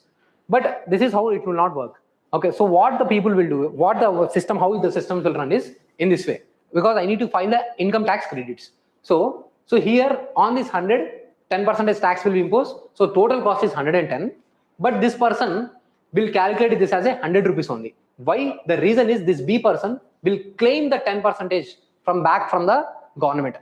I have paid 110 rupees, and this person, while calculating the total cost, previously we have calculated 110 plus 90. But in this case, here I am showing it is as 100 rupees only, because I will claim the input tax credits from the government. I am going to get the 10 rupees from the government. So 100 plus 90, it is 190 rupees. On this 10% means 19 rupees. So what is the tax value here? If I see, so the final cost will become a 209 rupees. Previously it is a 220 rupees. From where the additional 11 rupees that is coming? So here, whatever the previously that has written 110 rupees, this value. Okay, on that 110 rupees, the 10% tax was imposed. That is being deducted, because here this person is already paying the tax. Why to pay tax again on the final price? So that has to be removed. Okay, this way cascading effect will be removed from the GST. So when I are taking, so always the input tax credits has to be filed so that they get the returns. But problem comes when the input tax credits that I have to pay, I have to get is more than what actually I need to file. Usually government will not send you any money. I am going to get the money from this person, the 19 rupees. See here, I am going to get this from this person, totally 19 rupees. How the procedure will be done is, government will say, you send me only 9 rupees, because you need to pay, I need to give you 10 rupees. So government is not going to give you any extra money. Government is supposed to give you 10 rupees, but while depositing money with the government that this person has paid, you are only depositing some amount of the money. So finally you are not actually getting any money. But what if this person is paying you only 5 rupees and you are supposed to get 10 rupees from the government? Then this is called inverted duty structures. This is where we face the problems. But government is trying to find the ways out, so that they are trying to resolve this inverted duty structures. So these points broadly that you can understand. And apart from this, some schemes from the agriculture that I wanted to tell you later on. Once you can check these schemes, you can note down the schemes just quickly, and after going home you can revise those schemes.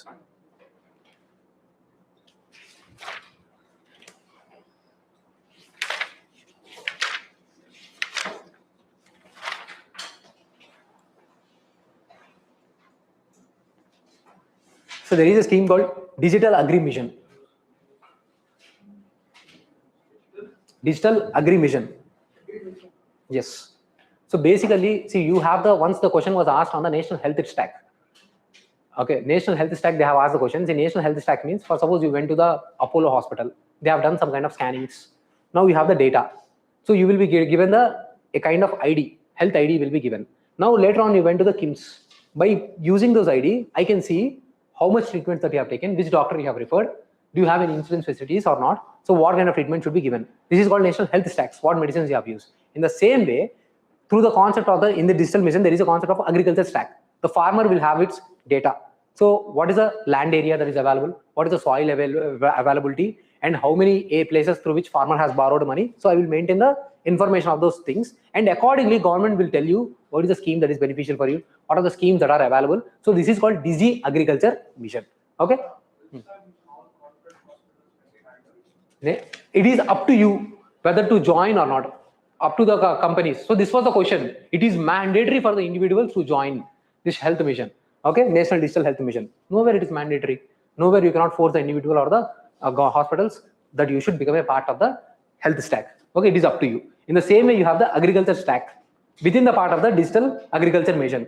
This is important because now government is going to get the data from the Indian Council of Agriculture Research, and now they are feeding this data in the Bharat Vistar AI app.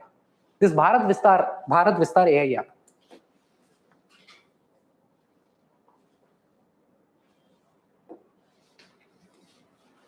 So this Bharat Vistar AI app.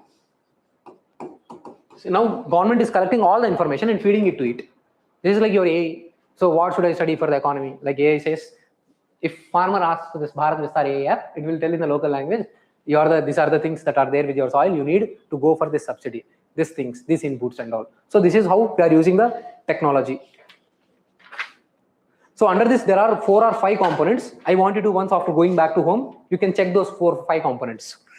Okay. Then there is a Dhan Dhanya Krishi Yojana. Dhan Dhanya Krishi Yojana. See, just like we have this Niti Aayog's program, aspirational district program, aspirational block programs is there. So wherever the blocks, they are not performing well, government, Niti Aayog is trying to bring in a mission mode all the schemes that are applicable to that area for the comprehensive development. In the same way, government is trying to identify those districts where the cropping diversity is not there, and they are trying to club 11 ministries and 36 schemes, and government is trying to increase the cropping intensity, crop productivity and crop diversification in this area. Okay, so Dhan Dhanya Krishi Yojana is a very important scheme. Then we have discussed about the Agriculture Infrastructure Fund. During 2020, 20 lakh crore has been given. So this is for the creation of the infrastructure during the post-harvest losses. And this is implemented by the NABARD. This is implemented by the NABARD.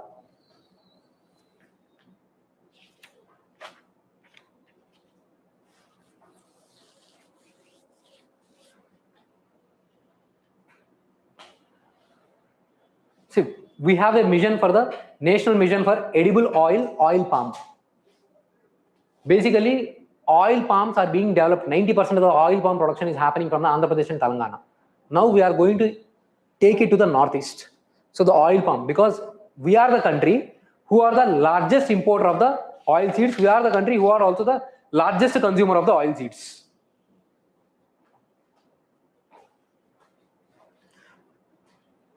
Rajasthan, MP, Gujarat and Maharashtra, they contribute to the 78% production of the oil seeds. Rajasthan, MP, Gujarat and Maharashtra, they contribute to the 78% of the production of the oil seeds.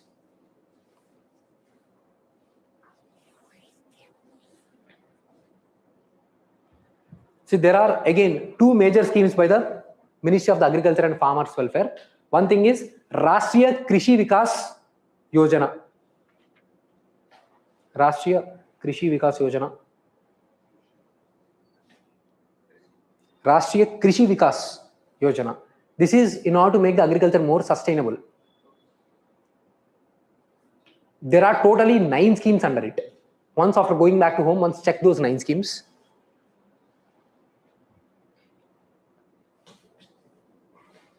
And there is one more scheme called Krishonnati scheme. This is to increase the agriculture productivity.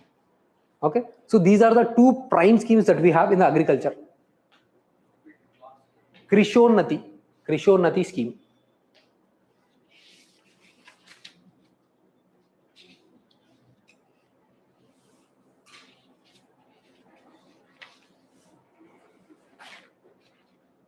Then we also have the PM Kisan scheme, where government is trying to provide subsidies to the farmer based on the land availability. Okay, totally 6,000 rupees of subsidy will be given to the farmer based on the availability of land per hectare. Okay, so we are going from MSP towards this thing. So we want to provide the incentives not linked to any kind of input or output. So we want to provide the incentives based on the land availability, so that you are free to do whatever you want. Okay, then please go through the PM Asha scheme. So PM Asha scheme, totally there are 3 components under this PM Asha scheme. Under this PM Asha scheme, there are 3 components. One is price efficiency payment system.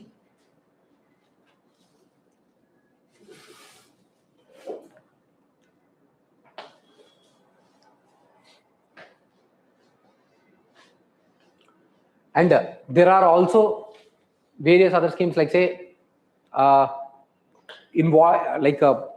procurement that is done by the different companies like say NAFED. So there are three components. I want you to see what all the components that are done and what are the sub-components that are there. All those are important. PM Asha. I have given only one component. There are two more components I am not able to exactly recall. Okay. So price deficiency payment system means, for suppose if I am going for the MSP, what I need to do, if any market price is falling below the price that is actually, say, let's say what is MSP, what is the concept? For suppose I'm going to the farmer and I'm saying, I'm going to give you assured 1 kg 30 rupees for the rice.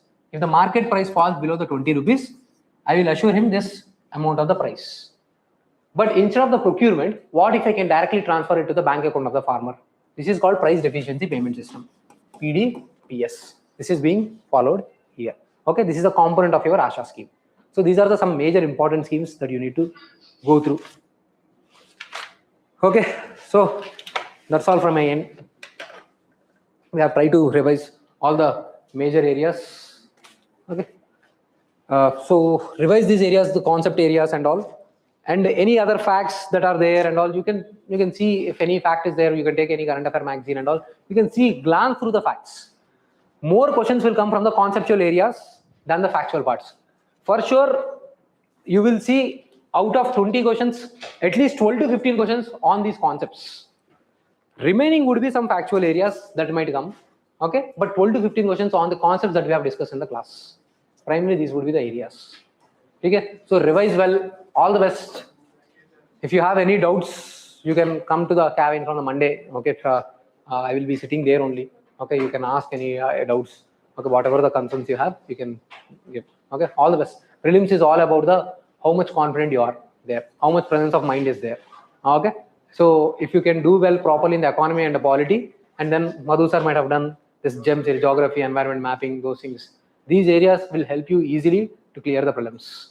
Okay, that itself will help you to cross 90 marks easily. Polity, economy, polity is easy area. Economy is also you have seen easy area. And then geography and mapping, Madhu sir might have made it easy by giving you 3D animations. Okay, so if you focus these three areas well, then you will easily sail through the prelims. Okay, geography is a very difficult area. Okay, if it is not shown in that way, but you cannot understand. Now it must have become easy for you, the geography. The same way, focus well on the polity and the economy also. You will definitely for sure clear the prelims. We have also done the PYQs. If you want, you can go through those PYQs and all. If further any doubts, please reach out to us. Okay, chalo, thank you all. Thank you everyone. I hope the session helped. Bye bye everyone. Take care.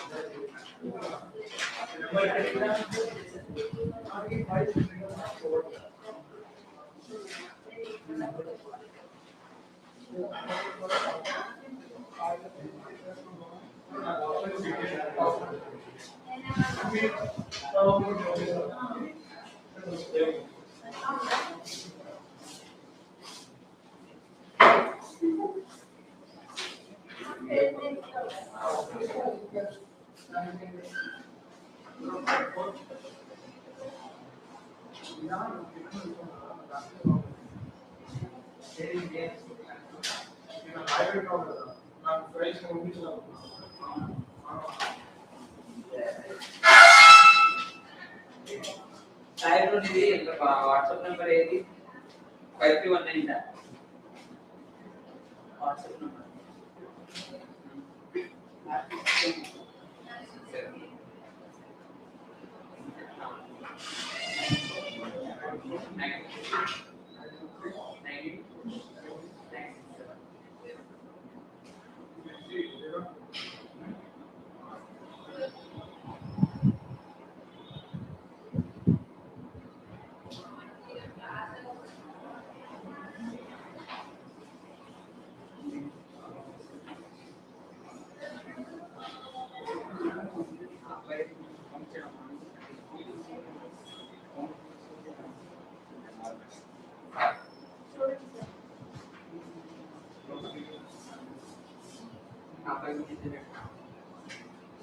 ఇదే కదా 5100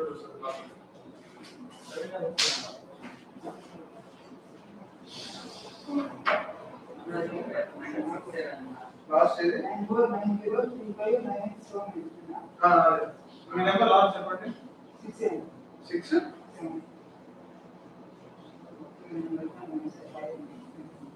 67949239867 వచ్చేసి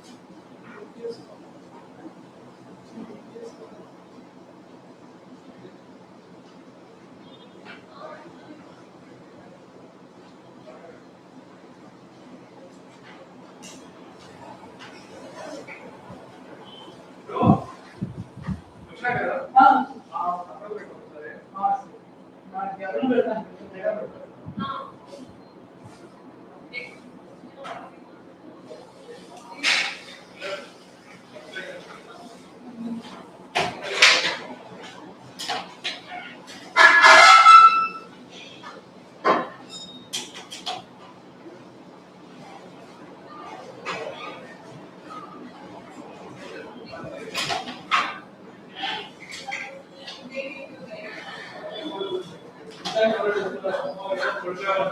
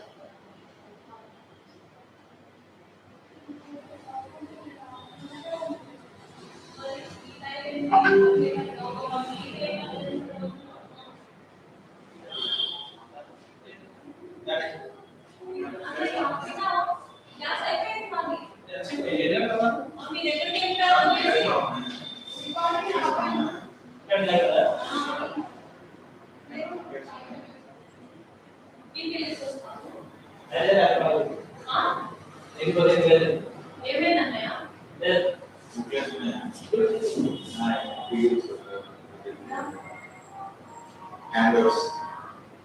hello చెప్పండి okay sir కావాలి లేదా ఈ phone చెప్పు ఏ చెప్పి కావాలా Handles ఏమన్నాయా?